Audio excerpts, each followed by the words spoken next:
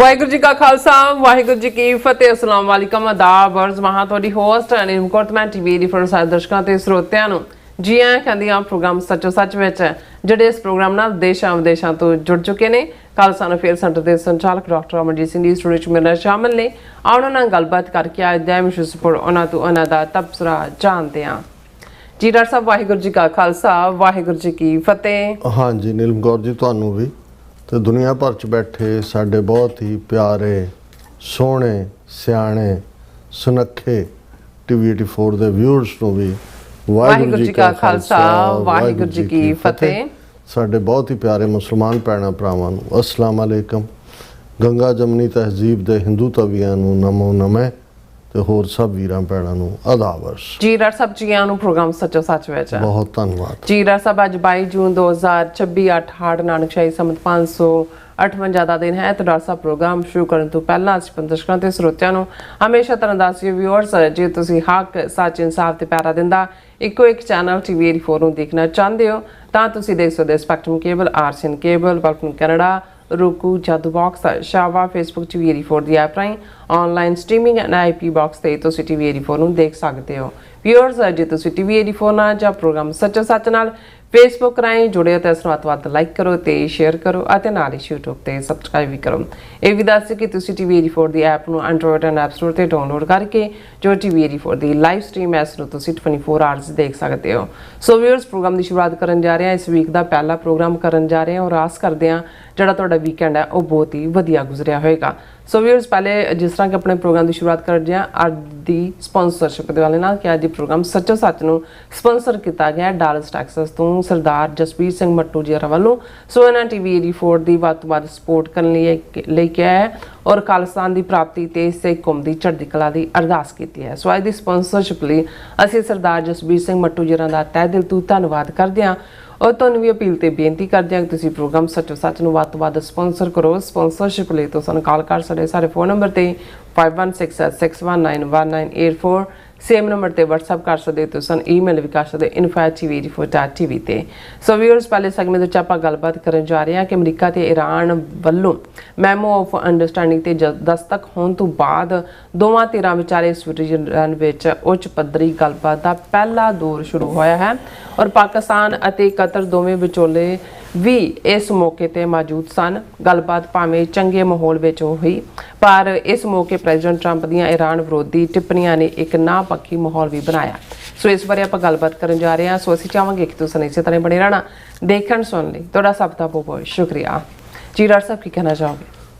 ਸਭ ਤੋਂ ਪਹਿਲਾਂ ਤਾਂ ਅੱਜ ਦੇ ਪ੍ਰੋਗਰਾਮ ਨੂੰ ਸਪਾਂਸਰ ਕਰਨ ਲਈ ਅਸੀਂ ਵੀਰ ਜਸਬੀਰ ਸਿੰਘ ਮੱਟੂ ਜਿਨ੍ਹਾਂ ਨੂੰ ਪਿਆਰ ਨਾਲ ਕਹਿੰਦੇ ਨੇ ਉਹਨਾਂ ਦਾ ਸ਼ੁਕਰੀਆ ਅਦਾ ਕਰਦੇ ਹਾਂ। ਇਹ ਡਾਲਸ ਟੈਕਸਸ ਦੇ ਵਿੱਚ ਨਿਵਾਸ ਕਰਦੇ ਨੇ ਔਰ ਖੁਦ ਵੀ ਮੀਡੀਆ ਦੇ ਨਾਲ ਬਹੁਤ ਨੇੜਿਓਂ ਜੁੜੇ ਰਹੇ ਨੇ, ਹੁਣ ਵੀ ਜੁੜੇ ਹੋਏ ਨੇ। ਵੌਇਸ ਆਫ ਖਾਲਸਾ ਦੇ ਥੱਲੇ ਬੜਾ ਕਾਮਯਾਬ ਪ੍ਰੋਗਰਾਮ ਜਿਹੜਾ ਉਹਨਾਂ ਨੇ ਔਰ ਵੀਰ ਸੁਖਵਿੰਦਰ ਸਿੰਘ ਹੋਰਾਂ ਨੇ ਲੰਬਾ ਵਕਤ ਉਸ ਨੂੰ ਰੇਡੀਓ ਵੇਵਸ ਦੇ ਉੱਤੇ ਫਿਰ ਟੀਵੀ ਦੇ ਨਾਤੇ ਵੀ ਚਲਾਇਆ ਔਰ ਸਖਤ ਮਿਹਨਤ ਕਰਦੇ ਨੇ। ਕਿਰਤੀ ਗੁਰਸਿੱਖ ਨੇ, ਕਨਸੈਪਟ ਪੂਰੇ ਕਲੀਅਰ ਨੇ ਔਰ ਗੁਰਦੁਆਰਾ ਸਾਹਿਬ ਡਾਲਸ 'ਚ ਵੀ ਇਹਨਾਂ ਨੇ ਪ੍ਰਮੁੱਖ ਸੇਵਾ ਨਿਭਾਈ ਹੈ ਸਾਡੇ ਨਾਲ। ਔਰ ਸਾਡੇ ਤੋਂ ਵੀ ਪਹਿਲਾਂ ਡਾਕਟਰ ਰਣਜੀਤ ਸਿੰਘ ਉਹਨਾਂ ਦੇ ਨਾਲ ਉਹਨਾਂ ਦਾ ਸੰਪਰਕ 1 to 1 ਵੀ ਹੋਇਆ। ਉਹ ਨਿਊਯਾਰਕ ਵੀ ਆਏ ਸਾਡੇ ਸਟੂਡੀਓ 'ਚ ਵੀ ਐਟ ਵਨ ਟਾਈਮ ਅਸੀਂ ਇਹਨਾਂ ਦੀਆਂ ਸੇਵਾਵਾਂ ਵੀ ਜਿਹੜੀਆਂ ਨੇ ਮਾਣੀਆਂ ਨੇ। ਬਿਲਕੁਲ। ਲੇਕਿਨ ਹਾਲਾਤ ਉਹੀ ਹੁੰਦੇ ਨੇ ਬਹੁਤ ਵਾਰ ਜਿਹੜੇ ਟੈਲੈਂਟ ਰੱਖਦੇ ਨੇ ਕੁਛ ਕਰਨਾ ਵੀ ਚਾਹੁੰਦੇ ਨੇ ਉਹਨਾਂ ਦੇ ਰੈਸਟ੍ਰੇਂਟ ਹੁੰਦੇ ਨੇ, ਉਹ ਫਾਈਨੈਂਸ਼ੀਅਲ ਹੋਣ, ਉਹ ਤੁਹਾਡੇ ਕਾਰੋਬਾਰੀ ਹੋਣ। ਜੇ ਇੰਨੇ ਸਾਡੇ ਕੋਲ ਰੀਸੋਰਸ ਹੋਣ ਜਿਵੇਂ ਵੀਰ ਜਸਬੀਰ ਸਿੰਘ ਵਰਗੇ ਜਾਂ ਸੁਖਵਿੰਦਰ ਸਿੰਘ ਵਰਗੇ ਸਾਡੇ ਵੀਰ ਨੇ ਸੋ ਉਹਨਾਂ ਨੂੰ ਆਪਣੀ ਕਿਰਤ ਦੇ ਲਈ ਜਿਹੜਾ ਹੈ ਉਹ ਹੋਰ ਕੁਛ ਨਾ ਕਰਨਾ ਹੋਏ ਫੁੱਲ ਟਾਈਮ ਜੇ ਮੀਡੀਆ ਦੇ ਵਿੱਚ ਜਿਵੇਂ ਵੌਇਸ ਆਫ ਖਾਲਸਾ ਨੇ ਐਂਟਰੀ ਕੀਤੀ ਸੀ ਔਰ ਜਿਸ ਲੈਵਲ ਤੇ ਪਰ ਅਲਟੀਮੇਟਲੀ ਮੈਂ ਦੇਖਦਾ ਵੀ ਬਹੁਤ ਵਾਰ ਰੀਸੋਰਸ ਦੀ ਕਮੀ ਹੀ ਕਿਉਂਕਿ ਤੁਸੀਂ ਇੱਕੋ ਵੇਲੇ ਕਿਰਤ ਵੀ ਕਰਦੇ ਹੋ ਮਿਹਨਤ ਵੀ ਕਰਦੇ ਹੋ ਫਿਰ ਜਿਸ ਹਕੂਮਤ ਨਾਲ ਤੁਹਾਡੀ ਟੱਕਰ ਹੈ ਉਹਨਾਂ ਨੇ ਤੁਹਾਡੇ ਸਾਰੇ ਰਾਹ ਰੋਕੇ ਹੁੰਦੇ ਨੇ। ਹੁਣ ਜੇ ਅਸੀਂ ਇਹ ਦੇਖੀਏ ਕਿ ਜਿਨ੍ਹਾਂ ਜ਼ਮਾਨਿਆਂ 'ਚ ਆਮ ਰੇਡੀਓ ਵੇਵਸ ਤੋਂ YouTube ਜਾਂ ਦੂਸਰੇ ਰਾਹੀਂ ਚੈਨਲ ਸ਼ੁਰੂ ਹੋਏ ਤਾਂ ਇੱਕ ਵੱਡੀ ਹੋਪ ਇਹ ਸੀ ਕਿ ਜਿਉਂ-ਜਿਉਂ ਤੁਹਾਡਾ ਸਪੋਰਟ ਬੇਸ ਵੱਧਦਾ ਹੈ, ਤੁਹਾਡੇ ਸਬਸਕ੍ਰਾਈਬਰ ਹੁੰਦੇ ਨੇ, ਇਹ ਮੋਨੇਟਾਈਜੇਸ਼ਨ ਹੁੰਦੀ ਹੈ, ਤੁਹਾਨੂੰ ਉਹਦੇ ਚੋਂ ਪੈਸੇ ਮਿਲਦੇ ਨੇ। ਔਰ ਹੌਲੀ ਇਹ ਸੀ ਕਿ ਵੀ ਜਿੰਨਾ ਤੁਹਾਡਾ ਵੱਡਾ ਬੇਸ ਹੋਏਗਾ ਉਹਨਾਂ ਤੁਸੀਂ ਜਿਹੜਾ ਫਿਰ ਤੁਹਾਡੀ ਕਿਸੇ ਤੋਂ ਲੈਣ ਦੀ ਲੋੜ ਨਹੀਂ ਰਹੇਗੀ, ਤੁਸੀਂ ਸੈਲਫ ਜਿਹੜਾ ਉਹ ਇੰਡੀਪੈਂਡੈਂਟ ਹੋ ਜਾਓਗੇ, ਜਿਵੇਂ ਆਪਣੇ ਤੌਰ ਦੇ ਉੱਤੇ ਖਰਚਾ ਚੁੱਕ ਸਕੋਗੇ। ਲੇਕਿਨ ਹੁੰਦਾ ਇਹ ਹੈ ਵੀ ਜਿਹੜਾ ਵੀ ਜਦੋਂ ਤੱਕ ਤੁਸੀਂ ਉਹਨਾਂ ਹਾਈਟਸ ਤੇ ਪਹੁੰਚਦੇ ਹੋ, ਇੱਕਦਮ ਤੁਹਾਡੇ ਤੇ ਸਟ੍ਰਾਈਕਸ ਵੱਜਦੀਆਂ ਨੇ, ਡੀਮੋਨੇਟਾਈਜ਼ ਕਰ ਦੇਣਾ ਔਰ ਫਿਰ ਤੁਹਾਨੂੰ ਆਫ ਦਾ ਜਿਹੜਾ ਉਹਦੇ ਤੋਂ ਪਲੇਟਫਾਰਮ ਤੋਂ ਹੀ ਪਾਸੇ ਕਰ ਦੇਣਾ। ਤੁਹਾਡੀਆਂ ਹਜ਼ਾਰਾਂ ਵੀਡੀਓਜ਼ ਭਾਵੇਂ ਪਈਆਂ ਹੋਣ, ਉਹ ਸਾਰੀਆਂ ਗਈਆਂ। ਜਿਵੇਂ ਅਸੀਂ ਆਪਣਾ ਜਿਹੜਾ ਉਹ ਐਕਸਪੀਰੀਅੰਸ ਹੀ ਦੱਸ ਸਕਦੇ ਹਾਂ ਕਿ ਭਾਈ ਕਿਵੇਂ ਅਸੀਂ ਕਾਮਯਾਬੀ ਦੇ ਨਾਲ ਦਸੰਬਰ 2012 ਦੇ ਵਿੱਚ ਸ਼ੁਰੂ ਕੀਤਾ ਜੀ।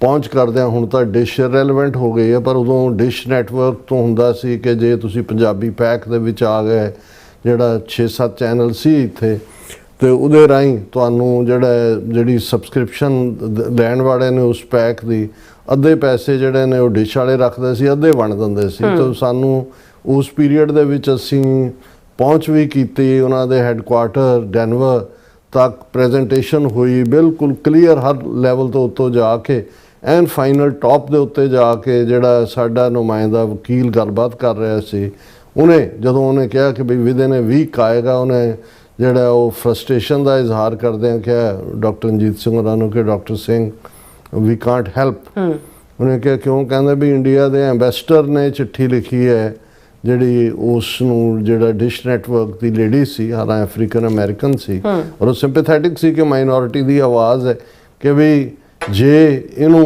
TV 84 ਨੂੰ ਤੁਸੀਂ ਪੈਕ 'ਚ ਲਿਆਓਗੇ ਤੇ ਇਹਨੂੰ ਅਸੀਂ ਐਂਟੀ ਇੰਡੀਆ ਐਕਟੀਵਿਟੀ ਗਿਣਾਂਗੇ। ਔਰ ਨਾਲ ਦੀ ਨਾਲ ਜਿਹੜੇ ਇੰਡੀਆ ਪ੍ਰਮੋਟਡ ਚੈਨਲ ਨੇ, ਜਿਹਨਾਂ ਨੂੰ ਸਾਡੇ ਗੁਰਦੁਆਰਿਆਂ ਦੇ ਪ੍ਰਬੰਧਕ ਬੜੇ ਚਾਅ ਨਾਲ ਬੁਲਾ ਕੇ ਉਹਨਾਂ ਤੋਂ ਜਿਹੜਾ ਟੈਲੀਕਾਸਟ ਕਰਵਾਉਂਦੇ ਨੇ, ਉਹਨਾਂ ਦਾ ਵੀ ਉਹਨਾਂ ਨੇ ਕਿਹਾ ਵੀ 2 ਚੈਨਲਸ ਨੇ ਜਿਹੜਾ ਹੈ ਉਹ ਲਿਖਿਆ ਕਿ ਵੀ ਜੇ TV 84 ਨੂੰ ਤੁਸੀਂ ਜੁਆਇਨ ਕਰਾਓਗੇ ਤੇ ਇਹ ਜਿਹੜਾ ਅਸੀਂ ਵਿਦਡਰਾ ਕਰ ਲਾਂਗੇ। ਸੋ ਜ਼ਾਹਰ ਹੈ ਵੀ ਇਸ ਤੋਂ ਬਿਯੋਂਡ ਉਹ ਸਾਡਾ ਪਾਰਟ ਜਾਂਦਾ ਲੱਗਾ। ਉਸ ਤੋਂ ਹਾਲਾਂਕਿ ਮੁੜ ਕੇ ਉਹੀ, ਕਿਉਂਕਿ ਡਿਸ਼ ਦੀ ਇਹ ਕੰਡੀਸ਼ਨ ਵੀ ਹੁੰਦੀ ਸੀ ਕਿ ਜਿਹੜਾ ਜੇ ਤੁਸੀਂ ਡਿਸ਼ ਦੇ ਉੱਤੇ ਹੋ ਤਾਂ ਤੁਸੀਂ YouTube ਦੇ ਉੱਤੇ ਨਹੀਂ ਆ ਸਕਦੇ। ਹੁਣ ਤਾਂ ਉਹ ਸਾਰਾ ਮੁੱਕ ਹੀ ਗਿਆ ਕੰਮ ਉਹਨਾਂ ਦਾ। ਹੁਣ ਤਾਂ ਉਹ ਜਿਹੜੇ ਨੇ ਸਾਰੇ ਹੁਣ YouTube ਦੇ ਉੱਤੇ ਇਸ ਕਿਸਮ ਦੇ ਜਿਹੜੇ ਚੈਨਲ ਨੇ, ਉਹਨਾਂ ਨੇ ਜਦੋਂ ਤੱਕ ਐਂਟਰੀ ਮਾਰੀ, ਅਸੀਂ ਆਲਰੇਡੀ ਕਿਉਂਕਿ ਡਿਸ਼ ਤੋਂ ਇਨਕਾਰ ਹੋਣ ਤੋਂ ਬਾਅਦ ਅਸੀਂ YouTube ਵੱਲ ਮੁੜੇ ਔਰ ਅੱਜ ਸਾਡਾ ਸੋਲਿਡ ਬੇਸ 2,96,000 ਸਬਸਕ੍ਰਾਈਬਰ YouTube ਤੇ ਨੇ। ਔਰ ਇਹ ਚੈਨਲ ਜਿਹੜੇ ਕਿ ਬਾਏ ਕਰਦੇ ਨੇ ਉਸ ਸਾਰੇ ਨੂੰ ਸਿਸਟਮ ਦੇ ਨਾਲ ਧੋਖਾ ਕਰਦੇ ਨੇ, ਤੀਜਾ ਹਿੱਸਾ ਵੀ ਉਹਨਾਂ ਦੇ ਸਬਸਕ੍ਰਾਈਬਰ ਨਹੀਂ ਨੇ। ਲੇਕਿਨ ਕਿਉਂਕਿ ਅਗੇਨ ਇੰਡੀਅਨ ਸਿਸਟਮ ਦੂਸਰਾ ਤੀਸਰਾ ਵਿੱਚ ਆ ਵੜਦਾ, ਉਹਨਾਂ ਨੇ ਸਾਨੂੰ ਕਿੰਨਾ ਅਰਸਾ ਪਹਿਲਾਂ, ਹੁਣ ਤਾਂ 3-4 ਸਾਲ ਹੀ ਹੋ ਗਏ, ਜਦੋਂ ਥੋੜਾ ਬਹੁਤ ਸਾਡਾ ਫਾਈਨੈਂਸ਼ੀਅਲ ਬੇਸ ਬਿਲਟ ਹੋਣਾ ਸ਼ੁਰੂ ਹੋਇਆ, few $1000 ਆਣੇ ਸ਼ੁਰੂ ਹੋਏ, 3 ਸਾਲ ਲਗਭਗ ਪਹਿਲਾਂ ਉਹਨਾਂ ਨੇ ਸਾਨੂੰ ਡੀਮੋਨੇਟਾਈਜ਼ ਕਰ ਦਿੱਤਾ, ਇਹ ਕਹਿ ਕੇ ਕਿ ਜੀ ਅਸੀਂ ਜਿਹੜਾ ਉਹ ਨਹੀਂ। ਹਾਲਾਂ ਐਡਾਂ ਚੱਲਦੀਆਂ ਰਹੀਆਂ ਜਦੋਂ ਤੱਕ ਇਹ ਸੀ। ਔਰ ਲਗਭਗ ਜਿੰਨਾ ਅੱਜ ਸਾਡਾ ਬੇਸ ਹੈ, ਜੇ ਅਸੀਂ ਉਸ ਬੇਸ 'ਤੇ ਕੈਲਕੂਲੇਟ ਕਰੀਏ ਜਿਵੇਂ ਇਹਨਾਂ ਦਾ ਸੀ, ਤੇ ਲਗਭਗ $18,000 ਸਾਨੂੰ ਮਹੀਨੇ ਦਾ ਜਿਹੜਾ ਹੈ ਉਹ YouTube ਤੋਂ ਹੋਣਾ ਸੀ।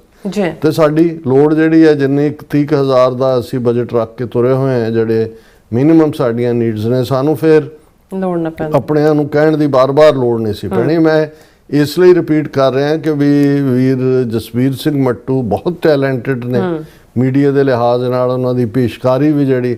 ਲੇਕਿਨ ਇਨ ਦਾ ਐਂਡ ਆਫ ਦਾ ਡੇ ਜੇ ਤੁਹਾਡੇ ਕੋਲ ਹੋਰ ਕੋਈ ਆਮਦਨ ਦਾ ਸਾਧਨ ਵੀ ਨਹੀਂ ਹੁੰਦਾ ਤੇ ਅਦਰਵਾਈਜ਼ ਵੀ ਹੈ ਤੇ ਤੁਸੀਂ ਕਿਵੇਂ ਸਰਵਾਈਵ ਕਰਨਾ, ਪਰਿਵਾਰ ਵੀ ਪਾਲਣਾ ਹੈ। ਸੋ ਅਸੀਂ ਹਮੇਸ਼ਾ ਹੀ ਉਹ ਸਾਨੂੰ ਪਿਆਰ ਕਰਦੇ ਨੇ, ਕਦਰਦਾਨ ਨੇ, ਕਾਜ਼ ਨਾਲ ਜੁੜੇ ਹੋਏ ਨੇ, ਔਰ ਉਹਨਾਂ ਦੀ ਜਿਹੜੀ ਮਦਦ ਹੈ ਉਹ ਸਾਡੇ ਲਈ ਬੜੀ ਹੌਸਲੇ ਵਾਲੀ ਗੱਲ ਹੁੰਦੀ ਹੈ। ਸੋ ਅਸੀਂ ਉਹਨਾਂ ਦਾ ਸ਼ੁਕਰੀਆ ਅਦਾ ਕਰਦੇ ਹਾਂ।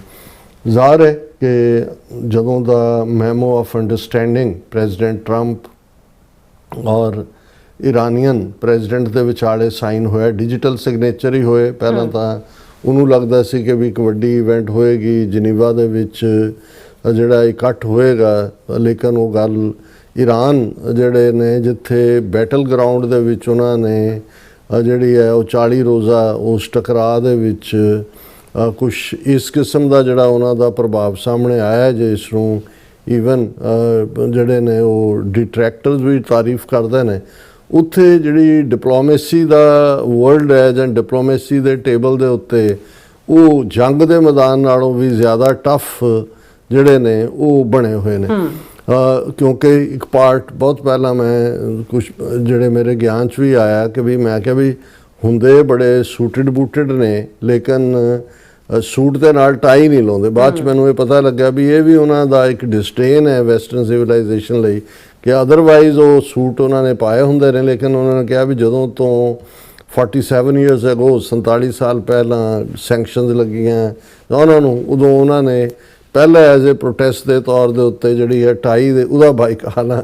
ਇਹਨੂੰ ਤੁਸੀਂ ਕਹਿਣ ਨੂੰ ਇਹਦੇ 'ਚੋਂ ਕੁਛ ਨਹੀਂ ਨਿਕਲਦਾ, ਲੇਕਿਨ ਮੈਂ ਅਦਰਵਾਈਜ਼ ਗੱਲ ਕਰ ਰਿਹਾ ਕਿ ਵੀ ਇਹ ਉਹਨਾਂ ਦਾ, ਔਰ ਉਹਨਾਂ ਦੇ ਤੁਸੀਂ ਜਿੰਨੇ ਡਿਗਨਿਟਰੀ ਦੇਖੋ ਉਹਨਾਂ ਦੇ ਜਿਹੜੇ ਖਮੀਨਾਈ ਨੇ ਜਾਂ ਦੂਜੇ, ਉਹ ਤਾਂ ਆਪਣੇ ਟ੍ਰੈਡੀਸ਼ਨਲ ਜਿਹੜਾ ਪਹਿਰਾਵਾ ਉਹਨਾਂ ਦੇ ਇਮਾਮ ਔਰ ਖਮੀਨੀ ਦਾ ਹੁੰਦਾ ਹੈ ਉਹ ਕਰਦਾ, ਆਇਤੁੱਲਾ ਦਾ ਹੁੰਦਾ ਉਹ ਕਰਦੇ ਨੇ। ਲੇਕਿਨ ਈਵਨ ਉਹਨਾਂ ਦੀ ਜਿਹੜੀ ਸਾਰੀ ਮਿਨਿਸਟਰੀ ਹੈ ਔਰ ਪ੍ਰੈਜ਼ੀਡੈਂਟ ਤੋਂ ਲੈ ਕੇ ਦੂਜੇ ਤੀਜੇ, ਉਹ ਕੋਈ ਕਿਸੇ ਮਦਰਸੇ 'ਚੋਂ ਨਿਕਲੇ ਮੁੱਲਾ ਨਹੀਂ ਨੇ। ਬਹੁਤ ਸਾਰੇ ਉਹਨਾਂ 'ਚੋਂ ਟੌਪ ਡਿਗਰੀਆਂ ਬਹੁਤਿਆਂ ਨੇ ਤਾਂ ਅਮਰੀਕਨ ਯੂਨੀਵਰਸਿਟੀਆਂ 'ਚੋਂ ਹੀ ਲਈਆਂ, ਕੋਈ PhD ਹੈ, ਕੋਈ ਹਾਰਟ ਸਰਜਨ ਹੈ, ਕੋਈ ਦੂਸਰਾ। ਸੋ ਉਹ ਉਹਨਾਂ ਦਾ ਇੱਕ ਲੈਵਲ ਦੇ ਉੱਤੇ ਉਹ ਪਾਰਟ ਵੀ ਹੈ। ਔਰ ਇਹ ਵੀ ਹੁਣ ਸਾਹਮਣੇ ਆਇਆ ਕਿ ਭਾਈ ਇਹ ਜਿਹੜੀ ਪਹਿਲਾਂ ਪ੍ਰੈਜ਼ੀਡੈਂਟ ਟਰੰਪ ਚਾਹੁੰਦੇ ਸੀ ਕਿ ਭਾਈ ਇੱਕ ਖੁੱਲ੍ਹੇ ਮੰਚ ਦੇ ਉੱਤੇ ਦਸਤਖਤ ਹੋਣ, ਉਹਨਾਂ ਦੇ ਵੀ ਨੁਮਾਇੰਦੇ ਹੋਣ, ਤਾਂ ਕਿ ਇੱਕ ਜਿਹੜੀ ਫੋਟੋ ਆਪਟਿਕਸ ਜਿਹਨੂੰ ਅਸੀਂ ਕਹਿੰਦੇ ਹਾਂ ਉਹਦੇ ਰਾਹੀਂ ਤੁਸੀਂ ਇੱਕ ਜਿਹੜਾ ਉਹ ਪ੍ਰਾਪਤੀ ਦਾ ਸੁਨੇਹਾ ਵੀ ਦਿੰਦੇ ਹੋ, ਜੇ ਵਿਕਟਰੀ ਲਫ਼ਜ਼ ਮੈਂ ਨਾ ਵੀ ਕਵਾਂ। ਲੇਕਿਨ ਉਹਨਾਂ ਦੇ ਲੀਡਰਸ਼ਿਪ ਨੇ ਉਹ ਓਪਰਚੁਨਿਟੀ ਵੀ ਨਹੀਂ ਦਿੱਤੀ। ਡਿਜੀਟਲ ਰਾਹੀਂ ਸਿਗਨੇਚਰ ਹੋਏ ਫਿਰ, ਕਿਉਂਕਿ ਜੇ ਅਦਰਵਾਈਜ਼ ਹੁੰਦਾ ਇਨ ਪਰਸਨ ਹੁੰਦਾ ਫਿਰ ਪ੍ਰੈਜ਼ੀਡੈਂਟ ਟਰੰਪ ਨੇ ਖੁਦ ਜਾਣਾ ਸੀ। ਲੇਕਿਨ ਇਹ ਸੀ ਕਿ ਵੀ ਇੰਨਾ ਕੁ ਜ਼ਰੂਰ ਹੋਇਆ ਕਿ ਜਦੋਂ G7 ਦਾ ਇਕੱਠ ਸੀ, ਪ੍ਰੈਜ਼ੀਡੈਂਟ ਟਰੰਪ ਯੂਰਪ ਦੇ ਵਿੱਚ ਹੀ ਸੀ, ਪ੍ਰੈਜ਼ੀਡੈਂਟ ਉਹਨਾਂ ਦੇ ਫਰਾਂਸ ਦੇ ਮਿਸਟਰ ਮੈਕਰਨ ਉਹਨਾਂ ਦੀ ਪ੍ਰੈਜ਼ੈਂਸ ਦੇ ਵਿੱਚ ਦਸਤਖਤ ਹੋਏ ਔਰ ਉਧਰ ਇਰਾਨੀਅਨ ਪ੍ਰੈਜ਼ੀਡੈਂਟ ਨੇ ਕੀਤੇ। ਸੋ ਉਹਨੂੰ ਇੱਕ ਬੜਾ ਰਾਹਤ ਦੇ ਤੌਰ ਦੇ ਉੱਤੇ ਦੁਨੀਆ ਦੇ ਵਿੱਚ ਦੇਖਿਆ ਗਿਆ। ਔਰ ਉਸ ਦੀ ਬੇਸਿਕ ਅੰਡਰਸਟੈਂਡਿੰਗ, ਜਿਹਨੂੰ ਮੈਮੋ ਆਫ ਅੰਡਰਸਟੈਂਡਿੰਗ ਹੀ ਕਿਹਾ ਗਿਆ ਸੀ 14 ਨੁਕਤਿਆਂ ਦੀ, ਉਹਦੇ ਥੱਲੇ ਸੀ ਕਿ ਅਗਲੇ 60 ਦਿਨ ਅਮਰੀਕਾ ਈਰਾਨ ਦਾ ਬਲੌਕੇਡ ਚੁੱਕੇਗਾ, ਈਰਾਨ ਸਟ੍ਰੇਟ ਆਫ ਹਾਰਮੂਜ਼ ਨੂੰ ਫ੍ਰੀ ਕਰੇਗੀ ਔਰ ਬਿਨਾਂ ਕਿਸੇ ਟੋਲ ਤੋਂ, ਜਿਹੜਾ ਈਰਾਨ ਨੇ ਸ਼ੁਰੂ ਕੀਤਾ ਹੋਇਆ ਸੀ, ਇਹ ਜਦੋਂ ਤੱਕ ਫਾਈਨਲ ਡੀਲ ਨਹੀਂ ਹੋ ਜਾਂਦੀ ਕੋਈ ਟੋਲ ਕਲੈਕਟ ਨਹੀਂ ਕੀਤਾ ਜਾਏਗਾ। ਉਹਨੂੰ ਵੀ ਐਜ਼ ਏ ਪ੍ਰਾਪਤੀ ਜਿਹੜਾ ਹੈ ਉਹ ਦੱਸਿਆ ਗਿਆ ਅਮਰੀਕਾ ਵੱਲੋਂ ਕਿ ਹਾਲਾਂ ਇਹ ਜਿਹੜੀ 28 ਫਰਵਰੀ ਤੋਂ ਸ਼ੁਰੂ ਹੋਈ ਜੰਗ ਸੀ, ਇਸ ਤੋਂ ਪਹਿਲਾਂ ਸਟ੍ਰੇਟ ਆਫ ਹਾਰਮੂਜ਼ ਤਾਂ ਖੁੱਲ੍ਹੀ ਸੀ, ਉਹਦੇ 'ਤੇ ਕੋਈ ਈਰਾਨ ਵੱਲੋਂ ਜਾਂ ਉਹਦੇ ਦੂਸਰੇ ਸਿਰੇ ਦੇ ਉੱਤੇ ਓਮਾਨ ਹੈ ਉਸ ਸਟੇਟ 'ਤੇ ਜੀ, ਉਹਨਾਂ ਵੱਲੋਂ ਕੁਝ ਚਾਰਜ ਨਹੀਂ ਸੀ ਕੀਤਾ ਜਾ ਰਿਹਾ। ਸੋ ਮੈਮੋ ਆਫ ਅੰਡਰਸਟੈਂਡਿੰਗ ਦੇ ਨੁਕਤੇ ਅਸੀਂ ਜਿਹੜੇ ਨੇ ਉਹ ਬੜੇ ਵਿਉਂਤਬੰਦ ਤਰੀਕੇ ਨਾਲ ਡਿਸਕਸ ਵੀ ਕੀਤੇ ਸੀ। ਉਸ ਦਾ ਜੇ ਲੁਬੇ ਲੁਬਾਬ ਲਫ਼ਜ਼ ਉਰਦੂ ਦਾ ਮੈਂ ਇਸਤੇਮਾਲ ਕਰਾਂ, ਉਹ ਇਹੀ ਸੀ ਕਿ ਵੀ ਈਰਾਨ ਆਪਣਾ ਨਿਊਕਲੀਅਰ ਪ੍ਰੋਗਰਾਮ ਜਿਹੜਾ ਹੈ ਉਹ ਨਿਊਕਲੀਅਰ ਬੰਬ ਤੱਕ ਨਹੀਂ ਲਿਜਾਏਗਾ। ਉਹਨੂੰ ਜਿਹੜਾ ਪੀਸਫੁਲ ਜਿਹੜੀ ਐਨਰਜੀ ਦੇ ਲਈ ਜਿੰਨਾ ਚਾਹੀਦਾ ਹੈ ਉਹ ਉਹਨੂੰ ਕਰੇਗਾ। ਔਰ ਜਿਹੜਾ ਆਲਰੇਡੀ ਐਗਜ਼ਿਸਟਿੰਗ ਐਨਰਿਚਡ ਯੂਰੇਨੀਅਮ ਹੈ ਉਸ ਬਾਰੇ ਗੱਲਬਾਤ ਹੋਏਗੀ ਲਾਸਟ ਚਰਨ ਦੇ ਤੌਰ ਤੇ ਉੱਤੇ। ਪਰ ਉਸ ਤੋਂ ਪਹਿਲਾਂ ਜਿਹੜੀਆਂ ਨੇ ਈਰਾਨ ਦੇ ਉੱਤੇ ਜਿਹੜੀਆਂ ਸੈਂਕਸ਼ਨਸ ਨੇ ਉਹ ਘਟਾਈਆਂ ਜਾਣਗੀਆਂ ਸਿਸਟਮੈਟਿਕਲੀ। ਉਸ ਦੀ ਜਿਹੜੀ ਮਨੀ ਫਰੀਜ਼ ਕੀਤੀ ਹੋਈ ਹੈ, ਜਿਹੜੀ ਇਰਾਨੀਅਨ ਮਨੀ ਹੈ, ਉਹ ਭਾਵੇਂ ਕਤਰ ਵਾਲਿਆਂ ਕੋਲ ਹੈ, ਇੰਡੀਆ ਵਾਲਿਆਂ ਕੋਲ ਹੈ ਜਾਂ ਦੂਜਿਆਂ ਕੋਲ ਹੈ, ਜਿਹੜੇ ਕਿ ਅਮਰੀਕਨ ਸੈਂਕਸ਼ਨਸ ਦੀ ਵਜ੍ਹਾ ਕਰਕੇ ਉਹਨਾਂ ਨੂੰ ਟ੍ਰਾਂਸਫਰ ਨਹੀਂ ਹੋਈ, ਉਹਨੂੰ ਅਨਫਰੀਜ਼ ਕੀਤਾ ਜਾਏਗਾ। ਪੱਕੇ ਤੌਰ ਦੇ ਉੱਤੇ ਜਿਹੜਾ ਹੈ ਉਹ ਸੀਜ਼ਫਾਇਰ ਜੰਗਬੰਦੀ ਹੋਏਗੀ ਇਨਕਲੂਡਿੰਗ ਲਬਨਾਨ, ਕਿਉਂਕਿ ਇਜ਼ਰਾਈਲ ਨੇ ਗਜ਼ਾ ਤੋਂ ਬਾਅਦ ਵੈਸਟ ਬੈਂਕ ਔਰ ਗਜ਼ਾ ਦੇ ਵਿੱਚ ਨਸਲਕੁਸ਼ੀ ਕਰਨ ਤੋਂ ਬਾਅਦ 1 ਲੱਖ ਤੋਂ ਜ਼ਿਆਦਾ ਫਲਸਤੀਨੀਆਂ ਨੂੰ ਮਾਰਨ ਤੋਂ ਬਾਅਦ ਲਬਨਾਨ ਦਾ ਫਰੰਟ ਖੋਲ੍ਹਿਆ ਹੋਇਆ। ਔਰ ਇਸ ਪੀਰੀਅਡ 'ਚ ਵੀ ਜਦੋਂ ਕਿ 8 ਅਪ੍ਰੈਲ ਤੋਂ ਅਮਰੀਕਾ ਔਰ ਈਰਾਨ ਦੇ ਵਿਚਾਲੇ ਜਿਹੜੀ ਹੈ ਜੰਗਬੰਦੀ ਹੈ, ਉੱਧਰ ਉਹਨਾਂ ਨੇ 3000 ਤੋਂ ਜ਼ਿਆਦਾ, ਹੁਣ ਤਾਂ ਨੰਬਰ ਹੋਰ ਵੀ ਵੱਧ ਗਿਆ ਹੋਵੇਗਾ, ਈਵਨ ਬੀਤੇ ਕੱਲ੍ਹ ਵੀ 2 ਟੀਨ ਫਲਸਤੀਨੀਆਂ ਨੂੰ ਮਾਰਿਆ ਗਿਆ। ਔਰ ਉਹ ਜਿਹੜੇ ਨੇ ਇਸ ਮੈਮੋ ਆਫ ਅੰਡਰਸਟੈਂਡਿੰਗ ਦਾ ਹਿੱਸਾ ਸੀ ਕਿ ਲਬਨਾਨ ਦੇ ਵਿੱਚ ਵੀ ਜਿਹੜੀ ਹੈ ਉਹ ਜੰਗਬੰਦੀ ਹੋਏਗੀ, ਜਿਹਨੂੰ ਇਜ਼ਰਾਈਲ ਨੇ ਬਿਲਕੁਲ ਨਹੀਂ ਮੰਨਿਆ। ਔਰ ਉਸ ਦੇ ਉੱਤੇ ਵੀ ਅਸੀਂ ਗੱਲ ਕਰਾਂਗੇ ਕਿ ਭਾਈ ਇਹ ਚੱਲ ਕੀ ਰਿਹਾ ਇਹਦਾ। ਸੋ ਇਹ ਵੀ ਉਹਦਾ ਹਿੱਸਾ ਸੀ। ਸੈਕੰਡਲੀ ਇਹ ਸੀ ਕਿ ਭਾਈ ਜਿਹੜਾ ਈਰਾਨ ਜਿਹੜਾ ਉਹ ਜਿਹੜਾ ਬਚਿਆ ਹੋਇਆ ਜਿਹੜਾ ਐਨਰਿਚਡ ਯੂਰੇਨੀਅਮ ਹੈ, ਇਹਦੇ ਬਾਰੇ ਗੱਲਬਾਤ ਨੈਕਸਟ ਸਟੈਪ ਤੇ ਹੋਏਗੀ। ਉਹਦੇ 'ਚ ਅਮਰੀਕਾ ਪਹਿਲਾਂ ਖੁਦ ਲੈਣਾ ਚਾਹੁੰਦਾ ਸੀ। ਪਿਛਲੀ ਵਾਰੀ ਜਦੋਂ 2015 'ਚ ਓਬਾਮਾ ਦੇ ਵੇਲੇ ਜਿਹੜਾ ਡੀਲ ਹੋਈ ਉਦੋਂ ਰਸ਼ੀਆ ਨੇ ਲਿਆ ਸੀ। ਫਿਰ ਇਉਂ ਲੱਗਦਾ ਸੀ ਕਿ ਇਹ ਹੋਏਗਾ ਕਿ ਅਮਰੀਕਾ ਔਰ ਜਿਹੜਾ ਹੁਣ ਵੀ ਇਹ ਸਾਹਮਣੇ ਆਇਆ ਕਿ ਇੰਟਰਨੈਸ਼ਨਲ ਐਟੋਮਿਕ ਐਨਰਜੀ ਏਜੰਸੀ ਦੀ ਜਿਹੜੀ ਹੈ ਉਹ ਗਾਈਡੈਂਸ ਦੇ ਥੱਲੇ ਜਿਹੜੀ ਕਿ ਜ਼ਾਹਰ ਹੈ UN ਦੀ ਏਜੰਸੀ ਹੈ, ਉਹਨੂੰ ਈਵਨ ਈਰਾਨ ਦੇ ਵਿੱਚ ਹੀ ਡਿਸਟਰੋਏ ਕੀਤਾ ਜਾ ਸਕਦਾ। ਇਹ ਵੀ ਚੱਲ ਰਿਹਾ ਸੀ। ਔਰ ਇਹ ਸੀ ਕਿ ਵੀ ਈਰਾਨ ਜਿਹੜਾ ਹੈ ਉਹਨਾਂ ਇੰਸਪੈਕਟਰਸ ਨੂੰ ਐਕਸੈਸ ਪ੍ਰੋਵਾਈਡ ਕਰੇਗਾ। ਸੋ ਇਸ ਕਿਸਮ ਦੇ ਨੁਕਤਿਆਂ ਦੇ ਉੱਤੇ ਹੀ ਜਿਹੜੀ ਮੁੱਢਲੀ ਗੱਲਬਾਤ ਸੀ ਲੈ ਦੇ ਕੇ ਅਮਰੀਕਾ ਜਾਂ ਪ੍ਰੈਜ਼ੀਡੈਂਟ ਟਰੰਪ ਦਾ ਇਸ ਦੇ ਉੱਤੇ ਹੀ ਫੋਕਸ ਸੀ ਕਿ ਵੀ ਸਾਡਾ ਮਕਸਦ ਈਰਾਨ ਨੂੰ ਨਿਊਕਲੀਅਰ ਪਾਵਰ ਬਣਨ ਤੋਂ ਰੋਕਣਾ। ਔਰ ਇਸ ਦੇ ਉੱਤੇ ਜਿਹੜਾ ਉਹ ਸਾਰੀ ਜਿਹੜੀ ਹੈ ਅੰਡਰਸਟੈਂਡਿੰਗ ਵੀ ਹੋਈ। ਹੁਣ ਕਿਉਂਕਿ ਜਦੋਂ ਜਨੀਵਾ ਦੇ ਵਿੱਚ ਇਸ ਦੀ ਗੱਲਬਾਤ ਜਾਂ ਫਸਟ ਦੌਰ ਜਾਂ ਸਿਗਨੇਚਰ ਕੈਂਪੇਨ ਸੀ, ਈਰਾਨ ਨੇ ਉਹਨੂੰ ਡਿਜੀਟਲੀ ਕੀਤਾ ਜਿਵੇਂ ਮੈਂ ਕਿਹਾ। ਫਿਰ ਪ੍ਰੈਜ਼ੀਡੈਂਟ ਟਰੰਪ ਨੇ ਉੱਥੇ ਜਿਹੜਾ 20 ਡਿਜੀਟਲ ਸਾਈਨ ਕੀਤੇ।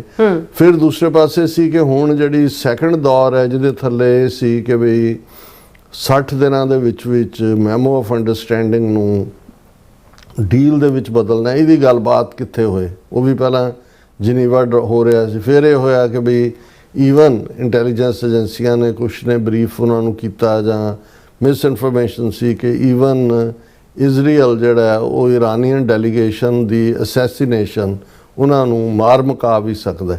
ਸੋ ਇਹ ਬਦਲਦਾ ਰਿਹਾ। ਔਰ ਹੁਣ ਜਿਹੜੀ ਗੱਲਬਾਤ ਵੀਕਐਂਡ ਦੇ ਉੱਤੇ ਸੰਡੇ ਔਰ ਮੰਡੇ, ਜਦੋਂ ਕਿ ਅੱਜ ਅਸੀਂ ਗੱਲ ਕਰ ਰਹੇ ਹਾਂ, ਸੰਡੇ ਗੱਲਬਾਤ ਹੋਈ, ਸੈਚਰਡੇ ਸਾਰੇ ਦੋਨੋਂ ਪਾਸਿਆਂ ਦੇ ਡੈਲੀਗੇਸ਼ਨ ਹਾਇਰ ਲੈਵਲ ਜਿਹਦੇ 'ਚ ਕਿ ਅਮਰੀਕਨ ਵਾਈਸ ਪ੍ਰੈਜ਼ੀਡੈਂਟ JD ਵੈਂਸ ਖੁਦ ਗਏ, ਅਮਰੀਕਨ ਡੈਲੀਗੇਸ਼ਨ ਪਾਕਿਸਤਾਨ ਤੋਂ, ਪਾਕਿਸਤਾਨ ਦੇ ਪ੍ਰਾਈਮ ਮਿਨਿਸਟਰ ਸ਼ਹਬਾਜ਼ ਸ਼ਰੀਫ, ਫੀਲਡ ਮਾਰਸ਼ਲ ਜਿਹੜੇ ਨੇ ਆਸਮ ਮੁਨੀਰ ਜਿਹੜੇ ਜ਼ਾਹਰ ਹੈ ਵੱਡੇ ਵਿਚੋਲੇ ਨੇ, ਫਿਰ ਛੋਟੇ ਵਿਚੋਲੇ ਕਤਰ ਦਾ ਪ੍ਰਾਈਮ ਮਿਨਿਸਟਰ ਵੀ ਔਰ ਈਰਾਨ ਦਾ ਫੁੱਲ ਡੈਲੀਗੇਸ਼ਨ। ਲੇਕਿਨ ਇਹਦੇ 'ਚ ਵੀ ਈਰਾਨ ਨੇ ਇਸ ਗੱਲ ਨੂੰ ਯਕੀਨੀ ਬਣਾਇਆ ਕਿ ਕੋਈ ਫੋਟੋ ਓਪਰਚੁਨਿਟੀ ਨਾ ਹੋਏ। ਇਸ ਲਈ ਬੇਸ਼ੱਕ ਵਿਚੋਲਿਆਂ ਵੀ ਖੜੇ ਸੀ, ਜਿਹੜੇ JD ਵੈਂਸ ਵਾਈਸ ਪ੍ਰੈਜ਼ੀਡੈਂਟ ਵੀ ਔਰ ਅਮਰੀਕਨ ਡੈਲੀਗੇਸ਼ਨ ਵੀ, ਲੇਕਿਨ ਈਰਾਨ ਵਾਲੇ ਜਿਹੜੇ ਨੇ ਉਹ ਲੇਟ ਆਏ ਡੈਲੀਗੇਸ਼ਨ ਔਰ ਸਿੱਧੇ ਉਹ ਉੱਥੋਂ ਦੀ ਗੁਜ਼ਰ ਕੇ ਜਿਹੜਾ ਕੈਮਰਿਆਂ ਦੇ ਸਾਹਮਣੇ ਕੋਈ ਕਲਿੱਕ ਜਾਂ ਕੋਈ ਹੈਂਡਸ਼ੇਕ ਜਾਂ ਦੂਸਰਾ ਨਹੀਂ ਹੋਇਆ, ਜਿਹੜਾ ਮੈਨੂੰ ਲੱਗਦਾ ਹੈ ਕਿ ਵੀ ਇਹ ਥੋੜੀ ਜਿਹੀ ਜ਼ਿਆਦਤੀ ਹੈ।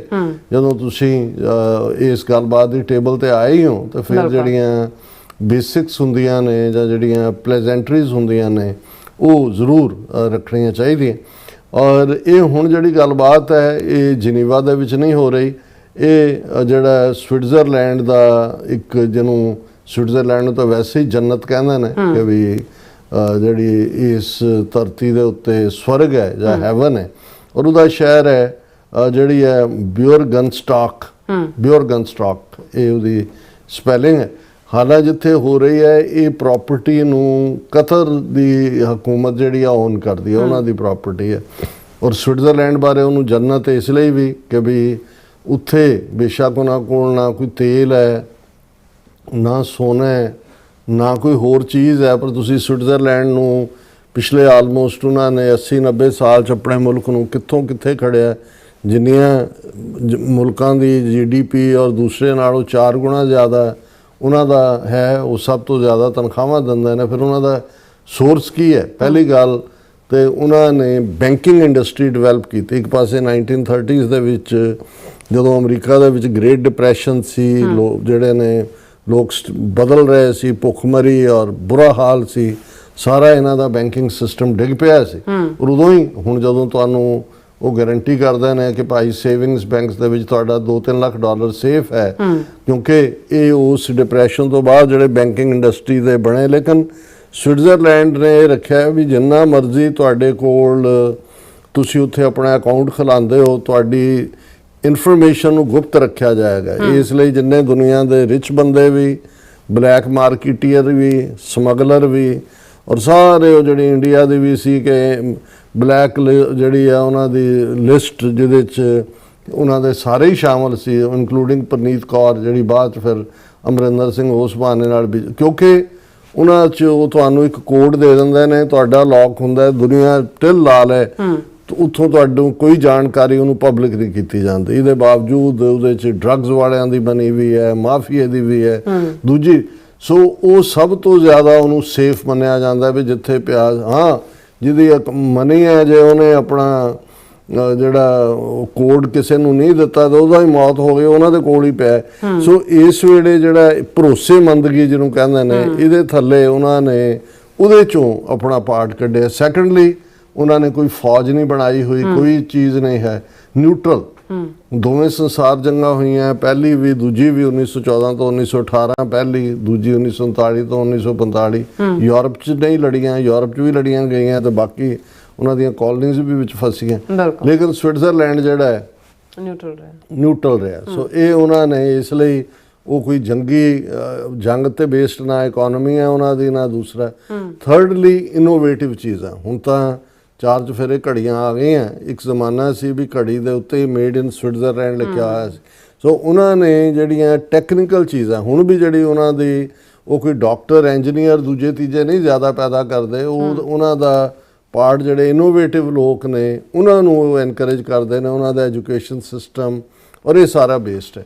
ਔਰ ਇਹੀ ਕਾਰਨ ਹੈ ਕਿ ਵੀ ਉਹਦਾ ਨਿਊਟਰਲ ਸਟਾਂਸ ਹੋਣ ਕਰਕੇ ਉਹਨਾਂ ਨੇ ਬਹੁਤ ਸਾਰੇ ਦੁਨੀਆ ਦੇ ਜਿਹੜੇ ਕਨਫਲਿਕਟ ਨੇ ਉਹਨਾਂ ਨੂੰ ਵੀ ਉਹ ਰਿਜ਼ੋਲਵ ਕਰਨ 'ਚ ਮਦਦ ਕਰਦੇ ਨੇ। ਔਰ ਇਹਦੇ 'ਚ ਜਿਹੜਾ ਉਹਨਾਂ ਨੇ ਸਵਿਟਜ਼ਰਲੈਂਡ ਦੇ ਵਿੱਚ ਹੀ ਇਹ ਗੱਲਬਾਤ, ਨਹੀਂ ਤਾਂ ਈਰਾਨ ਵਰਗਾ ਮੁਲਕ ਕਿਤੇ ਟਰਸਟ ਨਹੀਂ ਕਰ ਸਕਦਾ। ਪਹਿਲਾਂ ਪਾਕਿਸਤਾਨ ਗਏ, ਉਹ ਤਾਂ ਨੇਬਰ ਸੀ ਉਹਨਾਂ ਦੇ, ਔਰ ਇਸ ਦੇ ਉੱਤੇ ਜਿਹੜਾ ਉਹਨਾਂ ਦਾ ਬਰਗਨਸਟਾਕ ਦੇ ਵਿੱਚ ਇਹ ਗੱਲਬਾਤ ਹੋਈ। ਔਰ ਇਸ 'ਚ ਜ਼ਾਹਰ ਹੈ ਵੀ ਇਨੀਸ਼ੀਅਲੀ ਜੇ ਤੁਸੀਂ ਪਲੇਜ਼ੈਂਟਰੀਜ਼ ਵੀ ਪ੍ਰੋਪਰਲੀ ਨਹੀਂ ਕਰਦੇ ਤੇ ਉਸ ਦਾ, ਲੇਕਿਨ ਉਸ 'ਚ ਅਸੀਂ ਗੱਲਬਾਤ ਕਰਾਂਗੇ ਕਿ ਵਾਈਸ ਪ੍ਰੈਜ਼ੀਡੈਂਟ JD ਵੈਂਸ ਨੇ ਜਿਹੜਾ ਪਹਿਲਾਂ ਸ਼ਹਬਾਜ਼ ਸ਼ਰੀਫ ਉਹਨਾਂ ਨੇ, ਕਿਉਂਕਿ ਜਦੋਂ ਤੁਸੀਂ ਵਿਚੋਲਾ ਦੋ ਧਿਰਾਂ ਨੂੰ ਮਿਲਾ ਰਿਹਾ ਹੁੰਦਾ ਤੇ ਪਹਿਲਾਂ ਤਾਂ ਵਿਚੋਲਾ ਹੀ ਆ ਕੇ ਕਹਿੰਦਾ ਨਾ ਕਿ ਜੀ ਬਹੁਤ ਚੰਗਾ ਤੁਸੀਂ ਪਹੁੰਚ ਗਏ ਹੋ, ਆ ਗਏ ਹੋ, ਔਰ ਹੁਣ ਤੁਸੀਂ ਗੱਲਬਾਤ ਕਰੋਗੇ, ਅਸੀਂ ਆਸ ਦੇ ਨਾਲ ਜਾਵਾਂਗੇ, ਕੁਛ ਨਾ ਕੁਛ ਨਿਕਲੇਗਾ। ਸੋ ਉਹਨਾਂ ਤੋਂ ਬਾਅਦ JD ਵੈਂਸ ਨੇ ਜਦੋਂ ਐਡਰੈਸ ਕੀਤਾ, ਉਹਨਾਂ ਨੇ ਜਿੱਥੇ ਬਹੁਤ ਸਾਰੀ ਪੋਜ਼ਿਟਿਵ ਪਾਰਟ ਕਿਹਾ, ਉਹਦੇ 'ਚ ਉਹਨਾਂ ਨੇ ਖਾਸ ਤੌਰ 'ਤੇ ਕਿਹਾ ਕਿ ਭਾਈ ਮੇਰੀ ਪਿਛਲੇ ਮਹੀਨਿਆਂ ਤੋਂ ਲੈ ਕੇ ਮੇਰੀ ਜ਼ਿੰਦਗੀ 'ਚ 2 ਹੀ ਅਹਿਮ ਜਿਹੜੇ ਨੇ ਉਹ ਬੰਦੇ ਨੇ, ਇੱਕ ਭਾਰਤ ਦਾ, ਇੱਕ ਪਾਕਿਸਤਾਨ ਦਾ। ਮੇਰੀ ਵਾਈਫ ਭਾਰਤ ਦੀ ਹੈ ਤੇ ਉਹ ਤੇ ਫੀਲਡ ਮਾਰਸ਼ਲ ਆਸਮ ਮਨੀਰ ਪਾਕਿਸਤਾਨ ਦੇ, ਕਿ ਮੈਂ ਇਹਨਾਂ 3 ਮਹੀਨਿਆਂ 'ਚ ਇਹਨਾਂ ਦੇ ਨਾਲ ਹੀ ਗੱਲਾਂ ਕੀਤੀਆਂ, ਹੋਰ ਮੇਰੇ ਕੋਲ ਵਕਤ ਹੀ ਨਹੀਂ ਕਿਸੇ ਚੀਜ਼। ਸੋ ਇਹ ਆਪਣੇ ਆਪ ਦੇ ਵਿੱਚ ਬੜੀ ਵੱਡੀ ਤਾਰੀਫ ਵੀ ਸੀ ਪਾਕਿਸਤਾਨ। ਉਹਨਾਂ ਨੇ ਕਿਹਾ ਵੀ ਫੌਜੀ ਜਰਨਲ ਤਾਂ ਹੈ ਹੀ ਨੇ, ਲੇਕਿਨ ਬੜਾ ਫਾਈਨ ਉਹਨਾਂ ਨੇ ਐਜ਼ ਏ ਡਿਪਲੋਮੈਟ ਵੀ ਰੋਲ ਅਦਾ ਕੀਤਾ। ਹੁਣ ਇਹਨੇ ਭਾਰਤ ਦੇ ਵਿੱਚ ਕਿੰਨਿਆਂ ਦੇ ਢਿੱਡਾਂ 'ਚ ਪੀੜਾਂ ਪਾਈਆਂ ਨੇ, ਉਹ ਇੱਕ ਵੱਖਰੀ ਕਹਾਣੀ ਹੈ। ਲੇਕਿਨ ਗੱਲ ਅਸੀਂ ਜਿਹੜਾ ਇਸ ਦੇ ਉੱਤੇ ਵੀ ਅਸੀਂ ਗੱਲ ਕਰਾਂਗੇ ਕਿ ਭਾਈ ਇਹ ਜਿਹੜੀ ਤਾਰੀਫ ਹੈ, ਇੱਕ ਪਾਸੇ ਇੱਧਰ ਉੱਧਰ ਟਰੰਪ ਨੇ ਮੋਦੀ ਨੂੰ ਗ੍ਰੇਟ ਲੀਡਰ, ਬਹੁਤ ਰਿਜ਼ਿਲੀਐਂਟ, ਬੜਾ ਟਫ ਕੁੱਕੀ, ਇਹ ਸਾਰੇ ਖਿਤਾਬ ਦਿੱਤੇ ਹੋਏ ਨੇ ਵੀ ਇਹਨਾਂ ਦਾ when it comes to politics ਜਾਂ ਰੀਅਲ ਗੇਨ, ਕੀ ਕੋਈ ਗੇਨ ਹੈ ਜਾਂ ਇਹ ਐਵੇਂ ਉਹ ਜਿਹੜੀ ਹੈ ਈਗੋ ਮੈਸਾਜ ਹੀ ਹੈ ਕਿ ਵੀ ਜਦੋਂ ਤੁਸੀਂ ਕਿਸੇ ਨੂੰ ਵਰਤਣਾ ਉਸ ਦੀ ਤੁਸੀਂ ਈਗੋ ਮੈਸਾਜ ਕਰਦੇ ਹੋ, ਪਰ ਉਹਨੂੰ ਕੰਕਰੀਟ ਰੂਪ ਦੇ ਵਿੱਚ ਉਸ ਚੋਂ ਕੁਛ ਨਹੀਂ ਕੱਢਿਆ ਜਾ ਸਕਦਾ। ਹੁਣ ਮੈਂ ਇਸ ਦੇ ਉੱਤੇ ਫੋਕਸ ਕਰਾਂਗਾ ਕਿ ਵੀ ਇਹ ਜਿਹੜੀ ਹੈ, ਬੇਸ਼ੱਕ ਇਸ ਪੀਰੀਅਡ 'ਚ ਕੀ ਹੋਇਆ ਜਦੋਂ ਉਹਨਾਂ ਦੀ ਗੱਲਬਾਤ ਚੱਲ ਰਹੀ ਸੀ, ਨੁਕਤੇ ਤਾਂ ਉਹੀ ਸੀ, ਮੈਮੋ ਆਫ ਅੰਡਰਸਟੈਂਡਿੰਗ ਆਲਰੇਡੀ ਉਹਦਾ ਹੀ ਰੋਡ ਮੈਪ ਤਿਆਰ ਕਰਨਾ ਸੀ। ਇੱਧਰ ਸਾਡੇ ਸਰਪੰਚ ਸਾਹਿਬ ਪ੍ਰੈਜ਼ੀਡੈਂਟ ਟਰੰਪ ਜਿਹੜੇ ਨੇ ਉਹ ਵੈਸੇ ਤਾਂ ਰਾਤ ਨੂੰ ਨਹੀਂ ਸੌਂਦੇ, ਦਿਨੇ ਹੀ ਲੱਗੇ ਹੋਏ ਸੀ। ਉਹਨਾਂ ਨੇ ਜਿਉਂ ਧਮਕੀਆਂ ਦਾ ਸਿਲਸਿਲਾ ਸ਼ੁਰੂ ਕੀਤਾ ਕਿ ਵੀ ਉਹਨਾਂ ਨੇ ਕਿਹਾ ਵੀ ਹੁਣ ਈਰਾਨ ਦੇਖ ਲੈ, ਕਰ ਦੇ ਸਮਝੌਤਾ, ਨਹੀਂ ਤਾਂ ਇਹਨਾਂ ਦੀਆਂ ਫੱਕੀਆਂ ਉਡਾ ਦਿਆਂਗੇ, ਇਹਨਾਂ ਦਾ ਨਾਮੋ ਨਿਸ਼ਾਨ ਮਿਟਾ ਦਿਆਂਗੇ, ਆ ਜਿਹੜਾ ਡੈਲੀਗੇਸ਼ਨ ਇੱਥੇ ਆਇਆ ਇਹ ਵੀ ਨਹੀਂ ਵਾਪਸ ਜਾਏਗਾ। ਇਸ ਹੁਣ ਉਹ ਜਦੋਂ ਉੱਥੇ ਗਿਆ ਤੇ ਉਹ ਇੱਕ ਅੱਧੀ ਵਾਰੀ ਤਾਂ ਉੱਠ ਕੇ ਤੁਰਨ ਵਾਲੇ ਹੋਏ। ਇਹ ਹੁਣ ਇਹ ਇਨਸਾਈਡ ਸਟੋਰੀ, ਕਿਉਂਕਿ ਬੰਦ ਕਮਰਿਆਂ ਦੇ ਪਿੱਛੇ ਹੋ ਰਿਹਾ ਸੀ, ਇਸ ਲਈ ਇੱਦਾਂ ਦੀ ਸਟੋਰੀ ਬਾਹਰ ਨਹੀਂ ਆਉਂਦੀ। ਲੇਕਿਨ ਇਹਦੇ 'ਚ ਕੋਈ ਸ਼ੱਕ ਨਹੀਂ ਹੈ ਕਿ ਫਿਰ ਕਹਿੰਦੇ ਨੇ ਕਿ ਵੀ ਉਹਨਾਂ ਨੇ ਸ਼ਹਬਾਜ਼ ਸ਼ਰੀਫ ਨੇ ਜਿਹੜਾ ਉਹ ਆਸਮ ਮਨੀਰ ਦੇ ਕੰਨ 'ਚ ਫੂਕ ਮਾਰੀ, ਆਸਮ ਮਨੀਰ ਨੇ ਜਾ ਕੇ ਉਹਨਾਂ ਦੇ ਫੋਰਨ ਮਿਨਿਸਟਰ ਦੇ 'ਚ ਮਾਰੀ, ਫਿਰ JD ਵੈਂਸ ਪਰੇਸ਼ਾਨ ਜਿਹਾ ਹੋ ਕੇ ਆਇਆ ਵੀ ਕੀ ਹੋ ਰਿਹਾ, ਕਿਉਂਕਿ ਈਰਾਨ ਵਾਲੇ ਜਦੋਂ ਉਹਨਾਂ ਦੇ ਸਾਹਮਣੇ ਆਇਆ ਵੀ ਇਹ ਇੱਧਰ ਤਾਂ ਇਦਾਂ ਦਾ ਇੰਟਰਵਿਊ ਤੇ ਟਵੀਟ ਟਰੂਥ ਸੋਸ਼ਲ ਤੇ ਚੱਲ ਰਿਹਾ ਤੇ ਉਹ ਇਰਾਨੀਅਨ ਡੈਲੀਗੇਸ਼ਨ ਵਿਦਡਰਾ ਕਰਨਾ ਚਾਹੁੰਦਾ ਸੀ ਵੀ ਮੁਕਾਓ ਗੱਲ, ਅਸੀਂ ਇੱਥੇ ਬੰਦ ਕਰਦੇ ਲੇਕਿਨ ਮੈਂ ਸਮਝਦਾ ਕਿ ਵੀ ਇਵੈਂਚੁਅਲੀ ਇਹ ਸਿਆਣਪ ਹੈ ਵਿਚੋਲਿਆਂ ਨੇ ਵੀ ਉਹਨਾਂ ਨੂੰ ਵਾਪਸ ਜਿਹੜਾ ਉਹ ਟੇਬਲ ਤੇ ਲਿਆਂਦਾ। ਸੋ ਜੇ ਉਹਨੂੰ ਅਸੀਂ ਇਹ ਕਹੀਏ ਕਿ ਵੀ ਇਨ ਦਾ ਐਂਡ ਜਿਹੜੀ ਪੋਜ਼ਿਟਿਵਿਟੀ ਔਰ ਇਹ ਰਾਇਟਰ ਦੀ ਨਿਊਜ਼ ਹੈ, US and Iran conclude high level talks in Switzerland mediators say ਹੁਣ ਸਟੇਟਮੈਂਟ ਵਿਚੋਲਿਆਂ ਵੱਲੋਂ ਹੈ ਪਾਕਿਸਤਾਨ ਤੇ ਕਤਰ ਵੱਲੋਂ। joint statement from mediating nations Qatar and Pakistan said the US and Iran agreed to a roadmap towards a final deal within 60 days ਕਿ 60 ਦਿਨਾਂ ਦੇ ਵਿੱਚ ਜਿਹੜੀ ਡੀਲ ਕਰਨ ਦੇ ਲਈ ਉਹਨਾਂ ਨੇ ਰੋਡ ਮੈਪ ਹੁੰਦਾ ਵੀ ਇਹ ਨੁਕਤਾ ਫਿਰ ਇਹ ਨੁਕਤਾ ਫਿਰ ਇਹ ਨੁਕਤਾ ਕਿ ਵੀ ਤੁਸੀਂ ਜਿਹੜਾ ਉਹ ਤਿਆਰ ਕਰ ਲਿਆ ਕਿ ਵੀ ਤੁਸੀਂ ਕਿਵੇਂ ਅੱਗੇ ਵਧਣੇ। ਔਰ ਇਹ ਸਾਰੇ ਦੇ ਚਲਦਿਆਂ ਜਿਹੜੀ ਜੁਆਇੰਟ ਸਟੇਟਮੈਂਟ ਦੋਨਾਂ ਦੀ ਇਹੀ ਹੈ ਕਿ 60 ਦਿਨਾਂ ਦੇ ਵਿੱਚ ਇਸ ਨੂੰ ਕਿਸੇ ਕੰਢੇ ਲਾਇਆ ਜਾਏਗਾ। ਬੇਸ਼ੱਕ ਡੈਲੀਗੇਸ਼ਨਸ ਹੁਣ ਵਿਦਡਰਾ ਹੋ ਗਏ ਨੇ ਲੇਕਿਨ ਜਿਹੜੀਆਂ technical talks will continue for the rest of the week in the Qatari-owned Swiss mountain resort of Bürgenstock। Qatar ਵਾਲਿਆਂ ਦੀ ਓਨ ਹੈ ਸਵਿਸ ਮਾਊਂਟੇਨ ਰਿਜ਼ੋਰਟ, ਬੜੀ ਖੂਬਸੂਰਤ ਜੰਨਤ ਹੈ ਉੱਥੇ। ਔਰ ਇਹ ਜਿਹੜੀ ਹੈ ਕਤਰੀ ਫੋਰਨ ਮਿਨਿਸਟਰੀ ਨੇ ਸਟੇਟਮੈਂਟ ਰਿਲੀਜ਼ ਕੀਤੀ ਕਿ ਟੈਕਨੀਕਲ ਪਾਰਟ ਉਹਦਾ ਹੁਣ ਅਜੇ ਡਿਸਕਸ ਹੋ ਰਿਹਾ। ਔਰ ਇਸ ਦੇ ਵਿੱਚ ਜਿਹੜੀ JD ਵੈਂਸ ਨੇ ਵੀ ਗੱਲ ਕਹੀ ਕਿ ਭਾਈ ਇਹ ਜਿਹੜੀਆਂ ਨੇ ਇਹਦੇ ਤੇ ਐਗਰੀਮੈਂਟ ਹੋ ਗਿਆ ਕਿ ਲਿਬਨਾਨ ਦੇ ਵਿੱਚ ਵੀ, ਕਿਉਂਕਿ ਈਰਾਨ ਤਾਂ ਪਹਿਲਾਂ ਹੀ ਅੜਿਆ ਬੈਠਾ ਸੀ ਕਿ ਵੀ ਇਹ ਜਿਹੜਾ ਮੈਮੋ ਆਫ ਅੰਡਰਸਟੈਂਡਿੰਗ ਹੈ ਉਹਦੀ ਪਹਿਲੀ ਲਾਈਨ ਹੀ ਇਹ ਸੀ ਕਿ ਲਿਬਨਾਨ 'ਚ ਵੀ ਹੋਏਗਾ, ਵੀ ਲਿਬਨਾਨ 'ਚ ਤਾਂ ਉਹ ਖਤਰੋਗਾਰਦ ਕਰ ਰਿਹਾ ਨੇਤਨਯਾਹੂ। ਉਹ ਅਜੇ ਮਾਣ ਨਹੀਂ ਸੀ ਕਿ ਵੀ ਉਹਦੇ ਤੇ ਗੱਲ ਹੁੰਦੀ ਤਾਂ ਇਧਰੋਂ ਟਰੰਪ ਸਾਹਿਬ ਨੇ ਤੀਰ ਛੱਡਣੇ ਸ਼ੁਰੂ ਕਰਤੇ। ਸੋ ਇਹ ਉਹਨਾਂ ਦੇ ਇੱਕ ਚੰਗੀ ਗੱਲ ਹੈ ਵੀ ਇਹ ਟੋਟਲ ਉੱਥੇ ਹੀ ਕਲੈਪਸ ਨਹੀਂ ਹੋਈ ਗੱਲਬਾਤ। ਫਿਰ ਉਹਨਾਂ ਨੇ ਇਹ ਕਿਹਾ ਕਿ ਵੀ ਕਿਉਂਕਿ ਇਜ਼ਰਾਈਲ ਦੇ ਹਮਲੇ ਚੱਲ ਰਹੇ ਸੀ, ਈਰਾਨ ਨੇ ਵੀ ਆਉਣ ਲੱਗਿਆ ਕਿਹਾ ਵੀ ਅਸੀਂ ਜਿਹੜਾ ਸਟ੍ਰੇਟ ਆਫ ਹਾਰਮੂਜ਼ ਖੋਲ੍ਹਿਆ ਸੀ ਅਸੀਂ ਵੀ ਬੰਦ ਕਰਤਾ।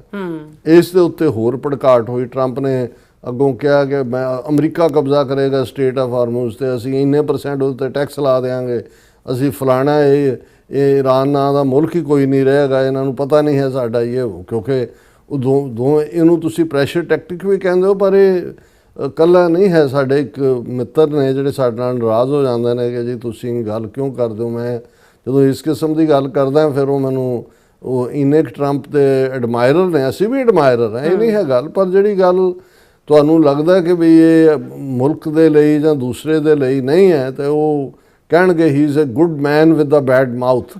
ਹਾਲਾਂਕਿ ਗੱਲ ਸਾਰੀ ਗਲਤ ਨਹੀਂ ਹੈ, ਉਹ ਜੰਗ ਨਹੀਂ ਚਾਹੁੰਦੇ, ਰੋਕਣ ਦਾ ਵੀ ਪਰ ਹੁਣ ਇਸ ਵੇਲੇ ਜਿਹੜੀ ਜ਼ਾਓਨਿਸਟ ਲੌਬੀ ਹੈ ਜਿਹੜੀ ਕਿ ਚਾਹੁੰਦੀ ਹੈ ਕਿ ਜੰਗ ਜਾਰੀ ਰਹੇ, ਉਹ ਇਜ਼ਰਾਈਲ 'ਚ ਬੈਠੇ ਹੋਣ, ਅਮਰੀਕਾ 'ਚ ਬੈਠੇ ਹੋਣ, ਉਹਨਾਂ ਨੇ ਟਰੰਪ ਦਾ ਨੱਕ 'ਚ ਦਮ ਕੀਤਾ ਹੋਇਆ ਔਰ ਉਹਦੇ ਲਈ ਉਹਨਾਂ ਨੂੰ ਵੀ ਖੁਸ਼ ਰੱਖਣਾ ਪੈਂਦਾ ਹੈ। ਹੁਣ ਜਦੋਂ ਤੁਸੀਂ ਗਲਤੀ ਤਾਂ ਇਹ ਹੋਈ ਕਿ ਵੀ ਡਰੈਗ ਹੋ ਗਏ ਉਸ ਜੰਗ 'ਚ, ਹੈ ਨਾ। ਜਿਹੜੇ 6 ਪ੍ਰੈਜ਼ੀਡੈਂਟਸ ਨੇ ਟਾਲੀ ਜੰਗ, ਉਹਦੇ ਤੇ ਉਹਨਾਂ ਨੂੰ ਘੜੀਸ ਲਿਆ 28 ਫਰਵਰੀ ਨੂੰ ਇਜ਼ਰਾਈਲ। ਹੁਣ ਜਿਹੜਾ ਉਹ ਇਹ ਤਾਂ ਕੰਬਲ ਛੱਡਣਾ ਚਾਹੁੰਦੇ ਨੇ, ਕੰਬਲ ਨਹੀਂ ਛੱਡਦਾ। ਉਹ ਉੱਥੋਂ ਵਾਲੇ ਵੀ ਲੱਗੇ ਹੋਏ ਨੇ। ਨੇਤਨਯਾਹੂ ਵੀ ਕਹਿ ਰਿਹਾ ਕਿ ਭਾਈ we don't see eye to eye. Netanyahu rejects Trump's claim that Israel does as he says। Trump ਨੇ ਕਿਹਾ ਸੀ ਕਿ ਬਈ ਅਸੀਂ ਜੋ ਕਰ ਰਹੇ ਹਾਂ ਇਜ਼ਰਾਈਲ ਉਵੇਂ ਹੀ ਕਰੇਗਾ। ਉਹਨੂੰ ਵੀ ਉਹਨੇ ਚੈਲੰਜ ਕੀਤਾ ਨੇਤਨਯਾਹੂ। ਇਹ ਵੀ ਉਹਨਾਂ ਦੀ ਪ੍ਰੈਜ਼ੀਡੈਂਟ ਟਰੰਪ ਦੀ ਅਪਸੈਟਿੰਗ ਦਾ ਕਾਰਨ ਹੈ। ਔਰ ਇਹ ਜਿਹੜਾ ਇਸ ਤੋਂ ਇਲਾਵਾ ਪ੍ਰੈਜ਼ੀਡੈਂਟ ਟਰੰਪ ਇਹ ਸਮਝਦੇ ਹੁਣ ਸਭ ਤੋਂ ਔਖਾ ਕੰਮ ਇਸ ਵੇਲੇ JD ਵੈਂਸ ਲਈ ਹੈ। ਹੁਣ JD ਵੈਂਸ ਨੇ ਕਿਉਂਕਿ ਇਜ਼ਰਾਈਲ ਨੂੰ ਵੀ ਝਾੜ ਪਾਈ ਸੀਗੀ ਔਰ ਦੂਸਰਾ ਇਹ ਅਮਰੀਕਨ ਮੀਡੀਆ ਜਾਂ ਦੂਜਿਆਂ ਦਾ ਕਹਿਣਾ ਵੀ ਉਹਦੇ ਹੁਣ ਪ੍ਰੈਜ਼ੀਡੈਂਸੀ ਦੇ, ਕਿਉਂਕਿ ਉਹ ਪ੍ਰੈਜ਼ੀਡੈਂਟ ਵੀ ਬਣਨਾ ਚਾਹੁੰਦਾ ਆਫਟਰ ਪ੍ਰੈਜ਼ੀਡੈਂਟ ਟਰੰਪ ਦੀ ਤਾਂ ਟਰਮ ਮੁੱਕ ਜਾਣੀ ਹੈ ਹੋਰ 3 ਸਾਲ ਬਾਅਦ। ਉਹ ਕਹਿੰਦੇ ਵੀ ਇਹ ਲੌਬੀ ਸਾਰੀ ਖਿਲਾਫ ਹੋ ਗਈ। ਔਰ ਉਸ ਤੋਂ ਪਹਿਲਾਂ ਵੈਸੇ ਪ੍ਰੈਜ਼ੀਡੈਂਟ ਟਰੰਪ ਨੇ ਭਾਵੇਂ ਲਾਈਟਰ ਮੂਡ 'ਚ ਹੀ ਕਿਹਾ ਸੀ ਕਿ ਵੀ ਇਹ ਜੇ ਕਾਮਯਾਬ ਹੋ ਗਈ ਗੱਲਬਾਤ ਤਾਂ ਕ੍ਰੈਡਿਟ ਮੈਨੂੰ ਜਾਏਗਾ, ਜੇ ਫੇਲ ਹੋਈ ਤਾਂ ਇਹ ਵੈਂਸ ਦੇ ਉੱਤੇ ਜਾਏਗਾ। ਹੁਣ ਉਹ ਬੈਲੈਂਸ ਕਰਨ ਦੀ ਕੋਸ਼ਿਸ਼ ਕਰ ਰਿਹਾ ਵਿਚਾਰਾ, ਉਹਨਾਂ ਨੂੰ ਵੀ ਮਨਾ ਰਿਹਾ, ਇੱਧਰ ਵੀ ਕਰ ਰਿਹਾ। ਸੋ ਉਹਨਾਂ ਨੇ ਜਿਹੜਾ ਇਸ ਸਾਰੇ ਦੇ ਉੱਤੇ ਕਿਹਾ ਕਿ ਭਾਈ ਜਿਹੜਾ ਅਸੀਂ ਕੋਸ਼ਿਸ਼ ਕਰ ਰਹੇ ਹਾਂ ਕਿ ਇਸ ਨੂੰ ਇੱਕ ਪੋਜ਼ਿਟਿਵਿਟੀ ਦੇ ਨਾਲ ਕਰੀਏ।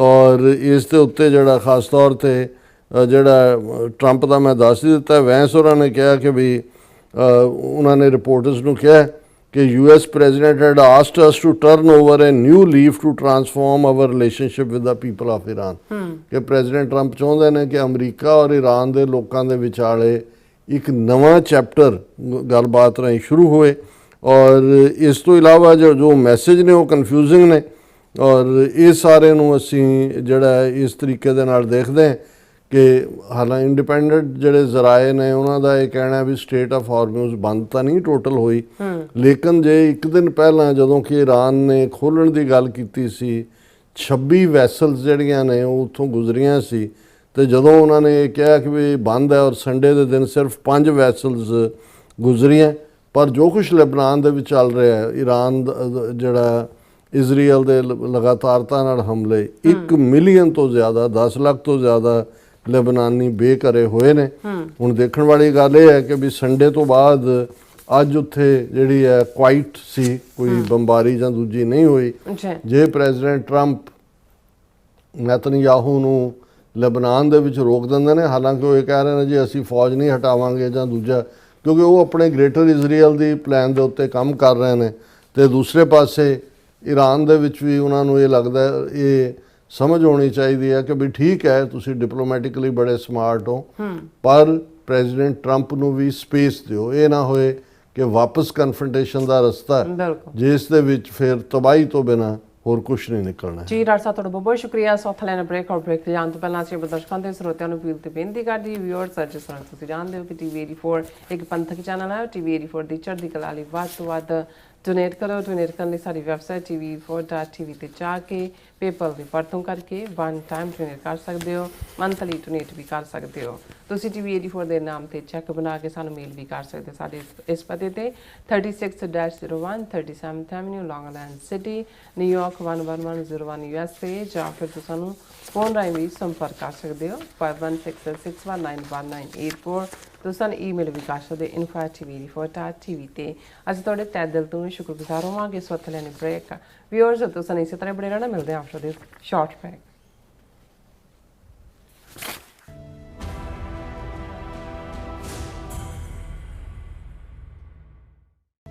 गुरु प्यारी साध संगत जीओ वाहिगुरु जी का खालसा वाहिगुरु जी की फतेह सूरा सो पहचानिया जो लरै दीन के हेत पुरजा पुरजा कट मरै कबहू न छाड़ै खेत ऐसे महान संत सिपाही सूरबीर योधे बाबा बंदा सिंह जी बहादुर सिख कौम दे सब तो पहले सिख बादशाह तिन्हां दा महान शहीदी दिहाड़ा हर साल की तरह ट्राई स्टेट के केंद्रीय स्थान Gurdwara Sahib Sikh culture society Richmond Hill New York विखे बड़ी शरधा भावना ते अदब सत्कार सहित गुरुद्वारा साहिब की समुची प्रबंधक कमेटी सेवादारां दा सहयोग समुचियां पंथक जथेबंदियां अते सेवा सोसाइटियां दे सहयोग समुचियां संगतां दे सहयोग नाल बाबा बंदा Singh Bahadur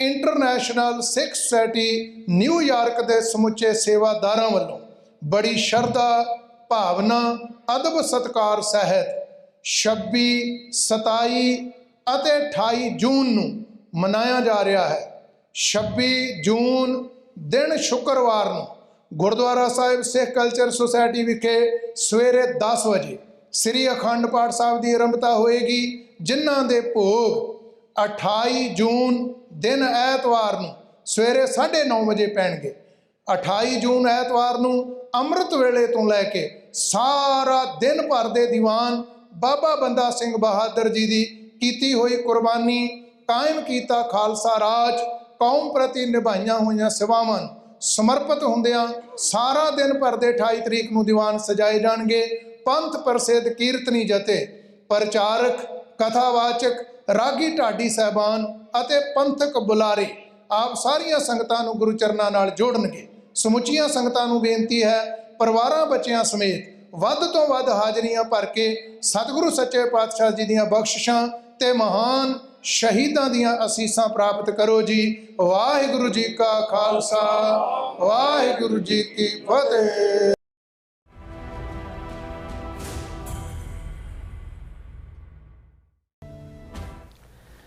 viewers welcome back on program. So viewers ਗੱਲਬਾਤ ਕਰਨ ਜਾ ਰਹੇ ਹਾਂ ਕਿ ਇਸ ਵੇਲੇ ਵਿੱਚ ਅਮਰੀਕਾ ਈਰਾਨ ਦੇ ਡੈਲੀਗੇਸ਼ਨ ਵਿਚਾਲੇ ਗੱਲਬਾਤ ਸ਼ੁਰੂ ਹੋਣ ਤੋਂ ਪਹਿਲਾਂ ਅਮਰੀਕਾ ਦੇ ਵਾਈਸ ਪ੍ਰੈਜ਼ੀਡੈਂਟ JD ਵੈਂਸ ਨੇ ਪਾਕਿਸਤਾਨ ਦੇ ਫੀਲਡ ਮਾਰਸ਼ਲ ਆਸਿਮ ਮੁਨੀਰ ਦੀ ਰੱਜ ਕੇ ਤਾਰੀਫ ਕੀਤੀ।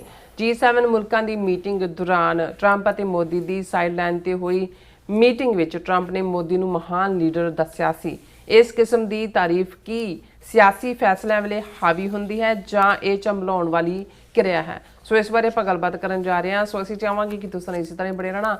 ਦੇਖਣ ਸੁਣ ਲਿਆ ਲਿਖਣ ਲਈ ਤੁਹਾਡਾ ਸਭ ਦਾ ਬਹੁਤ ਬਹੁਤ ਧੰਨਵਾਦ। ਜੀ ਡਾਕਟਰ ਸਾਹਿਬ ਕੀ ਕਹਿਣਾ ਚਾਹੋਗੇ?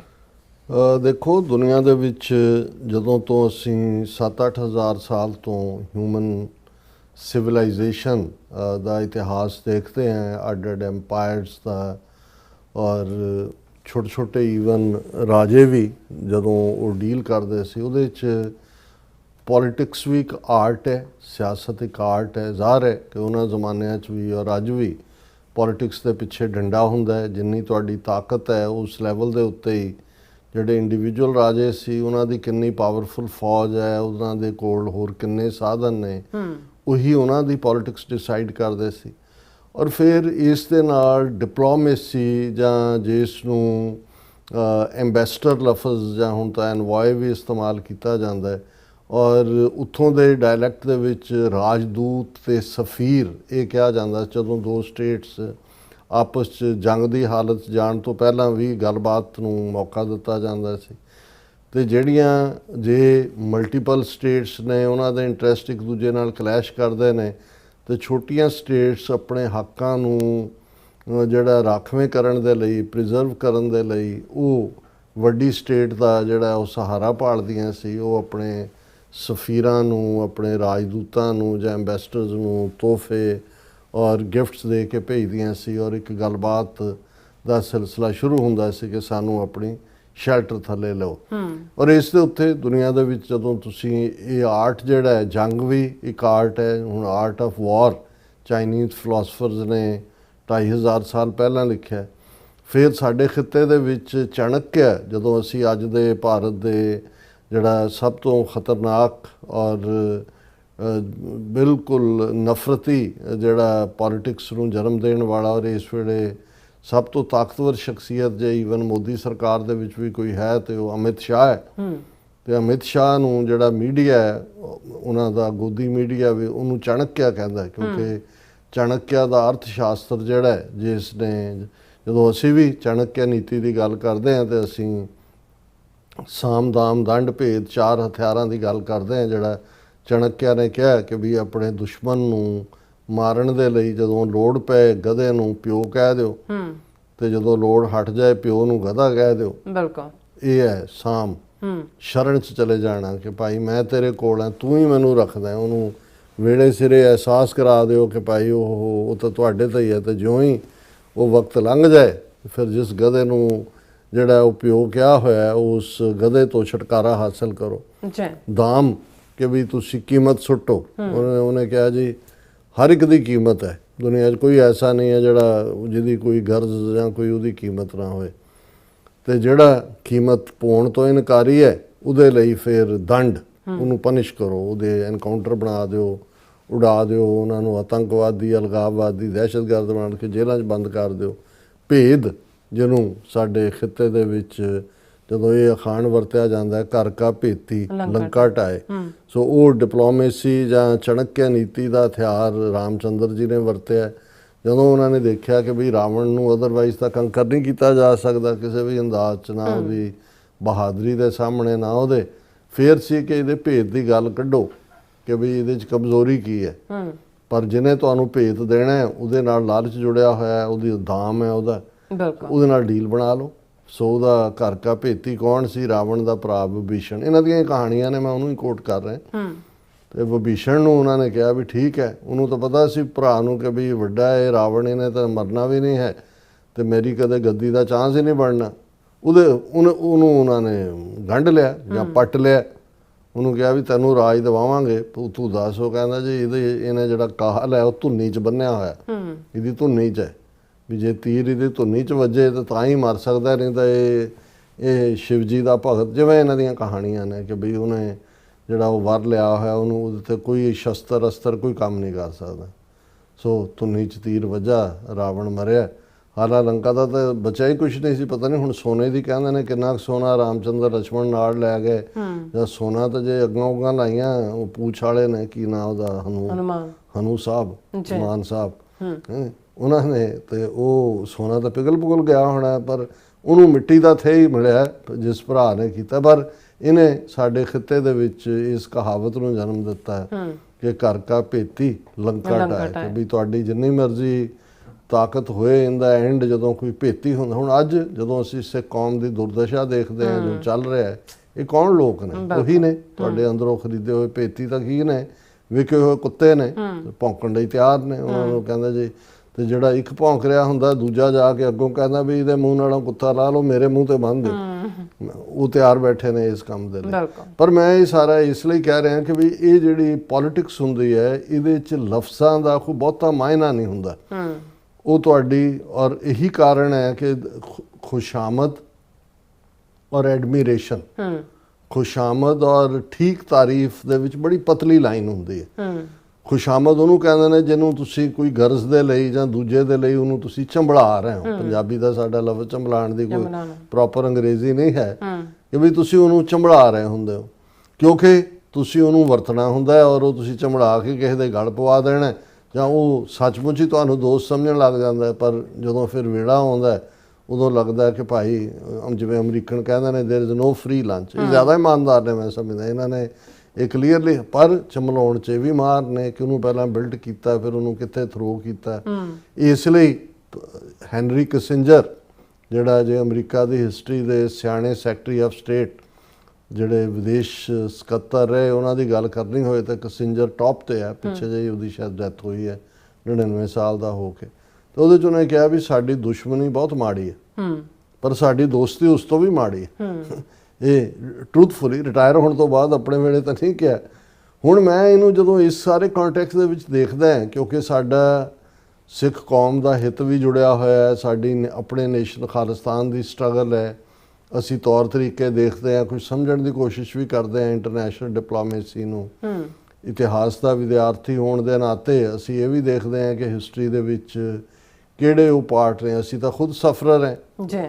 ਸਾਡੀ ਉਹ ਲੀਡਰਸ਼ਿਪ ਈਗੋਮੈਨਿਕ ਮਾਸਟਰ ਤਾਰਾ ਸਿੰਘ, ਬਲਦੇਵ ਸਿੰਘ, ਕਰਤਾਰ ਸਿੰਘ ਦੀ, ਜਿਨ੍ਹਾਂ ਨੂੰ ਚੰਬੜਾਇਆ ਗਾਂਧੀ ਤੇ ਨਹਿਰੂ ਨੇ, ਝੂਠੇ ਵਾਅਦੇ ਕੀਤੇ। ਵਾਅਦੇ ਦਾ ਆਪ ਤੁਹਾਨੂੰ ਤਾਂ ਲੋੜ ਹੀ ਨਹੀਂ ਹੈ ਜੀ ਕਿਸੇ ਦੀ। ਜਿਵੇਂ ਗਾਂਧੀ ਨੇ ਉੱਥੇ ਸੀਸਗੰਜ ਗੁਰਦੁਆਰੇ 1931-32 ਦੇ ਵਿੱਚ ਰਾਊਂਡ ਟੇਬਲ ਕਾਨਫਰੰਸ ਇੰਗਲੈਂਡ ਬਣਾ ਸੀ, ਉਸ ਤੋਂ ਪਹਿਲਾਂ ਕਿਹਾ ਵੀ ਜੇ ਅਸੀਂ ਤੁਹਾਡੇ ਨਾਲ ਗਦਾਰੀ ਕੀਤੀ, ਤੁਸੀਂ ਤਾਂ ਬਹਾਦਰ ਲੋਕ ਹੋ, ਤੁਹਾਡੇ ਤਾਂ ਗੁਰੂ ਨੇ ਤੁਹਾਨੂੰ ਕਿਰਪਾਨ ਦਿੱਤੀ ਹੋਈ ਹੈ, ਔਰ ਮੈਂ ਤਾਂ ਰੱਬ ਉੱਤੇ ਹੈ, ਤਾਰਿਆਂ ਰਾਹੀਂ ਦੇਖ ਰਿਹਾ, ਔਰ ਥੱਲੇ ਧਰਤੀ ਹੈ। ਮੈਂ ਤਾਂ ਇਹ ਤੁਹਾਡੇ ਨਾਲ ਇਕਰਾਰ ਹੀ ਕਰ ਸਕਦਾ ਕਿ ਬਈ ਕੋਈ ਸੰਵਿਧਾਨ ਐਸਾ ਨਹੀਂ ਬਣੇਗਾ ਜਿਹੜਾ ਸਿੱਖਾਂ ਨੂੰ ਜਿਹੜਾ ਕਬੂਲ ਨਾ ਹੋਏ।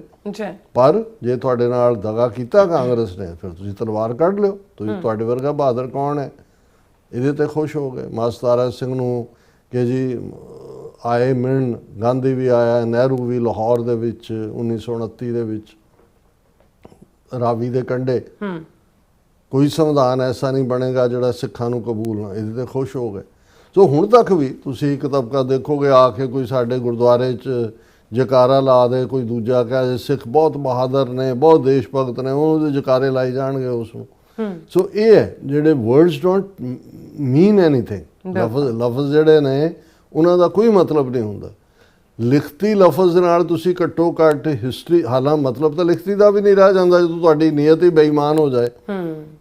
ਹੁਣ ਕਸ਼ਮੀਰੀਆਂ ਨੇ ਤਾਂ ਆਰਟੀਕਲ 370-35 ਇਹ ਲਿਖਤੀ ਲਿਆ ਸੀ ਨਾ, ਮੂਲ ਤੌਰ ਤੇ ਉਹਨਾਂ ਦੇ ਕਾਂਸਟੀਟਿਊਸ਼ਨ, ਉਹਦੇ ਚੋਂ ਕੀ ਕੱਢ ਲਿਆ। ਪਰ ਮੈਂ ਇਹ ਸਾਰਾ ਕੰਟੈਕਸਟ ਇਸ ਲਈ ਕਹਿ ਰਿਹਾ ਵੀ ਇੱਕੋ ਵੇਲੇ ਜਦੋਂ ਕਿ ਪ੍ਰੈਜ਼ੀਡੈਂਟ ਟਰੰਪ ਤੋਂ ਲੈ ਕੇ JD ਵੈਂਸ ਤੱਕ, ਪਾਕਿਸਤਾਨ ਦੇ ਫੀਲਡ ਮਾਰਸ਼ਲ ਆਸਮ ਮੁਨੀਰ ਜਿਹੜੇ ਫੌਜ ਦੇ ਮੁਖੀ ਵੀ ਨੇ ਜ਼ਾਹਰਾ ਤੌਰ ਦੇ ਉੱਤੇ, ਉਹਨਾਂ ਦੀ ਤਾਰੀਫ ਕਰਦੇ ਨੇ, ਚੰਗਾ ਲੱਗਦਾ ਮੈਨੂੰ, ਘੱਟੋ ਘੱਟ ਬਹੁਤ ਲੱਗਦਾ। ਮੈਂ ਕਿਹਾ ਵੀ ਇਹ ਇੰਡੀਆ ਜਿਸ ਮੁਲਕ ਨੂੰ ਨਿਊਕਲੀਅਰ ਹੋਣ ਦੇ ਬਾਵਜੂਦ ਖਤਮ ਕਰਨਾ ਚਾਹੁੰਦਾ ਸੀ, ਅਖੰਡ ਭਾਰਤ ਦਾ ਹਿੱਸਾ ਬਣਾਉਣਾ ਚਾਹੁੰਦਾ, ਐਪੀ ਸੈਂਟਰ ਆਫ ਟੈਰਰਿਜ਼ਮ, ਬਦਨਾਮੀ, ਇਕੋਨਮੀ, IMF 'ਚ ਆਪਣਾ ਗੰਦਾ ਰੋਲ, ਜੋ ਇੰਡੀਆ ਕਰ ਸਕਦਾ ਸੀ ਕੀਤਾ ਕਰਦਾ।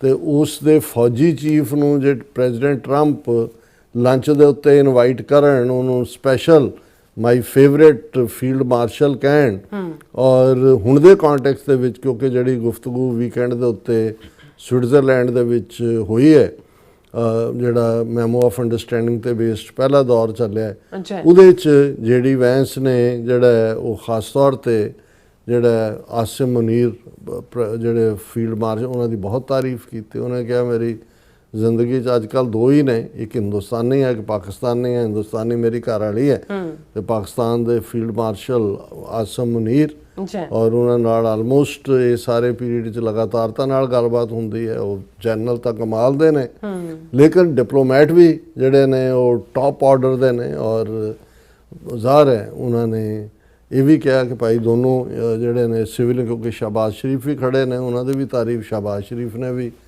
ਪੂਰੇ ਸੋਲੇ ਗਾਏ। ਅੱਛਾ ਹੁਣ ਇਸ ਨੂੰ ਦੋ ਨੁਕਤਿਆਂ ਤੋਂ, ਕਿਉਂਕਿ ਇੱਕ ਪਾਸੇ ਨਾਲ ਹੀ ਕਤਰ ਦਾ ਪ੍ਰਾਈਮ ਮਿਨਿਸਟਰ ਵੀ ਖੜਾ ਸੀ, ਔਰ ਜ਼ਾਹਰ ਹੈ ਕਿ ਇਸ ਸਾਰੇ ਨੂੰ ਇਨੀਸ਼ੀਏਟ ਤਾਂ ਜਿਹੜਾ ਕੀਤਾ ਨੈਗੋਸ਼ੀਏਸ਼ਨ ਦਾ ਪਹਿਲਾ ਦੌਰ ਆਸਿਮ ਮੁਨੀਰ ਔਰ ਈਰਾਨ ਦੇ ਨਾਲ ਸਾਰੀ ਗੁਫ਼ਤਗੂ ਟਰਸਟ ਲੈਵਲ ਔਰ ਪ੍ਰੈਜ਼ੀਡੈਂਟ ਟਰੰਪ ਦੇ ਨਾਲ ਗੁਫ਼ਤਗੂ, ਔਰ ਫਿਰ ਪ੍ਰੈਜ਼ੀਡੈਂਟ ਟਰੰਪ ਨੇ ਕਿਉਂਕਿ ਜਿਹੜੀ ਵੈਂਸ ਨੂੰ ਇਸ ਦਾ ਚਾਰਜ ਦਿੱਤਾ ਜ਼ਾਹਰ ਹੈ ਉਹਨਾਂ ਦੇ ਨਾਲ ਗੱਲਬਾਤ।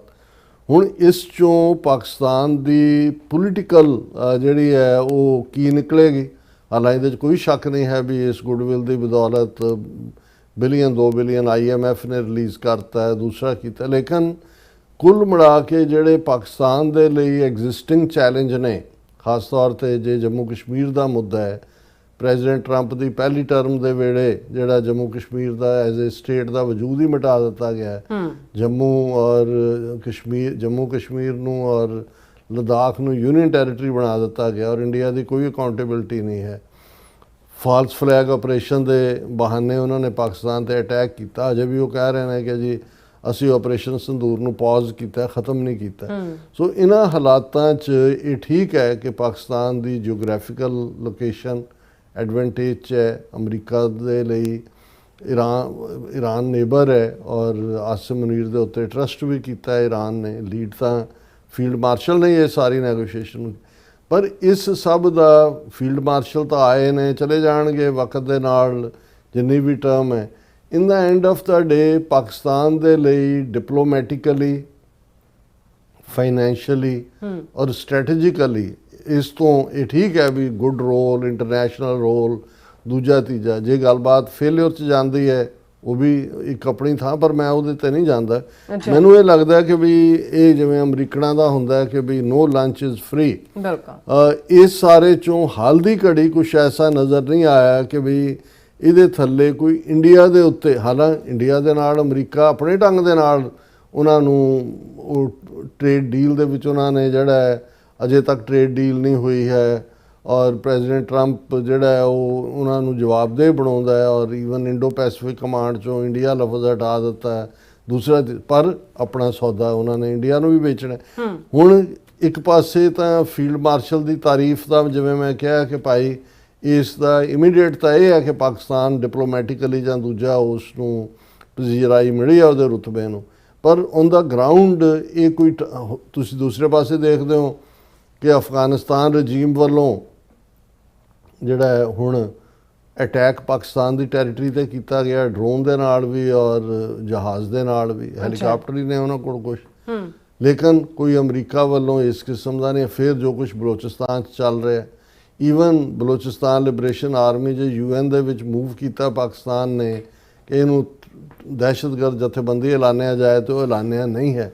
ਸੋ ਕਹਿਣ ਦਾ ਮਤਲਬ ਇਹ ਹੈ, ਔਰ ਹੁਣ ਜੋ ਕੁਛ ਆਜ਼ਾਦ ਕਸ਼ਮੀਰ ਦੇ ਵਿੱਚ ਚੱਲ ਰਿਹਾ ਉਹਨੂੰ ਲੈ ਕੇ ਫਿਊਚਰ 'ਚ ਕੀ ਰੋਲ ਹੋਏਗਾ ਕੀ ਨਹੀਂ, ਲੇਕਿਨ ਮੈਨੂੰ ਇਹ ਲੱਗਦਾ ਕਿ ਭਾਈ ਇਹ ਜਿਹੜਾ ਇਸ ਸਾਰੇ 'ਚੋਂ ਜੇ ਅੱਜ ਇੱਕ ਗੁੱਡਵਿਲ ਹੈ, ਨੀਡ ਵੀ ਹੈ ਪਾਕਿਸਤਾਨ ਦੇ ਲਈ ਵੀ, ਔਰ ਫੀਲਡ ਮਾਰਸ਼ਲ ਆਸਿਮ ਮੁਨੀਰ ਵੀ ਪੋਲੀਟੀਕਲੀ ਖਾਸ ਤੌਰ ਤੇ ਜੰਮੂ ਕਸ਼ਮੀਰ ਦਾ ਮੁੱਦਾ ਜਿਹੜਾ ਹੈ ਉਸ ਨੂੰ, ਔਰ ਜਿਹੜੀ ਇੰਟਰਫੀਅਰੈਂਸ ਹੈ ਇੰਡੀਅਨ ਦਹਿਸ਼ਤਗਰਦੀ ਹੈ ਜਿਹੜੀ ਵਿਦਨ ਪਾਕਿਸਤਾਨ, ਇਸ ਦੇ ਉੱਤੇ ਜਿਹੜਾ ਅਮਰੀਕਾ ਨੂੰ ਵੀ ਜਿਹੜਾ ਉਹ ਫੋਕਸ ਕਰਵਾਉਣਾ ਚਾਹੀਦਾ।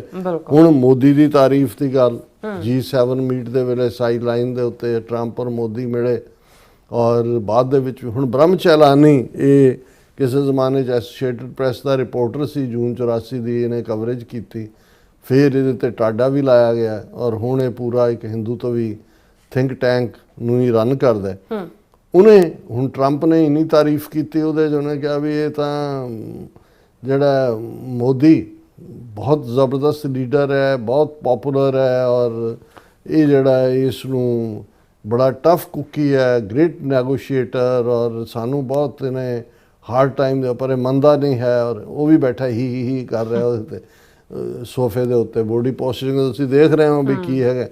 ਹੁਣ ਇਹਨੇ ਬ੍ਰਹਮ ਚਲਾਨੀ ਨੇ ਬਿਲਕੁਲ ਠੀਕ ਡੀਕੋਡ ਕੀਤਾ ਇਹ ਸਾਰਿਆਂ ਨੂੰ ਕਿ ਵੀ ਇਹ ਗ੍ਰੇਟਨੈਸ ਦਾ ਮਤਲਬ ਕੀ। ਹੁਣ ਬ੍ਰਹਮ ਚਲਾਨੀ ਕਹਿੰਦਾ why is Modi great according to Trump. ਹੁਣ ਐਕਸੀਓਸ ਨੂੰ ਟਰੰਪ ਨੇ ਇੱਕ ਇੰਟਰਵਿਊ ਦਿੱਤਾ ਹੈ, ਉਹਦੇ 'ਚ ਉਹਨੇ ਕਿਹਾ in an interview with Axios Trump appears to answer that question himself. ਇਹਦਾ ਜਵਾਬ ਖੁਦ ਹੀ ਟਰੰਪ ਨੇ ਦਿੱਤਾ। ਉਹਨੇ ਕਿਹਾ ਭਾਵੇਂ ਉਹ ਹੁਣ ਉੱਥੇ ਮੋਦੀ ਨੂੰ ਖੁਸ਼ ਕਰਨ ਲਈ ਸੀ, ਹੁਣ ਉਹ ਡੋਮੈਸਟਿਕ ਆਡੀਅנס ਨੂੰ ਜਿਹੜਾ ਉਹ ਐਡਰੈਸ ਕਰ ਰਿਹਾ ਕਿ ਵੀ ਉਹਨਾਂ ਨੇ playing to a domestic audience, he boasts about forcing India to the negotiating table and extracting concessions. उधर मोदी ग्रेट है, इधर ट्रंप कह रहा है भी मैं खड़ीस के इन्हों नैगोशिएशन टेबल ते लै आंदा और इन्हों तो मैं जिहड़े ने फायदे चक्के ने इन्हों तो कंसैशन की। Modi is a great leader, हुण इहदे च इंटरव्यू च कह रहे and we do a lot of business with India but now we do fair business. ਉਹ ਕਹਿੰਦਾ ਜੀ ਪਹਿਲਾਂ ਜੋ ਧੱਕਾ ਇਹਨਾਂ ਨੇ ਸਾਡੇ ਨਾਲ ਕੀਤਾ ਉਹ ਹੁੰਦਾ ਰਿਹਾ, ਹੁਣ ਅਸੀਂ ਬੜੀ ਫੇਅਰ ਬਿਜ਼ਨਸ ਕਰਦੇ ਹਾਂ ਇੰਡੀਆ ਨਾਲ। They used to really rip us off, I don't blame them for that. ਇਹ ਸਾਨੂੰ ਲੁੱਟਦੇ ਸੀ ਪੂਰੀ ਤਰ੍ਹਾਂ। ਰਿਪ ਆਫ ਹੁੰਦਾ ਕਿ ਬਈ ਸਾਡੀ ਛਿੱਲ ਲਾਉਂਦੇ ਸੀ ਜੇ ਪੰਜਾਬੀ 'ਚ ਕਹਿਣਾ ਹੋਵੇ। ਅੱਛਾ, ਪਰ ਕਹਿੰਦਾ ਮੈਂ ਇੰਡੀਆ ਨੂੰ ਨਹੀਂ ਬਲੇਮ ਕਰਦਾ ਇਹਦੇ ਲਈ। You know we had stupid politicians that allowed that to happen। ਇਹ ਛਿੱਲ ਲਾਉਣ ਵਾਲੇ ਸਾਡੇ ਲੀਡਰ ਸੀ ਜਿਹੜੇ ਇਹਨਾਂ ਨੂੰ ਸਮਝਦੇ ਨਹੀਂ ਸੀ, ਬਾਹਮਣ ਬਾਣੀਆਂ ਨੂੰ ਇਹਨਾਂ ਦੇ ਅੱਗੇ ਲੰਮੇ ਪਏ ਹੋਏ ਸੀਗੇ। But now we do a lot of business. ਹੁਣ ਅਸੀਂ ਕਰਦੇ ਹਾਂ ਅਸਲੀ business. They are not that happy about it. ਇਹ ਤਾਂ ਖੁਸ਼ ਨਹੀਂ ਹੈਗੇ because they used to do a lot better ਕਿ ਸਾਡੀ ਛਿੱਲ ਲਾਉਂਦੇ ਸੀ, ਹੁਣ ਅਸੀਂ ਛਿੱਲ ਨਹੀਂ ਲਾਉਂਦੇ। ਸੋ ਮੋਦੀ ਇਜ਼ ਗ੍ਰੇਟ, ਇਸ ਲਈ ਮੋਦੀ ਬਹੁਤ ਮਹਾਨ ਹੈ। ਹੁਣ ਇਹ ਕਹਿੰਦਾ viewed through Trump's own telling Modi's greatness appears to derive from his purported willingness to accept terms that Trump portrays as a victory for the US। ਉਹਨੇ ਕਿਹਾ ਵੀ ਕਿਉਂਕਿ ਜੋ ਟਰੰਪ ਦੀਆਂ ਟਰਮਸ ਨੇ ਜਿਹੜਾ ਉਹਨੇ ਡਾਟ ਰੱਖੇ ਨੇ ਉਹਦੇ ਤੇ ਦਸਤਖਤ ਕਰ ਦਿੰਦਾ ਚੁੱਪ ਕਰਕੇ, ਇਸ ਲਈ ਇਹ ਮੋਦੀ ਦੀ ਤਾਰੀਫ ਹੈ। that is often the hidden cost of Trump's praise। ਇਹ ਹੈ ਅਸਲੀ ਇਹਦਾ ਬਜ਼ਵਰਡ ਕਿ ਇਹ ਜਿਹੜਾ ਹਿਡਨ ਮਤਲਬ ਹੈ ਜਦੋਂ ਟਰੰਪ ਪ੍ਰੇਜ਼ ਕਰਦੇ ਨੇ ਜਾਂ ਮੈਂ ਇਹਨੂੰ ਈਵਨ ਕੋਈ ਮੁਲਕ ਹੀ ਇਹ ਉਹਦਾ when he flatters foreign leaders it is usually to underscore not their triumphs but his own। ਜਦੋਂ ਉਹ ਦੂਸਰਿਆਂ ਦੀ ਤਾਰੀਫ ਕਰ ਰਹੇ ਹੁੰਦੇ ਨੇ ਇਹਦਾ ਮਤਲਬ ਇਹ ਨਹੀਂ ਹੁੰਦਾ ਕਿ ਉਹ ਸੱਚਮੁੱਚ ਮਹਾਨ ਨੇ, ਪਰ ਇਹ ਆਪਣੀ ਮਹਾਨਤਾ ਦੱਸ ਰਹੇ ਹੁੰਦੇ ਨੇ ਕਿ ਮੈਂ ਕਿਵੇਂ ਜਿਹੜਾ ਹੈ ਉੱਲੂ ਬਣਾਇਆ। ਹੁਣ ਬਾਕੀ ਤਾਂ ਵਕਤ ਹੀ ਦੱਸੇਗਾ ਕਿ ਵੀ ਕੌਣ ਉੱਲੂ ਹੈ ਤੇ ਕੌਣ ਨਹੀਂ ਹੈ, ਲੇਕਿਨ ਮੈਨੂੰ ਇਹ ਲੱਗਾ ਕਿ ਵੀ ਇਸ ਨੂੰ ਜ਼ਰੂਰ ਡਿਸਕਸ ਕਰਨਾ ਚਾਹੀਦਾ ਕਿ ਭਾਈ ਇਹ there is no free lunch. ਬਿਲਕੁਲ ਡਾਕਟਰ ਸਾਹਿਬ, ਤੁਹਾਡਾ ਬਹੁਤ ਬਹੁਤ ਧੰਨਵਾਦ। ਸਵਾਥ ਲੈਣ ਬ੍ਰੇਕ ਵਿਊਅਰਸ ਤੋਂ ਸਨੀ ਸਰ ਬਣੇ ਰਹਿਣਾ। ਮਿਲਦੇ ਹਾਂ ਛੋਟੇ ਜਿਹੇ ਵਕਫੇ ਤੋਂ ਬਾਅਦ।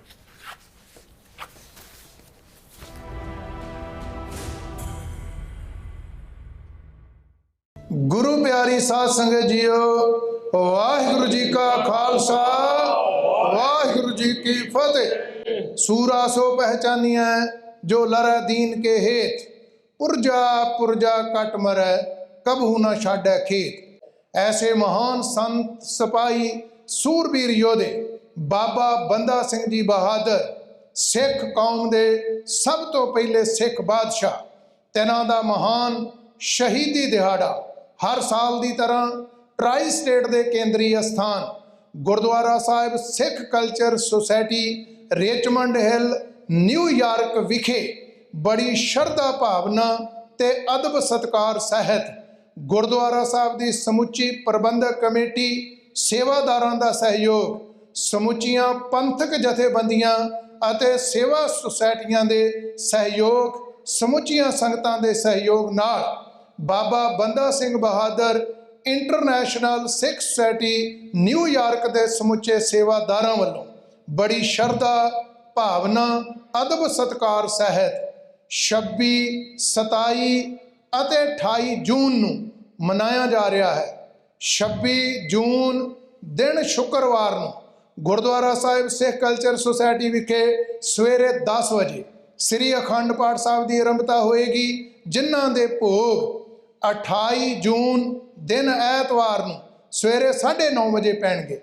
28 ਜੂਨ ਐਤਵਾਰ ਨੂੰ ਅੰਮ੍ਰਿਤ ਵੇਲੇ ਤੋਂ ਲੈ ਕੇ ਸਾਰਾ ਦਿਨ ਭਰ ਦੇ ਦੀਵਾਨ ਬਾਬਾ ਬੰਦਾ ਸਿੰਘ ਬਹਾਦਰ ਜੀ ਦੀ ਕੀਤੀ ਹੋਈ ਕੁਰਬਾਨੀ, ਕਾਇਮ ਕੀਤਾ ਖਾਲਸਾ ਰਾਜ, ਕੌਮ ਪ੍ਰਤੀ ਨਿਭਾਈਆਂ ਹੋਈਆਂ ਸੇਵਾਵਾਂ ਨੂੰ ਸਮਰਪਿਤ ਹੁੰਦਿਆਂ ਸਾਰਾ ਦਿਨ ਭਰ ਦੇ 28 ਤਰੀਕ ਨੂੰ ਦੀਵਾਨ ਸਜਾਏ ਜਾਣਗੇ।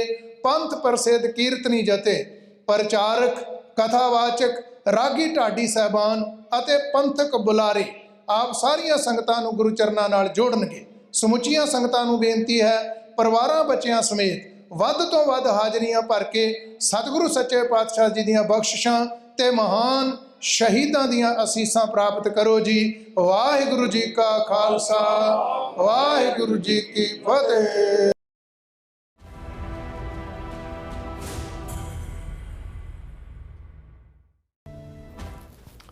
Viewers welcome back on program. So viewers ਗੱਲਬਾਤ ਕਰਨ ਜਾ ਰਹੇ ਹਾਂ ਕਿ ਮੀਡੀਆ ਰਿਪੋਰਟਾਂ ਅਨੁਸਾਰ ਇਜ਼ਰਾਈਲ ਫੌਜ ਦੇ ਮੇਜਰ ਜਨਰਲ ਬਰਾਮ ਅੱਜ ਕੱਲ੍ਹ ਦਿੱਲੀ ਦੇ ਦੌਰੇ ਤੇ ਹਨ। ਉਹਨਾਂ ਦੀ ਮੁਲਾਕਾਤ ਡਿਫੈਂਸ ਮਿਨਿਸਟਰ ਰਾਜਨਾਥ ਸਿੰਘ ਨਾਲ ਹੋਈ ਹੈ।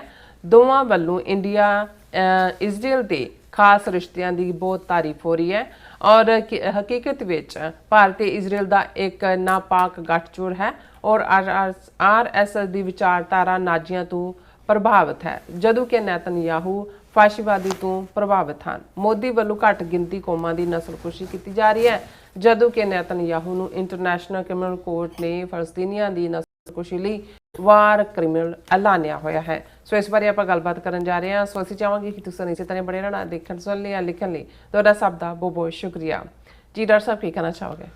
ਦੇਖੋ, ਜਦੋਂ ਕੋਈ ਦੋ ਧਿਰਾਂ ਜਿਨ੍ਹਾਂ ਦੇ ਨੇਕ ਇਰਾਦੇ ਹੋਣ, ਨੇਕ ਗੁਣਾਂ ਵਾਲੇ, ਨੇਕ ਵਿਚਾਰਧਾਰਾਵਾਂ ਵਾਲੇ ਇਕੱਠੇ ਹੁੰਦੇ ਨੇ ਤਾਂ ਉਹਨੂੰ ਅਸੀਂ ਹੋਲੀ ਅਲਾਇੰਸ ਕਹਿੰਦੇ ਹਾਂ ਕਿ ਭਾਈ ਇਹ ਦੋ ਅੱਡ-ਅੱਡ ਧਾਰਾਵਾਂ ਸੀ ਔਰ ਇਹਨਾਂ ਦੋਵਾਂ ਦਾ ਸੰਗਮ ਹੋਇਆ। ਪਰ ਜਦੋਂ ਦੋ ਧਿਰਾਂ ਜਿਨ੍ਹਾਂ ਦੇ ਨਾਪਾਕ ਇਰਾਦੇ, ਫਾਸ਼ੀਵਾਦ, ਨਾਰਸਿਸਿਜ਼ਮ, ਨਫ਼ਰਤ, ਹੇਟਰੇਡ, ਇਹਨਾਂ ਸਾਰਿਆਂ ਦੇ ਨਾਲ ਉਹ ਪੂਰੀ ਤਰ੍ਹਾਂ ਲੈਸ ਹੋਣ ਔਰ ਉਹਨਾਂ ਦਾ ਆਪਸੀ ਗੱਠਜੋੜ ਜਿਹੜਾ ਹੈ ਉਹ ਅਨਹੋਲੀ ਅਲਾਇੰਸ ਹੈ। ਹਾਲਾਂ ਉਹਨਾਂ ਦੋਨਾਂ ਦੀਆਂ ਵਿਚਾਰਧਾਰਾਵਾਂ ਦੇ ਵਿੱਚ ਹੁਣ ਗੱਲ ਸਿੰਪਲੀ ਇਜ਼ਰਾਈਲ ਜਿਹੜਾ ਹੈ ਉਹ ਯੂਨਾਈਟਿਡ ਨੇਸ਼ਨਸ ਦੇ ਇੱਕ ਮਤੇ ਰਾਹੀਂ 1948 'ਚ ਹੋਂਦ ਦੇ ਵਿੱਚ ਆਉਂਦਾ ਹੈ। ਜ਼ਾਹਰ ਹੈ ਕਿ ਵੀ ਫਲਸਤੀਨੀਆਂ ਦੀ ਧਰਤੀ ਦੇ ਉੱਤੇ ਜਿੱਥੇ ਕਿ ਉਹਨਾਂ ਦੀ ਆਬਾਦੀ 15-20% ਵੀ ਨਹੀਂ ਸੀ, ਇਹਦਾ ਮਤਲਬ ਸੀ ਕਿ ਉਹਨਾਂ ਦਾ ਦੇਸ਼ ਨਿਕਾਲਾ, ਉਹਨਾਂ ਨੂੰ ਆਪਣੀ ਫਲਸਤੀਨੀਆਂ ਨੂੰ ਆਪਣੀ ਧਰਤੀ ਤੋਂ ਦੂਰ ਕਰਨਾ। ਔਰ ਜੋ ਕੁਛ 1948 ਦੇ ਵਿੱਚ ਹੋਇਆ, ਜਿਵੇਂ ਅਸੀਂ ਨਸਲਕੁਸ਼ੀ ਲਫ਼ਜ਼ ਔਰ ਜੈਨੋਸਾਈਡ ਇਸਤੇਮਾਲ ਕਰਦੇ ਹਾਂ ਜਾਂ ਅਸੀਂ 47 ਦੇ ਦੌਰ ਨੂੰ ਪਾਰਟੀਸ਼ਨ ਦੇ ਤੌਰ ਤੇ ਦੇਖਦੇ ਹਾਂ, ਉਸ ਦੇ ਵਿੱਚ ਵੱਡੀ ਗਿਣਤੀ 'ਚ ਦੋਨੋਂ ਪਾਸਿਓਂ ਜਿਹੜੇ ਨੇ ਆਪਣੇ ਸਦੀਆਂ ਤੋਂ ਰਹਿ ਰਹੇ ਜਿਹੜੇ ਤੁਹਾਡੇ ਟਿਕਾਣੇ ਸੀ, ਘਰ ਸੀ, ਜ਼ਮੀਨਾਂ ਤੁਸੀਂ ਛੱਡਦੇ ਹੋ। ਔਰ ਫਲਸਤੀਨੀਆਂ ਦੇ ਨਾਲ ਜੋ 48 ਦੇ ਵਿੱਚ ਵਾਪਰਿਆ ਇੱਕਦਮ ਇਜ਼ਰਾਈਲ ਬਣਨ ਤੋਂ ਬਾਅਦ, ਉਹਨਾਂ ਦੀ ਵੱਡੇ ਪੈਮਾਨੇ ਦੇ ਉੱਤੇ ਉਹਨਾਂ ਨੂੰ ਆਪਣੀ ਧਰਤੀ ਤੋਂ ਹੀ ਬੇਦਖਲ ਕੀਤਾ ਗਿਆ, ਉਹਦੇ ਲਈ ਲਫ਼ਜ਼ ਉਹ ਨਕਬਾ ਵਰਤਦੇ ਨੇ। ਔਰ ਹੁਣ ਦੇਖਣ ਵਾਲੀ ਗੱਲ ਇਹ ਹੈ ਕਿ ਵੀ ਜਦੋਂ ਯਹੂਦੀਆਂ ਦੀ ਪਰਸੀਕਿਊਸ਼ਨ, ਬੇਸ਼ੱਕ ਉਹਦਾ ਇੱਕ ਆਪਣਾ ਇਤਿਹਾਸ ਹੈ ਜਿਹਨੂੰ ਅਸੀਂ ਹਮੇਸ਼ਾ ਹੀ ਕੋਟ ਕਰਦੇ ਰਹੇ ਹਾਂ ਕਿ ਭਾਈ ਬਹੁਤ ਧੱਕਾ ਹੋਇਆ, ਲੇਕਿਨ 1939 ਤੋਂ 1945 ਤੱਕ ਤਾਂ ਸੈਕੰਡ ਵਰਲਡ ਵਾਰ ਦੇ ਵੇਲੇ ਜਰਮਨੀ ਦੀ ਹਾਰ ਤੋਂ ਬਾਅਦ ਸਾਹਮਣੇ ਆਇਆ। ਪਰ ਜਿਹੜੀਆਂ ਨੀਤੀਆਂ ਸੀ ਨਾਜ਼ੀਆਂ ਦੀਆਂ, ਜਿਹਦੇ 'ਚ ਕਿ ਯਹੂਦੀ ਨਸਲ ਦੇ ਖਾਤਮੇ ਨੂੰ ਪ੍ਰਾਥਮਿਕਤਾ ਸੀ, ਧਾਰਮਿਕ ਬਿਨਾਹ 'ਤੇ ਨਹੀਂ, ਅਗੇਨ ਉਹਦਾ, ਕਿਉਂਕਿ ਹਿਟਲਰ ਤਾਂ ਐਗਨੋਸਟਿਕ ਸੀ, ਨਾ ਉਹ ਧਰਮ 'ਚ ਮੰਨਦਾ ਯਕੀਨ ਰੱਖਦਾ ਸੀ, ਨਾ ਉਹਦੇ ਤੋਂ ਇਨਕਾਰੀ ਸੀ, ਜਿਹਦੇ ਲਫ਼ਜ਼ ਐਗਨੋਸਟਿਕ ਹੁੰਦਾ ਅੰਗਰੇਜ਼ੀ ਦੇ ਵਿੱਚ।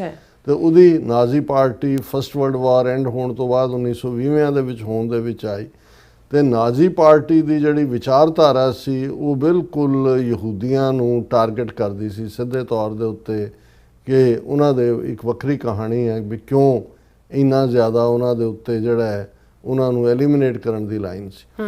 ਹੁਣ ਇਹ ਉਹੀ ਪੀਰੀਅਡ ਹੈ ਜਦੋਂ 1919 ਦੇ ਵਿੱਚ ਜਲਿਆਂਵਾਲਾ ਬਾਗ ਹੋ ਕੇ ਹਟਦਾ ਹੈ।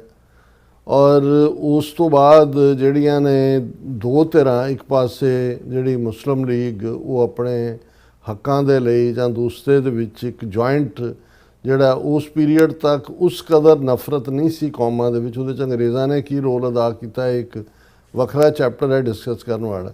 ਪਰ ਹਿੰਦੂਤਵਾ ਦੀ ਆਈਡੀਓਲੋਜੀ ਨੂੰ ਉਹ ਜਿਹਨੂੰ ਸਾਵਰਕਰ ਨੇ ਹਿੰਦੂਤਵਾ ਟਰਮ ਦਿੱਤੀ, ਔਰ ਅਸੀਂ ਦੇਖਦੇ ਹਾਂ ਕਿ ਇਸ ਦੌਰ ਦੇ ਵਿੱਚ ਲਾਲਾ ਲਾਜਪਤ ਰਾਏ ਜਿਹੜਾ ਪੰਜਾਬ ਦੇ ਵਿੱਚ ਭਾਵੇਂ ਉਦੋਂ ਕਾਂਗਰਸ ਦੇ ਲੀਡਰ ਦੇ ਤੌਰ ਦੇ ਉੱਤੇ ਜਿਹੜਾ ਹੋਇਆ, ਉਹ ਵੀ ਉਸ ਵਿਚਾਰਧਾਰਾ ਦਾ ਸੀ ਕਿ ਭਾਈ ਇੱਥੇ ਦੋ ਰਾਸ਼ਟਰ ਨੇ, ਹਿੰਦੂ ਔਰ ਮੁਸਲਮਾਨ, ਟੂ ਨੇਸ਼ਨ ਥਿਊਰੀ ਕਾਇਦੇ ਆਜ਼ਮ ਨੇ ਨਹੀਂ ਦਿੱਤੀ।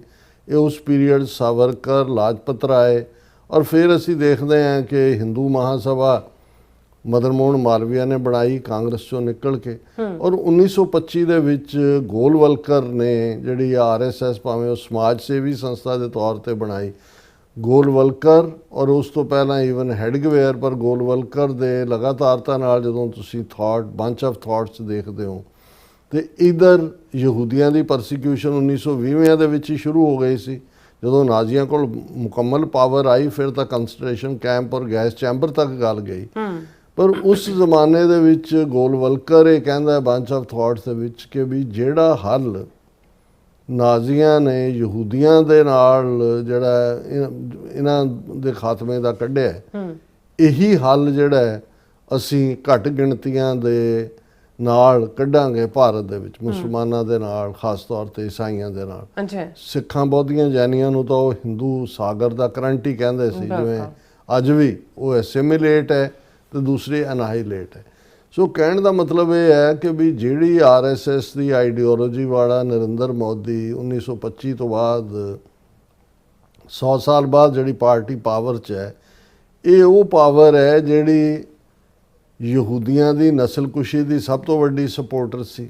ਕਦੇ ਇਹ ਨਹੀਂ ਆਇਆ ਕਿ ਭਾਈ ਉਹਨਾਂ ਨੇ ਇਸ ਦੇ ਉੱਤੇ ਕੋਈ ਆਵਾਜ਼ ਚੁੱਕੀ ਹੋਏ। ਹਾਲਾਂ ਜਿਹੜਾ ਉਹ ਖੁੱਲ੍ਹੇਆਮ ਜੋ ਉਹਦਾ ਹਿਟਲਰ ਦਾ ਜਾਂ ਦੂਸਰਾ, ਕਿਉਂਕਿ ਜਿਹੜਾ ਨਸਲਵਾਦ ਜਾਂ ਜਿਹੜਾ ਆਰੀਅਨ ਜਦੋਂ ਅਸੀਂ ਲਫ਼ਜ਼ ਕਹਿੰਦੇ ਆ, ਜਾਂ ਜਿਹੜਾ ਰੇਸਿਜ਼ਮ ਮੋਦੀ ਜਾਂ RSS ਦੀ ਆਈਡੀਓਲੋਜੀ ਦੀਆਂ ਜੜ੍ਹਾਂ 'ਚ ਹੈ, ਉਹਨੂੰ ਹੀ ਹਿਟਲਰ ਨੇ ਜਦੋਂ ਨਾਜ਼ੀ ਆਈਡੀਓਲੋਜੀ ਕੀ ਹੈ ਉਹ ਇਹੀ ਹੈ ਜਿਹਦੇ ਤੇ ਬੇਸਡ ਕਿ ਭਾਈ ਇੱਕ ਉਹਨਾਂ, ਔਰ ਇਹੀ ਕਾਰਨ ਹੈ ਕਿ ਤੁਸੀਂ ਸਵਸਤਕਾ ਦਾ ਨਿਸ਼ਾਨ ਦੇਖੋਗੇ ਜਿਹੜਾ ਹਿੰਦੂ ਮੰਦਿਰਾਂ ਦੇ ਬਾਹਰ ਹੈ, ਔਰ ਨਾਜ਼ੀ ਪਾਰਟੀ ਦਾ ਜਿਹੜਾ ਨਿਸ਼ਾਨ ਸੀ ਉਹ ਵੀ ਸਵਸਤਕ ਹੈ। ਔਰ ਰੰਗ ਤੇ ਬੇਸ ਜਿਹੜੀ ਹਿੰਦੂਆਂ ਦੀ ਵਰਣ ਵਿਵਸਥਾ ਹੈ ਜਾਤ ਪਾਤੀ, ਉਹ ਕਲਰ ਬੇਸਡ ਹੈ। ਸੋ ਜਿਹੜਾ ਰੇਸਿਜ਼ਮ ਹੈ ਜਿਹੜਾ ਹਿਟਲਰ ਨੇ ਵਰਤਿਆ ਜਿਸ ਨੂੰ ਇਸ ਯਹੂਦੀ ਰੇਸ ਦੇ ਖਿਲਾਫ, ਉਹਦਾ ਤੇ ਜਨਮਦਾਤੇ ਹੀ ਇਹ ਨੇ ਜਿਨ੍ਹਾਂ ਦੇ ਨਾਲ ਅੱਜ ਜਦੋਂ ਇਹ ਕਿਹਾ ਜਾਂਦਾ ਹੈ ਉੱਥੇ ਮੋਦੀ ਜਾ ਕੇ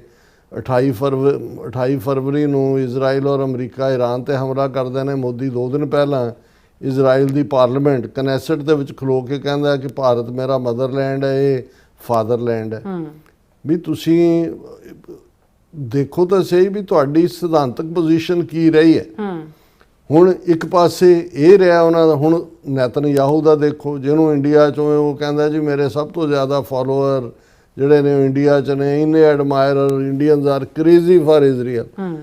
ਹੁਣ ਅਨਹੋਲੀ ਅਲਾਇੰਸ ਇਸ ਲਈ ਹੈ ਕਿ ਇਸ ਨੈਤਨਯਾਹੂ ਨੂੰ ਨਹੀਂ ਪਤਾ ਕਿ ਭਾਈ ਇਹ RSS ਦੀ ਆਈਡੀਓਲੋਜੀ ਤਾਂ ਨਾਜ਼ੀਆਂ ਦੀ ਆਈਡੀਓਲੋਜੀ 'ਚੋਂ ਨਿਕਲੀ ਹੋਈ ਹੈ, ਮੁਕੰਮਲ ਨਫ਼ਰਤ ਯਹੂਦੀਆਂ ਦੇ ਲਈ, ਕੋਈ ਪਿਆਰ ਵਾਲੀ ਗੱਲ ਨਹੀਂ। ਹਾਂ, ਇੱਕ ਗੱਲ ਕਾਮਨ ਹੈ ਜਿਹੜੀ ਇਹਨੂੰ ਵੀ ਨਫ਼ਰਤ ਹੈ ਮੁਸਲਮਾਨਾਂ ਤੋਂ, ਔਰ ਮੋਦੀ ਨੂੰ ਵੀ ਨਫ਼ਰਤ ਹੈ। RSS ਦੀ ਤਾਂ ਆਈਡੀਓਲੋਜੀ ਮੁਸਲਮਾਨਾਂ ਈਸਾਈਆਂ ਦੇ ਨਾਲ ਉਹ ਕੁਛ ਕਰਨ ਦੀ ਹੈ ਜੋ ਹਿਟਲਰ ਨੇ ਯਹੂਦੀਆਂ ਦੇ ਨਾਲ ਕੀਤਾ। ਲੇਕਿਨ ਈਵਨ ਪੋਸਟ 47 ਵੀ ਲੰਬਾ ਵਕਤ ਜਿਹੜੇ ਭਾਰਤ ਦੇ ਹਾਕਮ ਨਹਿਰੂ ਤੋਂ ਲੈ ਕੇ ਫੋਲੋ 1993 ਦੇ ਵਿੱਚ 92 ਜਾਂ 93 ਦੇ ਵਿੱਚ ਨਰਸਿਮਹਾ ਰਾਓ ਦੀ ਹਕੂਮਤ ਨੇ ਇਜ਼ਰਾਈਲ ਨੂੰ ਜਿਹੜਾ ਹੈ ਉਹ ਉਹਨਾਂ ਦਾ ਨੂੰ ਅਫੀਸ਼ੀਅਲੀ ਡਿਪਲੋਮੈਟਿਕ ਮਾਨਤਾ ਦਿੱਤੀ ਸੀ। ਉਸ ਤੋਂ ਪਹਿਲਾਂ ਚਾਰਜ ਡੀ ਅਫੇਅਰ ਵਾਂਗ ਉਹਨੂੰ ਇਜ਼ਰਾਈਲ ਨੂੰ ਰੱਖਿਆ ਹੋਇਆ ਸੀ। ਲੇਕਿਨ ਕਦੇ ਕੋਈ ਵੀ ਪ੍ਰਾਈਮ ਮਿਨਿਸਟਰ ਇੰਡੀਆ ਦਾ ਜਿਹੜਾ ਹੈ ਉਹ ਕਦੇ ਇਜ਼ਰਾਈਲ ਨਹੀਂ ਗਿਆ। ਇਹ ਮੋਦੀ ਬਣਿਆ ਪਹਿਲਾਂ, ਔਰ ਉੱਥੇ ਜਾ ਕੇ ਜਿਵੇਂ ਇਹਨੇ ਜੋ ਕੁਛ ਕਿਹਾ ਅਸੀਂ ਜ਼ਿਕਰ ਕਰਕੇ ਹਟੇ ਹਾਂ, ਮੋਰ ਦੈਨ ਵਾਂਸ ਗਿਆ। ਔਰ ਇਹੀ ਹਾਲ ਅਸੀਂ ਬਾਕੀ ਵਿਚਾਰਧਾਰਾਵਾਂ ਦੇ ਹਵਾਲੇ ਨਾਲ ਦੇਖਦੇ ਹਾਂ ਕਿ ਹੁਣ ਨੈਤਨਯਾਹੂ ਨੂੰ ਇੰਟਰਨੈਸ਼ਨਲ ਕ੍ਰਿਮੀਨਲ ਕੋਰਟ ਨੇ ਵਾਰ ਕ੍ਰਿਮੀਨਲ ਡਿਕਲੇਅਰ ਕੀਤਾ ਹੋਇਆ। ਈਵਨ ਪ੍ਰੈਜ਼ੀਡੈਂਟ ਟਰੰਪ ਜਦੋਂ ਹੁਣ ਉਹਨਾਂ ਨੇ ਮੈਮੋ ਆਫ ਅੰਡਰਸਟੈਂਡਿੰਗ ਸਾਈਨ ਕੀਤਾ ਈਰਾਨ ਦੇ ਨਾਲ, ਔਰ ਜਿਹੜੀ ਸਟੇਟਮੈਂਟ ਜਸਟ 4-5 ਦਿਨ ਪਹਿਲਾਂ ਹੀ ਉਹਨਾਂ ਨੇ ਦਿੱਤੀ ਨੈਤਨਯਾਹੂ ਨੂੰ, ਜਿਹਦੇ 'ਚ ਉਹਨਾਂ ਨੇ ਕਿਹਾ ਕਿ ਵੀ ਤੈਨੂੰ ਕੋਈ ਵੀ ਪਸੰਦ ਨਹੀਂ ਕਰਦਾ ਇਸ ਦੁਨੀਆ ਦੇ ਵਿੱਚ ਸਿਵਾਏ ਮੇਰੇ। ਔਰ ਈਵਨ ਜਿਹੜੀ ਵੈਂਸ ਨੇ ਵੀ ਇਹ ਕਿਹਾ ਉਹਨਾਂ ਮਿਨਿਸਟਰਾਂ ਨੂੰ ਜਿਹੜੇ ਕਿ ਟਰੰਪ ਨੂੰ ਕ੍ਰਿਟਿਸਾਈਜ਼ ਕਰ ਰਹੇ ਸੀ ਨੈਤਨਯਾਹੂ ਦੇ, ਕਿ ਆਲਾ ਦੁਆਲਾ ਦੇਖੋ ਦੁਨੀਆ 'ਚ ਤੁਹਾਡਾ ਕੌਣ ਹਮਾਇਤੀ ਹੈ। ਬਿਲਕੁਲ। ਲੇਕਿਨ ਤੁਸੀਂ ਜਿਹੜਾ ਇੱਕੋ ਇੱਕ ਸਟੇਟਸਮੈਨ ਤੁਹਾਡੇ ਨਾਲ ਖੜਾ ਹੈ ਉਹ ਟਰੰਪ ਹੈ। ਔਰ ਇਹੀ ਗੱਲ ਨਹੀਂ ਹੈ, ਪਿਊ ਜਿਹੜੀ ਕਿ ਇੱਕ ਸਰਵੇਇੰਗ ਏਜੰਸੀ ਹੈ ਅਮਰੀਕਾ ਦੀ ਵੈਰੀ ਰੈਪੂਟੇਬਲ, ਉਹਨਾਂ ਨੇ ਦੁਨੀਆ ਭਰ ਦੇ ਵਿੱਚ ਸਰਵੇ ਕਰਾਇਆ ਇਜ਼ਰਾਈਲ ਪ੍ਰਤੀ। ਈਵਨ ਅਮਰੀਕਾ ਦੇ ਵਿੱਚ ਜਿਹੜੇ 70% ਲੋਕ ਨੇ ਉਹ ਇਜ਼ਰਾਈਲ ਦੇ ਖਿਲਾਫ ਨੇ, ਆਸਟ੍ਰੇਲੀਆ ਦੇ ਵਿੱਚ 80%, ਯੂਕੇ ਦੇ ਵਿੱਚ ਉਹ ਸਾਰਾ ਸਰਵੇ ਤੁਸੀਂ ਦੇਖ ਸਕਦੇ ਹੋ। ਅੱਛਾ। ਹੁਣ ਇਹਨਾਂ ਹਾਲਾਤਾਂ 'ਚ ਜਦੋਂ ਕਿ ਇਜ਼ਰਾਈਲ ਖੁੰਝੇ ਲੱਗਾ ਹੋਇਆ ਹੈ, ਉਹ ਵਾਇਲੇਟ ਕਰ ਰਿਹਾ ਹੈ, ਉਹਨੇ 1 ਲੱਖ ਤੋਂ ਜ਼ਿਆਦਾ ਫਲਸਤੀਨੀ ਗਾਜ਼ਾ 'ਚ ਮਾਰਿਆ ਹੈ। ਲੈਬਨਾਨ ਦੇ ਵਿੱਚ ਉਹ ਸੀਜ਼ਫਾਇਰ ਦੀ ਜਿਹੜੀ ਹੈ ਨਾ ਕਰਕੇ, ਜਾਂ ਜੇ ਮੰਨਿਆ ਤੇ ਉਹਦੀ ਉਲੰਘਣਾ ਕਰਕੇ ਉਸ ਖਿੱਤੇ ਦੇ ਵਿੱਚ ਟਰਬਲ ਪੈਦਾ ਕਰ ਰਿਹਾ, ਜਿਹਦਾ ਵਰਸਟ ਵਿਕਟਮ ਇੰਡੀਆ ਵੀ ਹੈ, ਕਿਉਂਕਿ 30% ਆਇਲ ਜਿਹੜਾ ਇੰਡੀਆ ਦਾ ਸਟੇਟ ਆਫ ਹਾਰਮੂਜ਼ 'ਚ ਆਉਂਦਾ, ਔਰ ਇਹ ਜੇ ਟਕਰਾ ਅੱਗੇ ਵੱਲ ਵੱਧਦਾ ਹੈ ਤੇ ਉਸ ਸਫਰਰ ਉਹ ਹੋਏਗਾ। ਲੇਕਿਨ ਤੁਸੀਂ ਇਹਨਾਂ ਦਾ ਅਨਹੋਲੀ ਅਲਾਇੰਸ ਦੇਖੋ, India Israel discuss expanding defence industrial cooperation. Major general Israeli ਫੌਜ ਦਾ Baram called on defence minister Rajnath Singh and briefed him on Israel's commitment to expanding scope of bilateral defense cooperation under the framework of India-Israel Special Strategic Partnership। ਹੁਣ India-Israel special partnership ਹੋ ਗਈ, ਔਰ ਇਹ major general rank ਦਾ ਬੰਦਾ ਉੱਥੇ, ਔਰ India ਜਿਹੜਾ ambassador ਹੈ ਇਜ਼ਰਾਈਲ ਦਾ ਮਿਸਟਰ ਰੇਵਨ ਅਜ਼ਾਰ, ਉਹ ਜਿਹੜਾ ਪੋਸਟ ਕਰ ਰਿਹਾ ਥੈਂਕ ਯੂ ਰੱਖਿਆ ਮੰਤਰੀ ਸ਼੍ਰੀ Rajnath Singh for hosting Major General Amir Baram, DG of Israel's Ministry of Defense. Together we are creating more joint projects that will make this Israel-India partnership even more unique. ਹੁਣ $6 billion ਤੋਂ ਜ਼ਿਆਦਾ ਦੇ India ਹਥਿਆਰ ਖਰੀਦਦਾ ਹੈ। ਜਿਹੜਾ ਵੀ ਸਪਾਈ ਕਰਨ ਵਾਲਾ ਐਪਰੇਟਸ ਹੈ ਪੈਗਾਸਸ, ਜਿਹਦੇ ਤੇ ਸੁਪਰੀਮ ਕੋਰਟ ਨੇ ਵੀ ਮੁੱਠੀ ਵੱਟ ਲਈ, ਕਿਵੇਂ ਲੋਕਾਂ ਦੇ ਫੋਨਾਂ 'ਚ ਵਾੜਿਆ, ਉਹ ਇਜ਼ਰਾਈਲ ਤੋਂ ਲਿਆ ਹੋਇਆ। ਔਰ ਕੱਲ੍ਹ ਹੀ ਮੈਂ ਇੱਕ ਡਿਸਕਸ਼ਨ ਦੇਖ ਰਿਹਾ ਸੀ ਕਿ ਇਜ਼ਰਾਈਲ ਦੀ ਇਕਨੋਮੀ ਕਾਹਦੇ ਤੇ ਖੜੀ ਹੈ। ਉੱਥੇ ਵੀ ਕੋਈ ਆਇਲ ਨਹੀਂ ਹੈ, ਕੋਈ ਪਾਣੀ ਨਹੀਂ ਹੈ, ਉਹਨਾਂ ਨੇ ਕਿਹਾ ਆਹੀ ਕੁਛ ਹਥਿਆਰ, ਜਸੂਸੀ, ਅਸੈਸੀਨੇਸ਼ਨ ਪਲਾਨਸ, ਇਹ ਸਾਰੀਆਂ ਕੁਛ ਕਰਦੀਆਂ ਨੇ। ਹੁਣ ਇਸ ਸਾਰੇ ਦੇ ਵਿੱਚ ਜੇ ਤੁਸੀਂ ਇਸ ਸਾਰੇ ਨੂੰ ਇਸ ਕੰਟੈਕਸਟ ਦੇ ਵਿੱਚ ਦੇਖਦੇ ਹੋ ਤੇ ਇਹ ਬੜਾ ਖਤਰਨਾਕ ਅਲਾਇੰਸ ਹੈ। ਔਰ ਇਸ ਦੇ ਬਾਵਜੂਦ ਕਿ ਨੈਤਨਯਾਹੂ ਇਸ ਵੇਲੇ ਅਮਰੀਕਾ ਦੀਆਂ ਨਜ਼ਰਾਂ 'ਚ ਵੀ, ਹਾਲਾਂਕਿ ਕੱਲ੍ਹ ਨੂੰ ਇਹ ਵੀ ਹੋ ਸਕਦਾ ਵੀ ਟਰੰਪ ਔਰ ਨੈਤਨਯਾਹੂ ਗੁੱਡ ਕਾਪ ਬੈਡ ਕਾਪ ਪਲੇ ਕਰ ਰਹੇ ਨੇ, ਇਨ ਦਾ ਐਂਡ ਗੇਮ ਮਰ ਜਾਓ। ਲੇਕਿਨ ਅਮਰੀਕਾ ਦੇ ਵਿੱਚ ਇਸ ਵੇਲੇ ਬਹੁਤ ਤਾਕਤਵਰ ਆਵਾਜ਼ ਆਮ ਲੋਕਾਂ ਦੀ ਵੀ ਔਰ ਕੁਝ ਪੋਲੀਟੀਸ਼ੀਅਨਸ ਦੀ ਵੀ ਉੱਠ ਰਹੀ ਹੈ ਕਿ ਭਾਈ ਅਸੀਂ ਤਾਂ ਤੁਰੇ ਸੀ ਮੇਕ ਅਮਰੀਕਾ ਗ੍ਰੇਟ ਅਗੇਨ, ਪਰ ਸਾਡਾ ਤਾਂ ਸਾਰਾ ਫੋਕਸ ਹੀ ਇਜ਼ਰਾਈਲ ਦੇ ਉੱਤੇ ਹੈ। ਸੋ ਇਸ ਦੌਰ 'ਚ ਜਦੋਂ ਕਿ ਈਰਾਨ ਦਾ ਰੁਤਬਾ ਵੀ ਇੱਕ ਪਾਵਰ ਦੇ ਤੌਰ ਤੇ ਉੱਭਰਿਆ ਹੈ, ਅਮਰੀਕਾ ਨੇ ਆਨਰੇਬਲ ਮੈਮੋ ਆਫ ਅੰਡਰਸਟੈਂਡਿੰਗ, ਕੱਲ੍ਹ ਨੂੰ ਡੀਲ ਵੀ ਹੋਏਗੀ। ਈਵਨ ਭਾਰਤ ਦੇ ਆਪਣੇ ਹਿੱਤਾਂ 'ਚ ਵੀ ਇਹ ਕਿੰਨਾ ਕਿਹਾ ਕਿ ਉਹ ਇਜ਼ਰਾਈਲ ਦੇ ਨਾਲ ਇਸ ਦੌਰ ਦੇ ਵਿੱਚ ਤੁਸੀਂ ਬਿਹਾਈਂਡ ਦਾ ਕਰਟਨ ਕੀ ਕਰਦੇ ਹੋ, ਕਈ ਚੀਜ਼ਾਂ ਚੱਲ ਰਹੀਆਂ ਹੁੰਦੀਆਂ ਨੇ। ਸੋ ਕੁੱਲ ਮਿਲਾ ਕੇ ਜਦੋਂ ਮੈਂ ਇਹ ਦੇਖੀ ਖਬਰ ਤੇ ਮੈਂ ਕਿਹਾ ਵੀ ਇਹ ਅਨਹੋਲੀ ਅਲਾਇੰਸ, ਅਪਵਿੱਤਰ ਗਠਬੰਧਨ, ਨਾਪਾਕ ਗੱਠਜੋੜ ਜਿਹੜਾ ਹੈ, ਇਹ ਕਿਸ ਦਿਸ਼ਾ ਦੇ ਵੱਲ ਵੱਧ ਰਿਹਾ ਹੈ।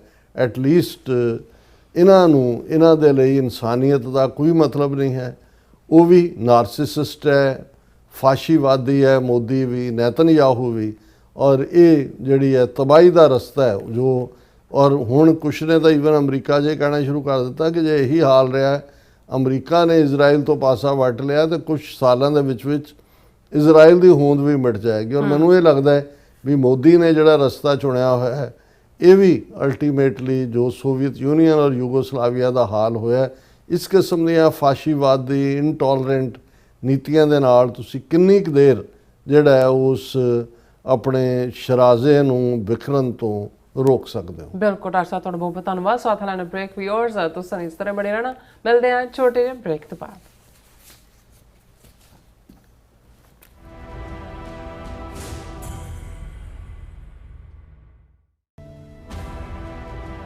ਗੁਰੂ ਪਿਆਰੀ ਸਾਧ ਸੰਗਤ ਜੀਓ, ਵਾਹਿਗੁਰੂ ਜੀ ਕਾ ਖਾਲਸਾ, ਵਾਹਿਗੁਰੂ ਜੀ ਕੀ ਫਤਿਹ। ਸੂਰਾ ਸੋ ਪਹਿਚਾਨੀਐ ਜੋ ਲਰੈ ਦੀਨ ਕੇ ਹੇਤ, ਪੁਰਜਾ ਪੁਰਜਾ ਕਟ ਮਰੈ ਕਬਹੂ ਨਾ ਛਾੜੈ ਖੇਤ। ਐਸੇ ਮਹਾਨ ਸੰਤ ਸਿਪਾਹੀ ਸੂਰਬੀਰ ਯੋਧੇ ਬਾਬਾ ਬੰਦਾ ਸਿੰਘ ਜੀ ਬਹਾਦਰ, ਸਿੱਖ ਕੌਮ ਦੇ ਸਭ ਤੋਂ ਪਹਿਲੇ ਸਿੱਖ ਬਾਦਸ਼ਾਹ, ਤਿੰਨਾਂ ਦਾ ਮਹਾਨ ਸ਼ਹੀਦੀ ਦਿਹਾੜਾ ਹਰ ਸਾਲ ਦੀ ਤਰ੍ਹਾਂ ਟਰਾਈ ਸਟੇਟ ਦੇ ਕੇਂਦਰੀ ਅਸਥਾਨ Gurdwara Sahib Sikh Culture Society Richmond Hill New York ਵਿਖੇ ਬੜੀ ਸ਼ਰਧਾ ਭਾਵਨਾ ਤੇ ਅਦਬ ਸਤਿਕਾਰ ਸਹਿਤ ਗੁਰਦੁਆਰਾ ਸਾਹਿਬ ਦੀ ਸਮੁੱਚੀ ਪ੍ਰਬੰਧਕ ਕਮੇਟੀ, ਸੇਵਾਦਾਰਾਂ ਦਾ ਸਹਿਯੋਗ, ਸਮੁੱਚੀਆਂ ਪੰਥਕ ਜਥੇਬੰਦੀਆਂ ਅਤੇ ਸੇਵਾ ਸੁਸਾਇਟੀਆਂ ਦੇ ਸਹਿਯੋਗ, ਸਮੁੱਚੀਆਂ ਸੰਗਤਾਂ ਦੇ ਸਹਿਯੋਗ ਨਾਲ ਬਾਬਾ ਬੰਦਾ ਸਿੰਘ ਬਹਾਦਰ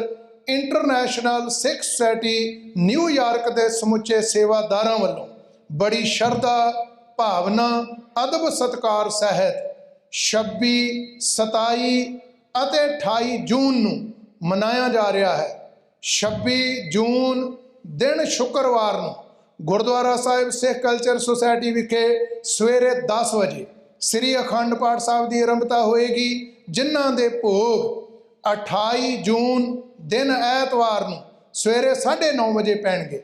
28 ਜੂਨ ਐਤਵਾਰ ਨੂੰ ਅੰਮ੍ਰਿਤ ਵੇਲੇ ਤੋਂ ਲੈ ਕੇ ਸਾਰਾ ਦਿਨ ਭਰ ਦੇ ਦੀਵਾਨ ਬਾਬਾ ਬੰਦਾ ਸਿੰਘ ਬਹਾਦਰ ਜੀ ਦੀ ਕੀਤੀ ਹੋਈ ਕੁਰਬਾਨੀ, ਕਾਇਮ ਕੀਤਾ ਖਾਲਸਾ ਰਾਜ, ਕੌਮ ਪ੍ਰਤੀ ਨਿਭਾਈਆਂ ਹੋਈਆਂ ਸੇਵਾਵਾਂ ਨੂੰ ਸਮਰਪਿਤ ਹੁੰਦਿਆਂ ਸਾਰਾ ਦਿਨ ਭਰ ਦੇ 28 ਤਰੀਕ ਨੂੰ ਦੀਵਾਨ ਸਜਾਏ ਜਾਣਗੇ। ਪੰਥ ਪ੍ਰਸਿੱਧ ਕੀਰਤਨੀ ਜਥੇ, ਪ੍ਰਚਾਰਕ, ਕਥਾਵਾਚਕ, ਰਾਗੀ ਢਾਡੀ ਸਾਹਿਬਾਨ ਅਤੇ ਪੰਥਕ ਬੁਲਾਰੇ ਆਪ ਸਾਰੀਆਂ ਸੰਗਤਾਂ ਨੂੰ ਗੁਰੂ ਚਰਨਾਂ ਨਾਲ ਜੋੜਨਗੇ। ਸਮੁੱਚੀਆਂ ਸੰਗਤਾਂ ਨੂੰ ਬੇਨਤੀ ਹੈ, ਪਰਿਵਾਰਾਂ ਬੱਚਿਆਂ ਸਮੇਤ ਵੱਧ ਤੋਂ ਵੱਧ ਹਾਜ਼ਰੀਆਂ ਭਰ ਕੇ ਸਤਿਗੁਰੂ ਸੱਚੇ ਪਾਤਸ਼ਾਹ ਜੀ ਦੀਆਂ ਬਖਸ਼ਿਸ਼ਾਂ ਤੇ ਮਹਾਨ ਸ਼ਹੀਦਾਂ ਦੀਆਂ ਅਸੀਸਾਂ ਪ੍ਰਾਪਤ ਕਰੋ ਜੀ। ਵਾਹਿਗੁਰੂ ਜੀ ਕਾ ਖਾਲਸਾ, ਵਾਹਿਗੁਰੂ ਜੀ ਕੀ ਫਤਿਹ।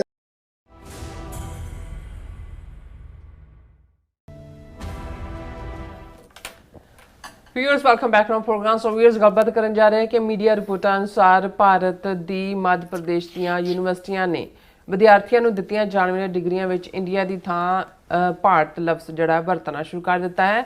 ਇਹ RSS ਵੱਲੋਂ ਚਲਾਈ ਗਈ ਮੁਹਿੰਮ ਦਾ ਹਿੱਸਾ ਹੈ।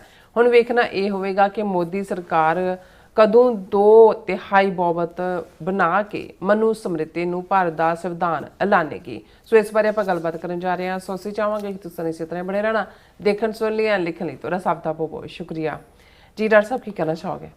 ਦੇਖੋ, ਭਾਰਤ ਦੇ ਥੋੜ੍ਹੇ ਜਿਹੇ ਇੰਡੀਪੈਂਡੈਂਟ ਜਾਂ ਇੰਡੀਅਨ ਨੈਸ਼ਨਲਿਸਟ ਜਿਹੜੇ ਹਿੰਦੂਵਾਦੀ ਨਹੀਂ ਨੇ ਪਰ ਅਦਰਵਾਈਜ਼ ਕਾਂਗਰਸ ਹਮਾਇਤੀ ਮੀਡੀਆ ਹੈ, ਉਹਨਾਂ ਦੇ ਵਿੱਚ ਲਗਾਤਾਰਤਾ ਨਾਲ ਇਹ ਵਿਚਾਰ ਚਰਚਾ ਚੱਲ ਰਹੀ ਹੈ ਕਿ ਪਿਛਲੇ ਕੁਝ ਹਫ਼ਤਿਆਂ ਦੇ ਵਿੱਚ ਜਿਵੇਂ ਦੋ ਵੱਡੀਆਂ ਪਾਰਟੀਆਂ ਦੇ MPs ਨੂੰ ਤੋੜ ਕੇ ਜਿਹੜਾ ਹੈ ਉਹ ਇੰਡੀਪੈਂਡੈਂਟ ਕੀਤਾ ਗਿਆ ਤਾਂ ਕਿ BJP ਉਹਨਾਂ ਦੀ ਮਦਦ ਲੈ ਸਕੇ। ਉਹਨਾਂ ਦੇ ਵਿੱਚ ਅਸੀਂ ਵੱਡੀ ਤਬਦੀਲੀ ਤਾਂ ਤ੍ਰਿਣਮੂਲ ਕਾਂਗਰਸ, ਹਾਲਾਂ ਧੋਖੇ ਦੇ ਨਾਲ ਇਹਨਾਂ ਨੇ ਇਲੈਕਸ਼ਨਾਂ ਜਿੱਤੀਆਂ, 91 ਲੱਖ ਤੋਂ ਜ਼ਿਆਦਾ ਵੋਟਾਂ ਜਿਹੜੀਆਂ ਨੇ ਉਹ ਬੇਕਾਰ ਕੀਤੀਆਂ। ਪਹਿਲਾਂ ਇਹਨਾਂ ਜਿਹੜੀ ਹੈ ਉਸ ਦੇ SIR ਦੇ ਥੱਲੇ, ਫਿਰ ਉਹਨਾਂ ਨੇ ਤ੍ਰਿਣਮੂਲ ਕਾਂਗਰਸ ਦੇ ਜਿਹੜੇ ਉਹਨਾਂ ਦੇ 20 ਤੋਂ ਜ਼ਿਆਦਾ MP ਜਿਹੜੇ ਨੇ ਉਹ ਤੋੜੇ, ਉਹਨਾਂ ਨੂੰ ਇੱਕ ਅਲੱਗ ਗਰੁੱਪ ਬਣਾ ਕੇ ਕਾਨੂੰਨ ਜਿਹੀ ਪਾਰਟੀ ਦੇ ਨਾਲ ਜੁਆਇਨ ਕਰ, ਜਿਹਨੂੰ ਤਾਂ ਕਿ ਜਦੋਂ ਮਰਜ਼ੀ BJP ਵਾਲੇ ਆਪਣੇ ਨਾਲ ਡਾ ਸਕਦੇ ਨੇ, ਜਿਸ ਨੂੰ ਜਿਹੜਾ ਹੈ ਉਹ ਅਮਿਤ ਸ਼ਾਹ ਦਾ ਮਾਸਟਰ ਸਟ੍ਰੋਕ ਕਿਹਾ ਜਾ ਰਿਹਾ। ਹੁਣ ਜਿਹੜੇ ਸ਼ਿਵ ਸੈਨਾ ਬਚੀ ਹੋਈ ਜਿਹੜੀ ਹੈ, ਆਲਰੇਡੀ ਪਹਿਲਾਂ ਉਹਦੇ 'ਚ ਸਪਲਿਟ ਕੀਤੀ, ਸੁਨੀਲ ਸ਼ਿੰਦੇ ਜਿਹੜਾ ਹੈ ਉਹਨੂੰ ਡਿਪਟੀ ਚੀਫ ਮਿਨਿਸਟਰ ਬਣਾਇਆ ਹੋਇਆ ਬੰਗਾਲ ਦਾ, ਅਤੇ ਜਿਹੜੀ ਓਰੀਜਨਲ ਸ਼ਿਵ ਸੈਨਾ ਜਿਹੜੀ ਠਾਕਰੇ ਦਾ ਮੁੰਡਾ ਉਦੈ ਠਾਕੁਰ ਜਿਹਦਾ ਪ੍ਰੈਜ਼ੀਡੈਂਟ, ਉਹਦੇ 13 MP ਸੀ, ਉਹਨਾਂ 'ਚੋਂ 7 ਜਿਹੜੇ ਨੇ ਉਹ ਪੱਟ ਲਏ ਨੇ ਔਰ ਉਹ ਜਿਹੜਾ ਸ਼ਿੰਦੇ ਗਰੁੱਪ ਪਹਿਲਾਂ ਤੋੜਿਆ ਉਹਦੇ ਨਾਲ ਜੁਆਇਨ ਕਰਵਾ ਦਿੱਤੇ। ਸੋ ਕੁੱਲ ਬਣਾ ਕੇ ਬਹੁਤਿਆਂ ਨੂੰ ਲੱਗਦਾ ਹੈ ਕਿ ਵੀ ਇਹ ਸਾਰਾ ਚੱਲ ਕੀ ਰਿਹਾ, ਵੀ ਇਹ ਹੁਣ ਨੈਕਸਟ ਇਹ ਹੈ ਵੀ ਸ਼ਾਇਦ 36-37 MP ਉਹਨਾਂ ਦੇ ਅਭਿਲੇਖ ਯਾਦਵ ਦੀ ਪਾਰਟੀ ਦੇ ਨੇ ਵੀ ਉਹਨਾਂ ਦੇ ਉੱਤੇ ਵੀ ਜਿਹੜੀ ਹੈ ਉਹ ਉਹਨਾਂ ਨੂੰ ਤੋੜਿਆ ਜਾਣਾ। ਸੋ ਇੱਕ ਜਿਹੜਾ ਵਿਊ ਹੈ ਔਰ ਮੈਨੂੰ ਲੱਗਦਾ ਵੀ ਇਹ ਜ਼ਿਆਦਾ ਠੀਕ ਲੱਗਦਾ ਵੀ ਇਹਨਾਂ ਨੂੰ ਇਹ ਨਜ਼ਰ ਆ ਗਿਆ ਵੀ ਜੇ ਅਸੀਂ ਪਬਲਿਕ 'ਚ ਇਲੈਕਸ਼ਨ ਫੇਸ ਕਰਦੇ ਹਾਂ ਭਾਵੇਂ ਜਿੰਨੇ ਮਰਜ਼ੀ ਧੋਖਾ ਧੜੀ ਦੂਜਾ ਤੀਜਾ ਕਰੀਏ, ਜਿਵੇਂ ਪਿਛਲੀਆਂ ਇਲੈਕਸ਼ਨਾਂ ਤੱਕ ਪਹੁੰਚਦੇ ਹਾਂ 240 ਸੀਟਾਂ ਤਾਂ ਹੀ ਸਿਮਟ ਗਏ ਸੀ, ਮੈਜੋਰਟੀ 272 ਉਹਨਾਂ ਕੋਲ ਨਹੀਂ ਸੀ, ਜਿਹਦੇ ਲਈ ਉਹਨਾਂ ਨੇ ਫਿਰ ਤੇਲਗੂ ਦੇਸਮ ਪਾਰਟੀ ਔਰ ਨਿਤੀਸ਼ ਕੁਮਾਰ ਦੀ ਪਾਰਟੀ ਦਾ ਸਹਾਰਾ ਲਿਆ। ਹੁਣ ਤਾਂ ਉਹਨਾਂ ਨੂੰ ਲੋੜ ਹੀ ਨਹੀਂ ਹੈ ਕਿ ਵੀ ਉਹਨਾਂ ਨੇ ਕਿਉਂ ਤੋੜਨੇ ਨੇ MP ਜਿਹੜੇ ਆਲਰੇਡੀ ਐਗਜ਼ਿਸਟ ਕਰਦੇ ਨੇ, ਕਿਉਂਕਿ ਉਹ 2/3 ਮੈਜੋਰਟੀ ਲੈਣਾ ਚਾਹੁੰਦੇ ਨੇ। ਕਿਉਂਕਿ ਕੋਈ ਵੀ ਅਮੈਂਡਮੈਂਟ ਕਨਸਟੀਟਿਊਸ਼ਨ ਦੇ ਵਿੱਚ ਕਰਨ ਦੇ ਲਈ 2/3 ਮੈਜੋਰਟੀ 2/3 ਉਹ ਤਾਂ ਰਾਜ ਸਭਾ ਦੇ ਵਿੱਚ ਤਾਂ ਉਹਨਾਂ ਨੇ ਲੈ ਲੈਣੀ ਹੈ, ਕਿਉਂਕਿ ਸਟੇਟਾਂ 'ਚ ਜਿਵੇਂ ਹੁਣ ਬੰਗਾਲ ਦੇ ਉਹ ਤਾਂ MLA ਚੁਣਦੇ ਨੇ ਰਾਜ ਸਭਾ ਦੇ ਮੈਂਬਰ। ਲੇਕਿਨ ਇਸ ਸਾਰੇ ਦੇ ਵਿੱਚ ਉਹਨਾਂ ਦਾ ਵੱਡਾ ਇਹੀ ਹੈ ਕਿ ਭਾਈ ਉਹ ਸੰਵਿਧਾਨ ਨੂੰ ਜਿਹੜਾ ਉਹ ਬਦਲਣਾ ਚਾਹੁੰਦੇ ਨੇ, ਉਹ ਉਹਨਾਂ ਨੇ ਮਨੂ ਸਮ੍ਰਿਤੀ ਲਿਆਉਣਾ ਹੀ ਲਿਆਉਣਾ। ਲੇਕਿਨ ਆਲਰੇਡੀ ਇਸ ਦੇ ਉੱਤੇ RSS ਵਾਲੇ ਜਿਹੜੇ ਨੇ ਉਹ ਲੰਬੇ ਵਕਤ ਤੋਂ ਕੰਮ, ਜਿਵੇਂ ਅਸੀਂ ਕਿਹਾ ਸੀ ਵੀ ਤਿਰੰਗਾ ਉਹਨਾਂ ਨੇ ਕਦੇ ਐਕਸੈਪਟ ਨਹੀਂ ਕੀਤਾ, ਤਾਂ ਬਹੁਤ ਬਾਅਦ 'ਚ ਜਾ ਕੇ ਜਦੋਂ ਦਬਾਅ ਪਿਆ ਤਾਂ ਨਾਗਪੁਰ 'ਚ ਉਹਨਾਂ ਨੇ ਚਲਾਇਆ। ਔਰ ਮੈਂ ਕੱਲ੍ਹ ਹੀ ਕਿਤੇ ਪੜ੍ਹ ਰਿਹਾ ਸੀ ਕਿ ਜਦੋਂ 1948 ਦੇ ਵਿੱਚ ਜਿਹੜਾ ਸੰਵਿਧਾਨ 'ਚ ਡਿਸਕਸ਼ਨ ਹੋ ਰਹੀ ਸੀ, 50 'ਚ ਲਾਗੂ ਹੋਇਆ, ਤੇ ਗੋਲਵਲਕਰ ਨੇ ਉਸ ਦੇ ਉੱਤੇ ਲਿਖਿਆ ਵੀ ਅਸੀਂ ਤਾਂ ਇਸ ਨੂੰ ਮੰਨਦੇ ਨਹੀਂ, ਸਾਡਾ ਸੰਵਿਧਾਨ ਤਾਂ ਮਨੂ ਸਮ੍ਰਿਤੀ ਹੈ। ਸੋ ਓਰੀਜਨਲ ਜਿਹੜੀ ਇਹਨਾਂ ਦੀ ਥਿੰਕਿੰਗ ਹੈ ਉਹ ਉਸ ਵਾਲੀ। ਔਰ ਮੈਂ ਜਦੋਂ ਅੱਜ ਇਹ ਖਬਰ ਦੇਖੀ ਮੈਂ ਕਿਹਾ ਵੀ ਇੱਕ ਪਾਸੇ ਉਹ 2/3 ਮੈਜੋਰਟੀ ਲੈਣ ਦੇ ਲਈ ਆਲਰੇਡੀ ਆਪਣਾ ਕੰਮ ਕਰ ਰਹੇ ਨੇ ਕਿ ਭਾਈ ਉਹ ਐਗਜ਼ਿਸਟਿੰਗ 'ਚੋਂ ਹੀ ਉਹਨਾਂ ਨੇ ਬਣਾ ਲੈਣਾ ਕੰਮ, ਤਾਂ ਕਿ ਅਗਲੀ ਇਲੈਕਸ਼ਨ ਦੀ ਲੋੜ ਹੀ ਨਾ ਪਏ। ਮਨੂ ਸਮ੍ਰਿਤੀ ਮੁਤਾਬਕ ਤਾਂ ਫਿਰ ਕੋਈ ਉਹਨਾਂ ਨੂੰ ਵੋਟਾਂ ਦੀ ਲੋੜ ਹੀ ਨਹੀਂ ਹੈ। ਉਹ 1 ਪਾਰਟੀ ਸਿਸਟਮ, ਚਾਈਨਾ ਦੇ ਸਿਸਟਮ ਵਾਂਗ ਜਾਂ ਰਸ਼ੀਆ ਦੇ ਸਿਸਟਮ ਵਾਂਗ ਕੁਛ ਨਾ ਕੁਛ ਜਿਹੜਾ ਉਹਦੇ 'ਚ ਤਬਦੀਲੀ ਕਰਕੇ ਉਹਨੂੰ ਲਿਆਉਣਗੇ। ਔਰ ਇਹ ਖਬਰ ਹੈ ਕਿ in first degrees of MP University carry name Bharat instead of India। ਔਰ ਇਸ ਖਬਰ ਦਾ ਲਬੋ ਲਬਾਬ ਇਹ ਹੈ ਕਿ ਜਿਹੜੀ RSS ਦੀ ਐਜੂਕੇਸ਼ਨ ਦੇ ਫੀਲਡ 'ਚ ਕੰਮ ਕਰਨ ਵਾਲੀ ਸੰਸਥਾ ਹੈ, ਸਿੱਖਿਆ ਸੰਸਕ੍ਰਿਤੀ ਉਥਾਨ ਨਿਆਸ ਇਹ ਉਹਦਾ ਨਾਂ ਹੈ, ਉਹਨਾਂ ਨੇ ਲੰਬੇ ਵਕਤ ਤੋਂ ਕੈਂਪੇਨ ਸ਼ੁਰੂ ਕੀਤਾ ਹੋਇਆ ਸੀ ਕਿ ਇੰਡੀਆ ਲਫ਼ਜ਼ ਜਿਹੜਾ ਹੈ ਉਸ ਨੂੰ ਭਾਰਤ ਦੇ ਨਾਲ ਜਿਹੜਾ ਉਹ ਬਦਲਿਆ ਜਾਏ। ਹਾਲਾਂਕਿ ਜਿਹੜਾ ਭਾਰਤੀ ਸੰਵਿਧਾਨ ਦਾ ਆਰਟੀਕਲ 1 ਹੈ, ਕਿਉਂਕਿ ਇਹਨੂੰ ਇਹ ਬਦਲ ਨਹੀਂ ਸਕਦੇ, ਕਿਉਂਕਿ article 1 of the constitution which currently state India, that is Bharat shall be a union of states। So India ਲਫ਼ਜ਼ ਨੂੰ ਰੈਕਗਨਾਈਜ਼ ਕੀਤਾ ਹੋਇਆ ਕਿ ਵੀ ਇਹ ਹੈ। ਲੇਕਿਨ ਇਹ ਉਸ ਨੂੰ ਕਿਉਂਕਿ ਸਮਝਦੇ ਨੇ ਕਿ ਭਾਈ ਅਸੀਂ ਹੁਣ ਉਹਨਾਂ ਨੇ ਫੌਜੀਆਂ ਦੀ ਸਾਰੀ ਯੂਨੀਫਾਰਮ ਵੀ ਬਦਲੀ ਹੈ ਕਿ ਜੀ ਇਹ ਕਲੋਨੀਅਲ ਪੀਰੀਅਡ ਦੀ ਹੈ ਜਾਂ ਦੂਸਰੀ ਤੀਸਰੀ ਹੈ। ਲੇਕਿਨ ਇਹ ਜਿਹੜੀ ਖਬਰ ਹੈ ਇਹ ਔਰ ਇਸ ਜਿਹੜੀ ਯੂਨੀਵਰਸਿਟੀ ਨੇ ਬਦਲੀ ਹੈ ਇਹ ਡਿਗਰੀ ਦੇ ਵਿੱਚ ਇੰਡੀਆ ਦੀ ਥਾਂ ਲਫ਼ਜ਼ ਭਾਰਤ ਲਿਆਂਦਾ। ਇਸ ਮੌਕੇ ਦੇ ਉੱਤੇ ਡਿਗਰੀਆਂ ਵੀ ਜਿਹੜੀਆਂ ਨੇ ਰਾਸ਼ਟਰਪਤੀ ਜਿਹੜੀ ਬਣਾਈ ਹੋਈ ਹੈ ਦਲਿਤ ਆਦੀਵਾਸੀ ਬੀਬੀ ਪ੍ਰੈਜ਼ੀਡੈਂਟ ਦ੍ਰੋਪਦੀ ਮੁਰਮੂ, ਉਹਨੇ ਇਹ ਡਿਗਰੀਆਂ ਜਿਹੜੀਆਂ ਨੇ ਦਿੱਤੀਆਂ। ਔਰ ਇਹ ਜਿਹੜੀ ਹੈ ਰਾਣੀ ਦੁਰਗਾਵਤੀ ਯੂਨੀਵਰਸਿਟੀ ਹੈ ਮੱਧ ਪ੍ਰਦੇਸ਼ ਜਬਲਪੁਰ ਦੇ ਵਿੱਚ, has become the first Indian university to replace the word India with Bharat in the academic certificates. ਕਿ ਭਾਰਤ ਦੀ ਇਹ ਪਹਿਲੀ ਯੂਨੀਵਰਸਿਟੀ ਬਣ ਗਈ ਹੈ ਜਿਹਦੇ 'ਚ ਕਿ ਹੁਣ ਇੰਡੀਆ ਨਹੀਂ ਲਿਖਿਆ ਹੋਏਗਾ, ਭਾਰਤ ਲਿਖਿਆ ਹੋਏਗਾ। ਇਹ 36ਵੀਂ ਕਨਵੋਕੇਸ਼ਨ ਸੀ ਯੂਨੀਵਰਸਿਟੀ ਦੀ, ਜਿਹਨੂੰ ਪ੍ਰੀਜ਼ਾਈਡ ਜਿਹੜੀ ਰਾਸ਼ਟਰਪਤੀ ਦ੍ਰੋਪਦੀ ਮੁਰਮੂ ਨੇ ਕੀਤਾ। ਉਹਨੇ ਡਿਗਰੀਆਂ ਦਿੱਤੀਆਂ ਔਰ ਉਹਨਾਂ ਡਿਗਰੀਆਂ ਦੇ ਉੱਤੇ ਭਾਰਤ ਹੈ ਲਫ਼ਜ਼, ਹੁਣ ਜਿਹੜਾ ਉਹ ਇੰਡੀਆ ਨਹੀਂ ਹੈ। ਔਰ ਇਸ ਤੋਂ ਪਹਿਲਾਂ ਜਿਹੜੀ ਹੈ ਦੇਵ ਅਹਿਲਿਆ ਯੂਨੀਵਰਸਿਟੀ ਵੀ ਮੱਧ ਪ੍ਰਦੇਸ਼ ਦੀ ਭਾਰਤ ਹੀ ਇਸਤੇਮਾਲ ਕਰ ਰਹੀ ਹੈ ਆਫੀਸ਼ੀਅਲ ਕਮਿਊਨੀਕੇਸ਼ਨ 'ਚ। ਔਰ ਇਹ ਜਿਹੜੀ ਹੈ ਡਿਬੇਟ ਉਹਨਾਂ ਨੇ ਕਿਹਾ ਵੀ ਇਹ ਭਾਵੇਂ ਹੁਣ ਯੂਨੀਵਰਸਿਟੀ ਲੈਵਲ 'ਤੇ ਆਇਆ, ਪਰ ਈਵਨ ਜਦੋਂ G20 ਮੀਟ ਦਿੱਲੀ ਦੇ ਵਿੱਚ ਹੋਈ ਉਦੋਂ ਜਿੰਨੇ ਵੀ ਬੋਰਡ ਲੱਗੇ ਸੀ ਜਾਂ ਨੇਮ ਪਲੇਟਸ ਦੇ ਉੱਤੇ ਸਮਿਟ ਦੇ ਦੂਜਾ ਸੀ ਉਹਦੇ 'ਤੇ ਭਾਰਤ ਲਿਖਿਆ ਹੋਇਆ ਸੀ ਇਨਸਟੈਡ ਆਫ ਇੰਡੀਆ। ਸੋ ਜਦੋਂ ਮੋਹਨ ਭਾਗਵਤ ਇਹ ਕਹਿੰਦਾ ਹੈ ਕਿ ਵੀ ਸਾਨੂੰ ਕੋਈ ਲੋੜ ਹੀ ਨਹੀਂ ਹੈ ਇਹਨੂੰ ਬਣਾਉਣ ਦੀ, ਇਹ ਤਾਂ ਆਲਰੇਡੀ ਹਿੰਦੂ ਰਾਸ਼ਟਰ ਹੈ। ਸੋ ਇਹ ਆਪਣੇ ਆਪ ਦੇ ਵਿੱਚ ਬਹੁਤ ਵੱਡੀ ਗੱਲ ਹੈ ਕਿ ਭਾਈ ਤੁਸੀਂ ਮੁਲਕ ਦਾ ਨਾਂ ਹੀ ਜਿਹੜਾ ਬਿਨਾਂ ਸੰਵਿਧਾਨ ਦੇ ਵਿੱਚ ਅਮੈਂਡ ਕੀਤੇ ਹੈ ਮਨੂ ਸਮ੍ਰਿਤੀ ਲਈ ਤਾਂ ਉਹਨਾਂ ਨੇ ਜਦੋਂ ਸੰਵਿਧਾਨ ਇੱਕ ਪਾਸੇ ਕਰਤਾ 2/3 ਨੇ ਕਿਹਾ ਕਿ ਜੀ ਦੇਖੋ ਇਹ ਤਾਂ ਮਨੂ ਸਮ੍ਰਿਤੀ ਤਾਂ ਬ੍ਰਾਹਮਣ ਨੂੰ ਹੀ ਮੰਨਦੀ ਆ ਉੱਚ, ਉੱਥੇ ਤਾਂ ਫਿਰ ਇੱਕ ਐਡਲਟ ਫਰੈਂਚਾਈਜ਼ ਵੀ ਨਹੀਂ ਰਹਿੰਦਾ, 1 ਪਰਸਨ 1 ਵੋਟ ਨਹੀਂ ਰਹਿੰਦਾ। ਔਰ ਆਲਰੇਡੀ ਉਹਨਾਂ ਦੇ ਜਿਹੜੇ RSS ਨਾਗਪੁਰ ਦੇ ਵਿੱਚ ਇਹੀ ਚਰਚਾ ਹੈ ਕਿ ਭਾਈ ਹੁਣ ਵਕਤ ਆ ਗਿਆ ਜਦੋਂ ਕਿ ਭਾਰਤ ਨੂੰ ਇੰਡੀਪੈਂਡੈਂਟਲੀ ਆਪਣੇ ਆਪ ਨੂੰ ਹਿੰਦੂ ਰਾਸ਼ਟਰ ਤਾਂ ਐਲਾਨਣਾ ਹੀ ਐਲਾਨਣਾ ਹੈ, ਪਰ ਜਿਹੜੇ ਸੰਵਿਧਾਨ ਦੇ ਵਿੱਚ ਥੋੜ੍ਹੇ ਬਹੁਤ ਸੇਫਗਾਰਡ ਸੋ ਕਾਲਡ ਮਾਈਨੋਰਿਟੀਜ਼, ਉਹਨੂੰ ਸੋ ਕਾਲਡ ਹੀ ਕਹਿੰਦੇ ਨੇ, ਕਹਿੰਦੇ ਇੱਥੇ ਤਾਂ ਕੋਈ ਮਾਈਨੋਰਿਟੀ ਹੈ ਹੀ ਨਹੀਂ, ਸਾਰੇ ਰਹਿਣ ਵਾਲੇ ਹਿੰਦੂ ਹੀ ਨੇ। ਸੋ ਹੁਣ ਇਹ ਸਿੱਖ ਕੌਮ ਵੀ ਦੇਖੇ ਕਿ ਭਾਈ ਜਿਨ੍ਹਾਂ ਨੇ ਬੇਸ਼ੱਕ ਅਸੀਂ ਇਸ ਸੰਵਿਧਾਨ ਨੂੰ ਨਹੀਂ ਸੀ ਮੰਨਿਆ ਹੋਇਆ, ਲੇਕਿਨ ਇਹਦੇ ਬਾਵਜੂਦ ਜਿਹੜੀ ਅੱਜ ਜਿਸ ਪਾਸੇ ਤੱਕ ਗੱਲ ਚਲੀ ਗਈ ਹੈ ਕਿ ਸਾਡੇ ਕੋਲ ਆਪਣਾ ਮੁਲਕ ਖਾਲਿਸਤਾਨ ਬਣਾਉਣ ਤੋਂ ਇਲਾਵਾ ਕੋਈ ਰਾਹ ਬਚਿਆ ਕਿ ਵੀ ਤੁਸੀਂ ਇਸ ਹਿੰਦੂਤਵਾ ਦੇ ਜੂਲੇ ਚੋਂ ਨਿਕਲ ਸਕਦੇ ਹੋ ਕਿਸੇ ਹੋਰ ਤਰੀਕੇ ਨਾਲ। ਬਿਲਕੁਲ ਡਾਕਟਰ ਸਾਹਿਬ, ਤੁਹਾਡਾ ਬਹੁਤ ਬਹੁਤ ਧੰਨਵਾਦ। ਸੋ ਅਥਲੈਂਡ ਬ੍ਰੇਕ ਫਿਊਰਸ ਤੁਸੀਂ ਇਸ ਤਰ੍ਹਾਂ ਬਣੇ ਰਹਿਣਾ, ਮਿਲਦੇ ਹਾਂ after this short break.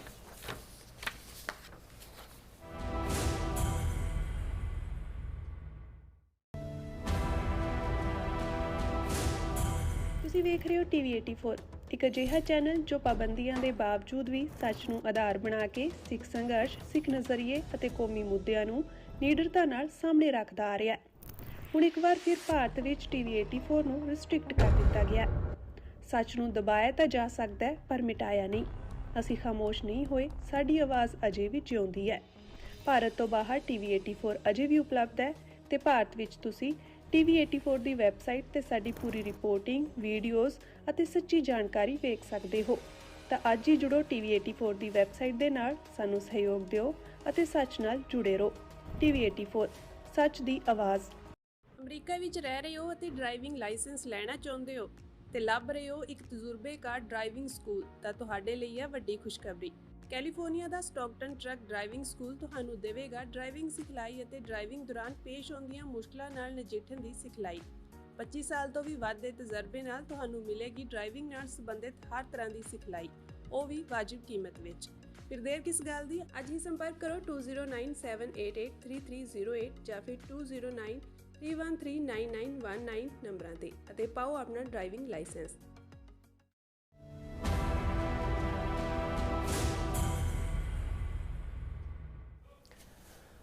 Viewers welcome back on programme. So viewers, ਗੱਲਬਾਤ ਕਰਨ ਜਾ ਰਹੇ ਹਾਂ ਅਖੀਰਲੇ ਸੈਗਮੈਂਟ ਦੇ ਵਿੱਚ ਕਿ ਉੱਤਰਾਖੰਡ ਅਤੇ ਪੰਜਾਬ ਵਿੱਚ ਸਿੱਖਾਂ ਤੇ ਹੋ ਰਹੇ ਹਮਲੇ, ਸਿੱਖ ਗੁਰੂਆਂ ਦੀ ਤੋਹੀਨ ਅਤੇ ਸਿੱਖ ਗੁਰੂ ਘਰਾਂ ਪ੍ਰਤੀ ਚਲਾਈ ਗਈ ਨਫ਼ਰਤੀ ਮੁਹਿੰਮ ਖਤਰਨਾਕ ਇਸ਼ਾਰਾ ਦੇ ਰਹੀ ਹੈ ਕਿ ਸਿੱਖ ਕੌਮ ਇਸ ਚੈਲੰਜ ਦੀ ਗੰਭੀਰਤਾ ਨੂੰ ਸਮਝ ਰਹੀ ਹੈ। ਇਸ ਬਾਰੇ ਆਪਾਂ ਗੱਲਬਾਤ ਕਰਨ ਜਾ ਰਹੇ ਹਾਂ। ਨਾਲ ਜਿਹੜੇ ਤੁਹਾਡੇ ਲਾਈਵ ਮੈਸੇਜ ਨੇ ਉਹ ਵੀ ਆਪਾਂ ਸ਼ੇਅਰ ਕਰਨ ਜਾ ਰਹੇ ਹਾਂ।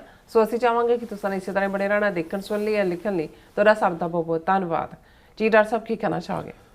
ਦੇਖੋ, ਪਿਛਲੇ ਫਰਾਈਡੇ ਦੇ ਸ਼ੋਅ ਦੇ ਵਿੱਚ ਵੀ ਅਸੀਂ ਇੱਕ ਸੈਗਮੈਂਟ ਇਹਦੇ 'ਤੇ ਡਿਸਕਸ ਕੀਤਾ ਸੀ ਕਿ ਕਿਵੇਂ ਇੱਕ ਕੰਸਿਸਟੈਂਟ ਪੈਟਰਨ ਹੈ ਕਿਤੇ ਘਟਨਾ ਵਾਪਰਨਾ, ਉਸ ਦਾ ਮੀਡੀਆ ਦੇ ਵਿੱਚ ਹਾਈਲਾਈਟ ਹੋਣਾ, ਉਹਨੂੰ ਇੱਕ ਸਪਿਨ ਦੇਣੀ, ਫਿਰ ਬਹੁਤ ਸਾਰੇ ਜਿਹੜੇ ਉਹਨਾਂ ਦੇ IT ਸੈੱਲ ਦੇ ਹਿੰਦੂਤਵੀਆਂ ਦੇ ਬੈਠੇ ਹੋਏ ਲੋਕ ਨੇ, ਉਹਨਾਂ ਵੱਲੋਂ ਸਿੱਖਾਂ ਨੂੰ ਮਿਲਾਈਨ ਕਰਨ ਦੇ ਲਈ ਪਿਛਲੀਆਂ ਵੀ ਕੋਈ ਖਬਰਾਂ ਜਾਂ ਫੋਟੋਆਂ ਕੱਢ ਕੇ ਪੋਸਟ ਕਰਨੀਆਂ ਔਰ ਇਹ ਸਾਬਿਤ ਕਰਨ ਦੀ ਕੋਸ਼ਿਸ਼ ਕਰਨੀ ਕਿ ਵੀ ਇਹ ਲਾਲੈਸ ਲੋਕ ਨੇ, ਇਹ ਤਲਵਾਰਾਂ ਲੈ ਕੇ ਘੁੰਮਦੇ ਨੇ, ਇਹਨਾਂ ਦੀਆਂ ਤਲਵਾਰਾਂ 'ਤੇ ਪਾਬੰਦੀਆਂ ਲਾਓ, ਇਹਨਾਂ ਨੂੰ ਜਿਹੜਾ ਬੜਾ ਆਪਣਾ ਸੱਚ ਦੇ ਪਹਿਰੇਦਾਰ ਹੋਣ ਦਾ ਇਹਨਾਂ ਦਾ ਤੋੜੋ। ਜਿਵੇਂ ਹਿਮਾਚਲ ਦੇ ਵਿੱਚ ਕਿਸੇ ਵੱਲੋਂ ਚੈਲੰਜ ਕੀਤਾ ਗਿਆ ਔਰ ਕਿਸ ਤਰੀਕੇ ਨਾਲ ਨਫ਼ਰਤੀ ਮਾਹੌਲ ਹੁਣ ਇਹ ਥੰਮਣ ਦਾ ਨਾਂ ਨਹੀਂ ਲੈ ਰਿਹਾ, ਕਿਉਂਕਿ ਇੱਕ ਘਟਨਾ ਜਿਹੜੀ ਜ਼ਾਹਰ ਹੈ ਕਿ ਉੱਤਰਾਖੰਡ ਦੇ ਚੰਬੋਲੀ ਜ਼ਿਲ੍ਹੇ ਦੇ ਵਿੱਚ ਵਾਪਰੀ, ਕਰਨ ਪ੍ਰਯਾਗ ਦੇ ਵਿੱਚ। ਹੁਣ ਉਹਦੀ ਬਹੁਤ ਸਾਰੀ ਡਿਟੇਲ ਸਾਹਮਣੇ ਆਈ ਹੈ। ਮੈਨੂੰ ਮਾਣ ਹੈ ਇਸ ਗੱਲ ਦਾ ਕਿ ਵੀ ਸਾਡੇ TV 84 ਦੇ ਉੱਤੇ ਉਹਨਾਂ ਚਾਰਾਂ ਚੋਂ ਜਿਹੜੇ 4 ਨੌਜਵਾਨ ਸਿੱਖ ਨਿਹੰਗ ਬਾਣੇ ਦੇ ਵਿੱਚ ਜਿਨ੍ਹਾਂ ਨੂੰ ਟਾਰਚਰ ਕੀਤਾ, ਇੱਕ ਦੀ ਲੱਤ ਤੋੜੀ, ਜਿਨ੍ਹਾਂ ਦੇ ਨੂੰ ਪੱਗਾਂ ਤੋਂ ਮਰਹੂਮ ਕਰਕੇ ਜਿਹੜਾ ਪੈਰੇਡ ਕਰਾਇਆ ਗਿਆ, ਉਹਨਾਂ ਦੇ ਪਰਿਵਾਰ ਵਾਲਿਆਂ ਦੇ ਨਾਲ TV 84 ਦੀ ਟੀਮ ਨੇ ਇੰਟਰਵਿਊ ਕੀਤਾ ਹੈ। ਉਹ ਆਲਰੇਡੀ ਜਿਹੜਾ ਕੋਈ ਦਿਲਚਸਪੀ ਰੱਖਦਾ ਹੈ ਉਹ ਸਾਡੇ ਵੈਬਸਾਈਟ ਤੇ ਜਾ ਕੇ ਉਹਨੂੰ ਦੇਖ ਸਕਦਾ ਹੈ। ਅੱਛਾ। ਲੇਕਿਨ ਜਿਹੜੀ ਇਸ ਸਾਰੇ ਦੇ ਵਿੱਚ ਕਹਾਣੀ ਇੱਥੇ ਹੀ ਨਹੀਂ ਮੁੱਕੀ ਕਿ ਵੀ ਕਿਵੇਂ ਪੁਲਿਸ ਨੇ ਇੱਕ ਤਰਫਾ ਉਹਨਾਂ ਦੇ ਉੱਤੇ ਇੰਨੇ ਕੁ ਜਿਹੜੇ ਨੇ ਉਹ ਪਰਚੇ ਦਰਜ ਕੀਤੇ ਜਾਂ ਉਹਨਾਂ ਦੇ ਉੱਤੇ ਇੰਨੀਆਂ ਕੁ ਧਾਰਾਵਾਂ ਕਾਨੂੰਨ ਦੀਆਂ ਲਾਈਆਂ ਜਿਹਦੇ 'ਚ ਈਵਨ ਜਨਾਨੀਆਂ ਨੂੰ ਛੇੜਨ ਦੀ, ਮਰਡਰ ਅਟੈਂਪਟ ਦੀ, ਦੂਜੀ ਯਾਨੀ ਕਿ ਉਹ ਬਾਹਰ ਆ ਹੀ ਨਾ ਸਕਣ, ਜ਼ਮਾਨਤ ਹੀ ਨਾ ਹੋਵੇ। ਹਾਲਾਂ ਹਕੀਕਤ ਇਹ ਹੈ ਵੀ ਉਹ ਨੌਜਵਾਨ ਜਿਹੜੇ 21-22 ਸਾਲਾਂ ਦੇ ਔਰ ਮੋਹਾਲੀ ਦੇ ਸੋਹਾਣਾ ਇਲਾਕੇ ਦੇ ਵਿੱਚ ਗੁਰਦੁਆਰਾ ਸਾਹਿਬ ਹੈ ਸ਼ਹੀਦਾਂ ਦੇ ਨਾਂ ਦੇ ਉੱਤੇ, ਉਹਦੇ 'ਚ ਹੀ ਸੇਵਾ। ਇੱਕ ਤਾਂ ਉਹਨਾਂ 'ਚੋਂ ਯੂਪੀ ਦੀ ਜਿਹੜੀ ਇੱਕ ਮਾਂ ਜਿਹੜੀ ਵਿਚਾਰੀ ਆ ਕੇ ਉਹਨੇ TV 84 ਦੇ ਉੱਤੇ ਕਿਹਾ ਕਿ ਮੇਰੇ ਹਸਬੈਂਡ ਦੀ ਡੈਥ, ਹਿੰਦੀ ਬੋਲ ਰਹੀ ਹੈ, ਡੈਥ ਹੋ ਗਈ ਸੀ।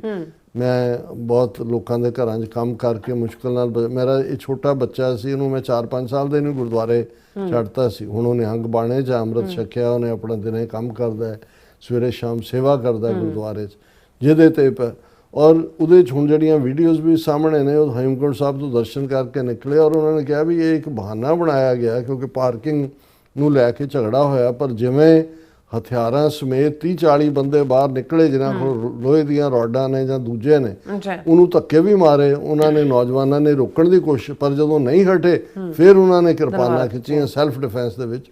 ਲੇਕਿਨ ਜਿਵੇਂ ਪੁਲਿਸ ਨੇ ਉਸ ਹੁੜਦੰਗ ਵਾਲੀ ਭੀੜ ਦੇ ਖਿਲਾਫ ਕੋਈ ਕੇਸ ਰਜਿਸਟਰ ਨਹੀਂ ਕੀਤਾ, ਇਹਨਾਂ ਨੌਜਵਾਨਾਂ ਨੂੰ ਚੁੱਕਿਆ, ਗ੍ਰਿਫਤਾਰ ਕੀਤਾ ਔਰ ਉਹਨਾਂ ਦੀਆਂ ਲੱਤਾਂ ਪੁਲਿਸ ਨੇ ਤੋੜੀਆਂ, ਇੱਕ ਦੀ ਜਿਹੜੀ ਚੂਰ-ਚੂਰ ਕੀਤੀਆਂ ਹੋਈਆਂ ਉਹਦੀਆਂ ਹੱਡੀਆਂ। ਹੁਣ ਚਲੋ ਇੱਕ ਚੰਗੀ ਗੱਲ ਇਹ ਹੈ ਵੀ ਕਿਉਂਕਿ ਇਹ ਚਾਰੋਂ ਇੱਕ ਥਾਂ ਨਾਲ ਸੰਬੰਧਿਤ ਸੀ, ਗੁਰਦੁਆਰਾ ਕਮੇਟੀ ਇਨਵੋਲਵ ਹੋਈ, ਵਾਰਿਸ ਪੰਜਾਬ ਦੇ ਪਾਰਟੀ ਦੀ ਟੀਮ ਜਿਹਨਾਂ 'ਚ ਭਾਈ ਅੰਮ੍ਰਿਤਪਾਲ ਸਿੰਘ ਹੋਰਾਂ ਦੇ ਪਿਤਾ ਜੀ ਵੀ ਗਏ ਔਰ ਦੂਜੇ ਉੱਥੇ ਰਿਸ਼ੀਕੇਸ਼ ਪਹੁੰਚੇ, DGP ਨਾਲ ਉਹਨਾਂ ਨੇ ਗੱਲਬਾਤ ਕੀਤੀ ਔਰ ਇਹ ਜਿਹੜੇ ਕ੍ਰਾਸ ਦੂਜਿਆਂ ਦੇ ਉੱਤੇ ਵੀ ਕੇਸ ਰਜਿਸਟਰ ਹੋਏ ਨੇ ਔਰ ਹੋ ਸਕਦਾ ਹੈ ਇਹਨਾਂ ਨੂੰ ਕੋਈ ਰਾਹਤ ਮਿਲੇ। ਔਰ ਇਸ ਸਾਰੇ ਪੀਰੀਅਡ 'ਚ ਚੱਲਦੇ ਆ ਕਿਉਂਕਿ ਇੱਕ ਤਰਫਾ ਜਿਹੜਾ ਇਹ ਜ਼ੁਲਮ ਦੀ ਕਹਾਣੀ ਸੀ, ਬਹੁਤ ਸਾਰੇ ਨਿਹੰਗ ਜਥੇਬੰਦੀਆਂ ਵੀ ਆਪਣੇ ਤੌਰ ਦੇ ਉੱਤੇ ਵੀ ਉਹਨਾਂ ਨੇ ਐਫਰਟ ਕੀਤਾ।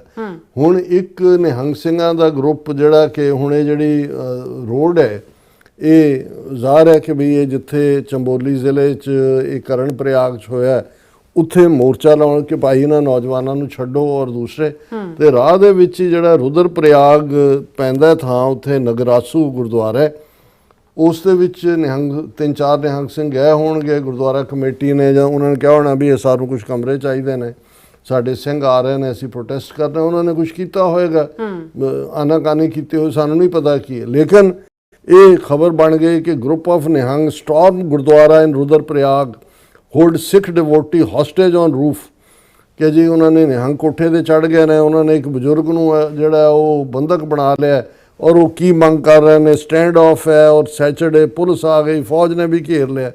ਹੁਣ ਜਦੋਂ ਤੁਸੀਂ ਇਹ PTI ਦੀ ਖਬਰ ਹੈ, ਹੁਣ ਹੈਡਲਾਈਨ ਪੜ੍ਹ ਕੇ ਤਾਂ ਲੱਗਦਾ ਵੀ ਪਤਾ ਨਹੀਂ ਕੀ ਹੋ ਗਿਆ, ਜਦੋਂ ਤੁਸੀਂ ਖਬਰ ਪੜ੍ਹਦੇ ਹੋ ਉਹਦੇ ਵਿੱਚ ਹੁੰਦਾ ਕਿ ਭਾਈ ਪੁਲਿਸ ਕਮਿਸ਼ਨਰ ਕਹਿ ਰਿਹਾ ਵੀ ਕੋਈ ਨਹੀਂ ਹੈ, ਕੁਝ ਗਲਤਫਹਿਮੀ ਹੋਈ ਗੁਰਦੁਆਰੇ ਦੇ ਪ੍ਰਬੰਧਕਾਂ 'ਚ ਔਰ ਨਿਹੰਗ ਸਿੰਘਾਂ 'ਚ, ਉਹਨਾਂ 'ਚੋਂ ਇੱਕ ਸਿੰਘ ਥੱਲੇ ਆਇਆ, ਉਹਦੇ ਨਾਲ ਅਸੀਂ ਗੁਫ਼ਤਗੂ ਕੀਤੀ ਹੈ ਔਰ ਉਹਨਾਂ ਨੇ ਕਿਹਾ ਕਿ ਵੀ ਅਸੀਂ ਲਗਾਤਾਰ ਇਨ ਟੱਚ ਹੈ ਔਰ ਅਸੀਂ ਉਹਨਾਂ ਦੇ ਕੰਸਰਨ ਸਮਝ ਰਹੇ ਹਾਂ ਔਰ ਵਿਲ ਫਾਈਂਡ ਏ ਸੋਲੂਸ਼ਨ ਔਰ ਕੁਛ ਨਹੀਂ। ਲੇਕਿਨ ਇੰਨੀ ਭੜਕਾਟ ਵਾਲਾ ਜਿਵੇਂ ਕਿ ਉੱਥੇ ਜਿਹੜਾ ਉਹਨਾਂ ਨੇ ਪੂਰਾ ਕਬਜ਼ਾ ਕਰ ਲਿਆ ਔਰ ਜਿਵੇਂ ਕਿ ਬਈ ਸਿੱਖ ਜਿਹੜੇ ਨੇ ਗੁਰਦੁਆਰਿਆਂ ਦੇ ਵਿੱਚ ਵਾਇਲੈਂਸ ਕਰਦੇ ਨੇ ਔਰ ਦੂਸਰਾ ਇਹ ਸਾਰਾ ਔਰ ਇਸ ਨੂੰ ਜਿਹੜੇ ਇਸ ਤਰੀਕੇ ਦੇ ਨਾਲ ਜਿਹੜੇ ਉਹਨਾਂ ਦਾ ਗੋਦੀ ਮੀਡੀਆ ਪੋਰਟਰੇ ਕਰ ਰਿਹਾ। ਹੁਣ ਦੂਸਰੇ ਪਾਸੇ ਅਸੀਂ ਦੇਖਦੇ ਹਾਂ ਕਿ ਵੀ ਐਨ ਇਸ ਮੌਕੇ ਦੇ ਉੱਤੇ ਸ਼ਿਵ ਸੈਨਾ ਦੇ ਮੁਖੀ ਨੇ ਪੰਜਾਬ ਦੇ ਵਿੱਚ ਗੁਰੂ ਸਾਹਿਬਾਨ ਪ੍ਰਤੀ ਮੰਦਭਾਸ਼ਾ ਬੋਲੀ, ਦੂਸਰੇ ਇਸ ਦੇ ਉੱਤੇ ਵੀ ਜਿਹੜੇ ਹੈ ਉਹਨਾਂ ਨੇ ਜਾਂ ਪੁਲਿਸ ਨੇ ਰਿਪੋਰਟ ਕਈ ਦਿਨਾਂ ਤੋਂ ਹੀ ਉਹ ਲਿਖ ਰਿਹਾ ਸੀ, ਪਰ ਜਾ ਰਹੇ ਸੀ ਸਿੰਘ ਰਿਪੋਰਟ ਕਰਨ ਨਹੀਂ ਸੀ ਕਰ ਰਹੇ, ਫਿਰ ਉਹ ਕਾਬੂ ਵੀ ਆ ਗਿਆ ਸ਼ਿਵ ਸੈਨਾ ਚੀਫ ਦੀ ਵਹੀਕਲ, ਉਹਦੇ ਤੇ ਉਹਨਾਂ ਨੇ ਥੋੜ੍ਹੇ ਬਹੁਤ ਨਾਰੇ ਨੂਰੇ ਲਾਏ ਜਾਂ 2-4 ਉਸ ਦੇ ਸ਼ੀਸ਼ੇ ਭੰਨੇ ਹੋਣਗੇ। ਇਹਨੂੰ ਵੀ ਇੱਕ ਵੱਡੀ ਖਬਰ ਬਣਾ ਕੇ ਕਿ ਬਈ ਇਹ ਕੋਈ ਟੰਡਨ ਹੈ ਕਿ ਜੀ ਉਹ ਤਾਂ ਆਪਣੇ ਦਫ਼ਤਰ ਜਾ ਰਿਹਾ ਸੀ ਜਦੋਂ ਕਿ ਉਹਦੀ ਵਹੀਕਲ ਨੂੰ ਪ੍ਰੋਟੈਸਟ ਸਾਈਟ ਦੇ ਉੱਤੇ ਨਿਹੰਗਾਂ ਨੇ ਰੋਕਿਆ ਔਰ ਆਈ ਵਿਟਨੈਸ ਅਕਾਊਂਟ ਦੇ ਮੁਤਾਬਕ ਜਿਹੜਾ ਹੈ ਉਹਨਾਂ ਨੇ ਉੱਥੇ ਜਿਹੜੀ ਹੈ ਉਹਨੇ ਰਾਜੀਵ ਟੰਡਨ ਹੈ, ਉਹਨੇ ਕਿਹਾ ਜੀ an attempt was made to murder him, ਹਾਂਜੀ ਕਿ ਮੇਰਾ ਤਾਂ ਕਤਲ ਕਰ ਦੇਣਾ ਸੀ ਕਿ ਜੇ ਪੁਲਿਸ ਨਾ ਇੰਟਰਵੀਨ ਕਰ। ਸੋ ਇਹ ਵੀ ਤੁਸੀਂ ਦੇਖਦੇ ਹੋ ਕਿ ਇੱਕ ਨੈਰੇਟਿਵ ਜਿਹੜਾ ਬਿਲਡ ਕੀਤਾ ਜਾ ਰਿਹਾ। ਹੁਣ ਦੂਸਰੇ ਪਾਸੇ ਸਿੱਖ ਪਿਲਗ੍ਰਿਮਸ ਉੱਤਰਾਖੰਡ ਲੋਕਲਸ ਕਲੈਸ਼ ਕਿ ਜੀ ਉਹ ਤਾਂ ਆਪਸ ਦੇ ਵਿੱਚ ਟਕਰਾਅ ਦੇ ਰਸਤੇ 'ਤੇ ਨੇ। ਇੱਧਰੋਂ ਹਿਮਾਚਲ ਦੀ ਹਕੂਮਤ ਵੱਲੋਂ ਪੰਜਾਬ ਤੋਂ ਜਿਹੜੀ ਕੋਈ ਗੱਡੀ ਹਿਮਾਚਲ 'ਚ ਐਂਟਰ ਕਰੇ ਉਹਦੇ ਤੇ $100 ਦੀ ਫੀ ਲਾਈ ਹੋਈ ਹੈ। ਇੱਧਰ ਨਿਹੰਗਾਂ ਨੇ ਜਿਹੜਾ ਹੈ ਉਹ ਲਾ ਦਿੱਤਾ, ਉਹਨਾਂ ਨੇ ਕਿਹਾ ਤੁਹਾਡੀ ਕੋਈ ਵੀ ਗੱਡੀ। ਪਰ ਮੈਂ ਇਹ ਦੇਖਦਾ ਹਾਂ ਕਿ we all of a sudden Nihang Singh in the focus ਨੇ। ਅੱਛਾ। ਹੁਣ ਜਦੋਂ ਮੈਂ ਆਸਟ੍ਰੇਲੀਆ ਵੀ ਵਿਜ਼ਿਟ ਕੀਤਾ, ਬਾਕੀ ਵੀ ਮੁਲਕਾਂ 'ਚ ਗਿਆ, ਯੂਰਪ 'ਚ ਵੀ, ਔਰ ਇਹ ਸੁਣਨ ਨੂੰ ਵੀ ਆਇਆ ਵੀ ਚੱਲ ਬਹੁਤੀ ਥਾਂ 'ਤੇ ਕੀ ਰਿਹਾ ਹੈ। ਫਿਰ ਜਦੋਂ ਮੈਂ ਇਹਨੂੰ ਜੋੜ ਕੇ ਦੇਖਦਾ ਹਾਂ ਕਿ ਵੀ ਜਿਵੇਂ ਯੂਕੇ ਦੇ ਵਿੱਚ ਇੱਕ 18 ਸਾਲਾ ਗੋਰੇ ਦਾ ਕਤਲ ਕਰਨ ਵਾਲਾ ਜਿਹੜਾ ਹੈ ਨੌਜਵਾਨ ਵਿਕਰਮ, ਉਹ ਨਿਡਰ ਨਿਹੰਗ ਦਾ ਚੇਲਾ ਹੈ, ਜਿਹੜਾ ਨਿਡਰ ਸਨਾਤਨੀ ਨਿਹੰਗ ਹੀ ਨਹੀਂ, ਉਹ RSS ਨੂੰ ਜਾ ਕੇ ਉਹਦਾ ਸ਼ਿਵਜੀ ਦਾ ਪੁਜਾਰੀ ਹੈ, RSS ਦੇ ਕੈਂਪਾਂ 'ਚ ਵੀ ਲਾਉਂਦਾ। ਉਸ ਘਟਨਾ 'ਚ ਵੀ ਅਦਰਵਾਈਜ਼ ਕੋਈ ਤੁਹਾਨੂੰ ਫਿਰ ਆਲ ਆਫ ਏ ਸਡਨ ਇਹ ਜਿਹੜੀ ਘਟਨਾ ਜਿਹੜੀ ਹੈ ਰੁਦਰਪ੍ਰਯਾਗ ਤਾਂ ਇਹ ਗੁਰਦੁਆਰੇ ਵਾਲੀ ਬਾਅਦ 'ਚ ਹੈ, ਜਿਹੜੀ ਚੰਬੋਲੀ ਜ਼ਿਲ੍ਹੇ 'ਚ ਹੁੰਦੀ ਹੈ। ਫਿਰ ਇਹ ਰੁਦਰਪ੍ਰਯਾਗ ਦੇ ਵਿੱਚ ਨਿਹੰਗਾਂ ਦਾ ਪਾਰਟ ਆ ਜਾਂਦਾ। ਫਿਰ ਇਹ ਹਿਮਾਚਲ ਬਾਰਡਰ ਦੇ ਉੱਤੇ ਜਿਹੜੀ ਲਾਈਨ ਹੈ ਵੀ ਆਲ ਆਫ ਏ ਸਡਨ, ਕਿਉਂਕਿ ਇਹਦੇ 'ਚ ਕੋਈ ਸ਼ੱਕ ਨਹੀਂ ਹੈ ਕਿ ਇੱਕ ਵੱਡਾ ਤਬਕਾ ਜਿਹੜਾ ਹੈ, ਔਰ ਉਧਰ ਜੇ ਭਗਵੰਤ ਮਾਨ ਦੇ ਖਿਲਾਫ ਅਕਾਲ ਤਖਤ ਨੇ ਉਹਨੂੰ ਪੰਥ ਦੋਖੀ ਕਹਿ ਕੇ ਬਾਈਕਾਟ ਦੀ ਲਾਈਨ ਦਿੱਤੀ ਹੈ, ਤਾਂ ਉਹਦੇ ਵੀ ਉਸ ਮੀਟਿੰਗ ਦੇ ਵਿੱਚ ਅੱਗੇ ਨੀਲੇ ਬਾਣੇ ਦੇ ਵਿੱਚ ਬਿਠਾਏ ਹੋਏ ਨੇ।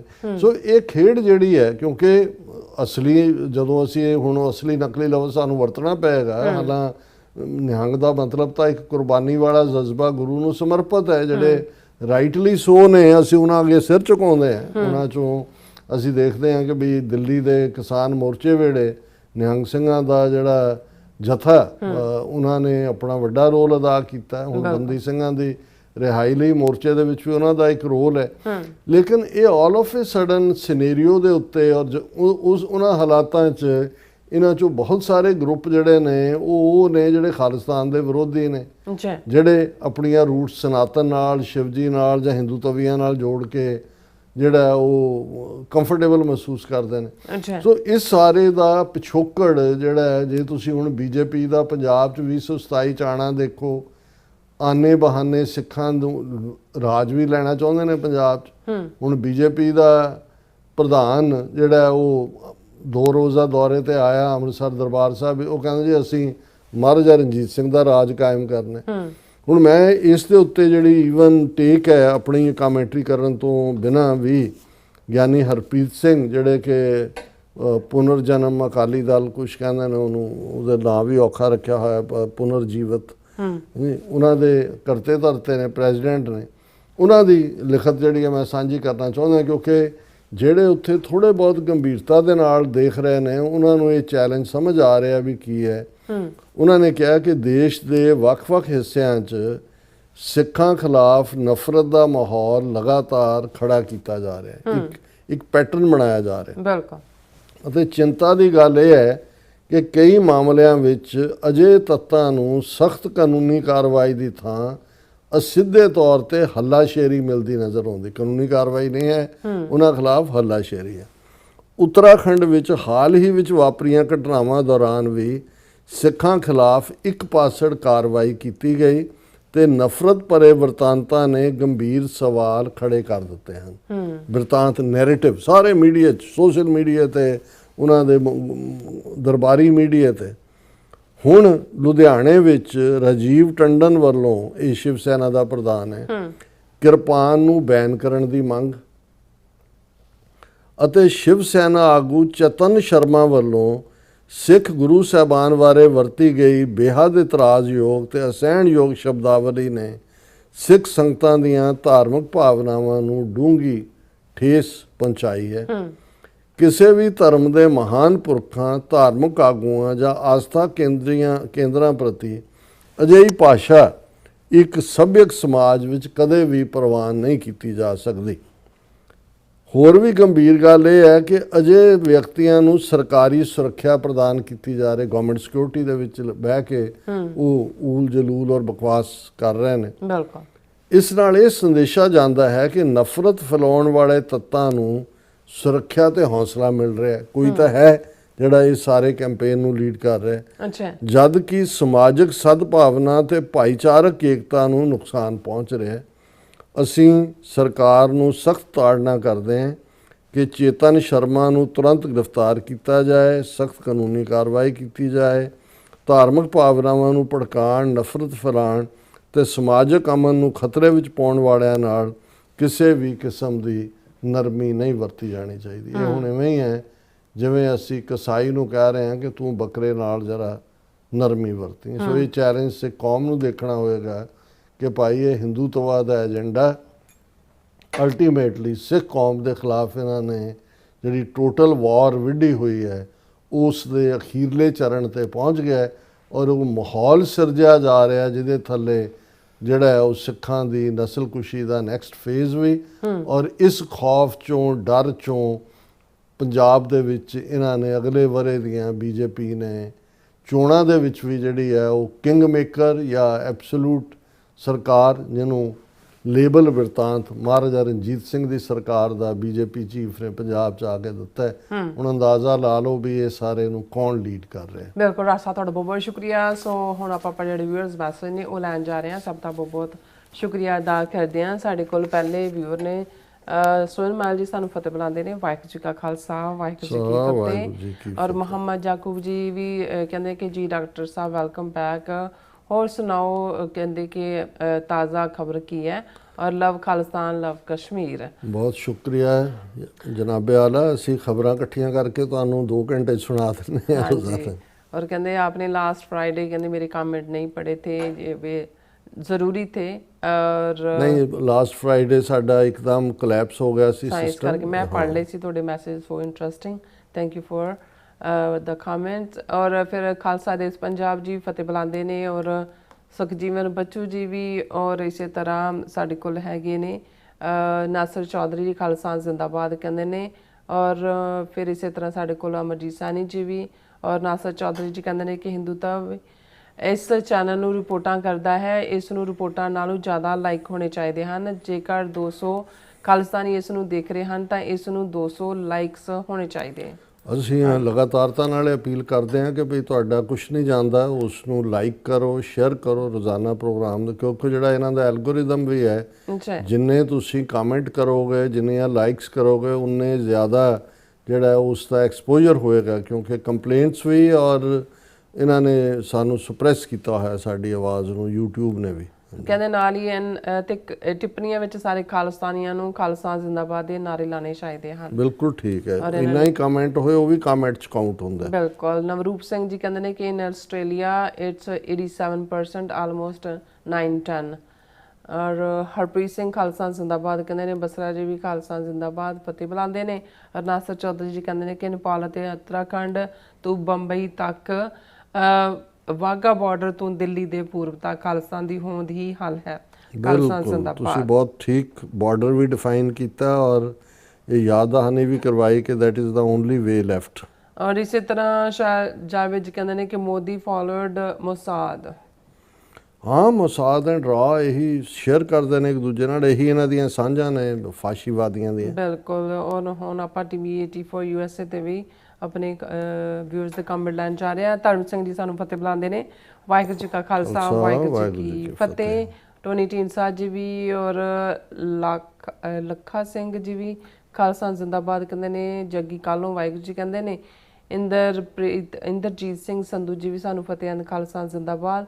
और सुरमुख सिंह भुल्लर जी भी जड़े ने ये भी फतेह बुलाते हैं और कहते प्रोग्राम बहुत वधिया और खालसा जिंदाबाद कहते हैं। माई पलविंदर जी भी जड़े फतेह बुलाते हैं। गुस्के जी भी फतेह और मिसरा सिंह जी भी खालसा जिंदाबाद। जसपाल सिंह कैले जड़े ने वो भी फतेह बुलाते हैं। गुरजीत सिंह जी भी फतेह। गबरू जी कहते very good decision as always. UK Canada have started showing their true colours to 6. We should get together now. Discussion, very good discussion. फिर इस तरह कहते हैं our population is declining and one main reason is that we have become too liberal and marrying our daughters in Hinduism, Christianity. The offsprings are never close to Sikhi at all. Gabru ਜੀ ਤੁਸੀਂ ਠੀਕ ਕਹਿ ਰਹੇ ਹੋ, ਪਰ ਮੈਂ ਇਹ ਵੀ ਦੇਖ ਰਿਹਾ ਵੀ ਇੱਕ ਤਾਂ ਰੁਝਾਨ ਬਹੁਤ ਸਾਰਾ ਲੇਟ ਮੈਰਿਜਸ ਦਾ ਵੀ ਸੀ, ਜਿਹੜਾ 2 ਦਹਾਕੇ ਪਹਿਲਾਂ ਸ਼ੁਰੂ ਹੋ ਗਿਆ ਸੀ। ਹੁਣ ਇੱਕ ਰੁਝਾਨ ਜਿਹੜਾ ਮੈਂ ਖਾਸ ਤੌਰ ਤੇ ਇਹਨਾਂ ਮੁਲਕਾਂ ਦੇ ਵਿੱਚ ਵੀ ਦੇਖਦਾ ਹਾਂ ਕਿ ਬੱਚੇ ਬੱਚੀਆਂ ਬਿਨਾਂ ਮੈਰਿਜ ਤੋਂ ਹੀ ਜਿਹੜੇ ਆਪਣੇ ਕੈਰੀਅਰ ਦੇ ਉੱਤੇ ਜਾਂ ਅਦਰਵਾਈਜ਼ ਜਿਹੜਾ ਉਹ ਸਰਵਾਈਵ ਕਰਨ ਦੀ ਲਾਈਨ ਰੱਖਦੇ ਨੇ, ਜਿਹੜਾ ਰੁਝਾਨ ਠੀਕ ਨਹੀਂ ਹੈ। ਔਰ ਇਹਦੇ 'ਚ ਵੀ ਕੋਈ ਸ਼ੱਕ ਨਹੀਂ ਹੈ ਕਿ ਜਦੋਂ ਤੁਸੀਂ ਮਾਈਨੋਰਿਟੀ ਕਮਿਊਨਿਟੀ ਹੁੰਦੇ ਹੋ ਤੁਹਾਨੂੰ ਹਮੇਸ਼ਾ ਇਹ ਫੀਅਰ ਵੀ ਰਹਿੰਦਾ, ਔਰ ਜੇ ਘਰਾਂ ਦੇ ਵਿੱਚ ਪ੍ਰੋਪਰ ਤੁਸੀਂ ਬੱਚਿਆਂ ਨੂੰ ਸਿੱਖੀ ਵੈਲਿਊਜ਼ ਨਹੀਂ ਦਿੱਤੀਆਂ ਤੇ ਤੁਹਾਡੇ ਬੱਚੀਆਂ ਜੇ ਬਾਹਰ ਨਿਕਲ ਜਾਂਦੇ ਨੇ ਤਾਂ ਇੱਕ ਵਾਰ ਤੁਹਾਡੇ ਦਾਇਰਾ ਕਾਰ ਚੋਂ ਤੁਹਾਡੇ ਮਜ਼ਹਬ, ਤੁਹਾਡੀ ਤਹਿਜ਼ੀਬ ਦੇ ਬਾਹਰ ਗਏ, ਫਿਰ ਜਿਹੜਾ ਉਹਨਾਂ 'ਚ ਤੁਸੀਂ ਸਿੱਖੀ ਕਿੱਥੋਂ ਪਾਲੋਗੇ। जी, और फिर इस तरह गबरू जी कहते हैं एग्जाम्पल्स अमिताभ बच्चन, रणबीर कपूर, रणवीर सिंह, सनी दिओल, सारे कहते पंथ विरोधी, कदों समझ आनी है सानू। ਹਾਂ, ਤੁਸੀਂ ਠੀਕ ਉਦਾਹਰਨਾਂ ਦਿੱਤੀਆਂ। ਰਾਦਰ ਜਿਹੜਾ ਫਿਰ ਨਵਾਂ ਉਸ ਪਾਸੇ ਜਾਂਦਾ ਹੈ ਉਹ ਜ਼ਿਆਦਾ ਆਪਣਾ ਸ਼ੋਅ ਕਰਦਾ ਹੈ, ਜਿਹੜਾ ਲਾਇਲਟੀ ਹੈ ਜਿਸ ਵੀ ਥਾਂ ਤੇ ਗਿਆ। ਇਹ ਸਾਰੇ ਹੀ ਖਾਸ ਤੌਰ 'ਤੇ ਅਮਿਤਾਭ ਬੱਚਨ ਦਾ ਜਦੋਂ ਅਸੀਂ ਐਂਟੀ ਸਿੱਖ ਰੋਲ ਦੇਖਦੇ ਹਾਂ ਫਿਰ ਸਮਝ ਆ ਜਾਂਦਾ ਕਿ ਭਾਈ ਉਹ ਸਿੱਖਾਂ 'ਚ ਆਪਣੀ ਥਾਂ ਬਣਾਉਣ ਲਈ ਕਹੇਗਾ ਕਿ ਮੇਰੀ ਤਾਂ ਮਾਂ ਸਿੱਖ ਹੈ, ਲੇਕਿਨ ਅਸੀਂ ਦੇਖਦੇ ਹੀ ਹਾਂ ਵੀ ਵਿਹਾਰ ਕੀ ਹੈ ਔਰ ਕਿਰਦਾਰ ਕੀ ਹੈ। और खान बनारस जी खालसा जिंदाबाद कहते, राजविंदर कौर जी भी फतेह बुलाते हैं खालसा जिंदाबाद कहते, गुरविंदर मान जी भी फतेह। ਇਹਨੂੰ ਭਾਜੀ ਦਾ ਮੈਸੇਜ ਪੜ੍ਹ ਦਿਓ। ਜਗਦੀਪ ਸਿੰਘ ਜੀ ਸਤਿ ਸ਼੍ਰੀ ਅਕਾਲ ਕਹਿੰਦੇ ਨੇ। ਨੂਪਾ ਜੀ ਕਹਿੰਦੇ ਨੇ ਜ਼ਰੂਰੀ ਨਹੀਂ ਲੋਕ ਐਕਟਰਸ ਦੇ ਹੀ ਫੈਨ ਹੋਣ। ਡਾਕਟਰ ਸਾਹਿਬ ਇੰਨੇ ਸਾਲਾਂ ਤੋਂ ਆਪ ਜੀ ਸੁਣਦੇ ਹੋ, ਇੱਕ ਸੁਣੇ ਦਾ ਬੌਂਡ ਜਾਂ ਬਣ ਗਿਆ ਹੈ। ਥਾਟ ਦੇਖ ਕੇ ਬਹੁਤ ਅੱਛਾ ਲੱਗਦਾ ਹੈ, ਇੱਕ ਆਪਣਾਪਨ ਫੀਲ ਹੁੰਦਾ ਹੈ। ਬਹੁਤ ਸ਼ੁਕਰੀਆ ਨੂਪਾ ਜੀ ਤੁਹਾਡਾ, ਔਰ ਤੁਹਾਡੇ ਵਰਗੇ ਜਿਹੜੇ ਵੀਰ ਭੈਣ ਸੱਚਮੁੱਚ ਜਿਹੜੇ ਸੱਚ ਦੇ ਨਾਲ ਖਲੋਂਦੇ ਨੇ। ਅਸੀਂ ਹੀ ਇੱਕ ਬਰਾਦਰੀ ਹੈ, ਇੱਕ ਦੂਜੇ ਦੇ ਐਡਮਾਇਰਰ ਵੀ ਹੈ, ਬਿਲਕੁਲ ਇੱਕ ਦੂਸਰੇ ਨੂੰ ਹੌਸਲਾ ਵੀ ਦਿੰਦੇ ਹਾਂ। ਬਹੁਤ ਸ਼ੁਕਰੀਆ, ਬਹੁਤ ਸ਼ੁਕਰੀਆ। ਸੋ ਇਸ ਤਰ੍ਹਾਂ ਆਪਣੇ ਵਿਊਅਰਸ ਕੋਲ ਨੇ ਇਜਾਜ਼ਤ। ਵਿਊਅਰਸ, ਸਾਡੇ ਪ੍ਰੋਗਰਾਮ ਦਾ ਸਮਾਂ ਇੱਥੇ ਮੁੱਕਦਾ ਹੈ। ਤੁਸੀਂ ਆਪਣੀ ਰਾਏ ਤੇ ਸੁਝਾਅ ਸਾਨੂੰ ਭੇਜਣਾ ਭੁੱਲਣਾ ਸਾਡੇ ਇਸ ਪਤੇ ਤੇ SOS@TV ਤੇ ਅਸੀਂ ਆਪਣਾ ਪ੍ਰੋਗਰਾਮ ਲੈ ਕੇ ਫਿਰ ਦੁਬਾਰਾ ਤੁਹਾਡੇ ਸਾਹਮਣੇ ਹੋਵਾਂਗੇ। ਤਦ ਤੱਕ ਲਈ ਮੈਨੂੰ ਤੇ ਆਪਣਾ ਸੁਣਾ ਗਿਆ ਦੋ ਦੇਖਦੇ ਰਹੋ TV84। ਬੁਲਾ ਦਿਓ ਫਤਿਹ। ਵਾਹਿਗੁਰੂ ਜੀ ਕਾ ਖਾਲਸਾ, ਵਾਹਿਗੁਰੂ ਜੀ ਕੀ ਫਤਿਹ। ਰੱਬ ਰਾਖਾ।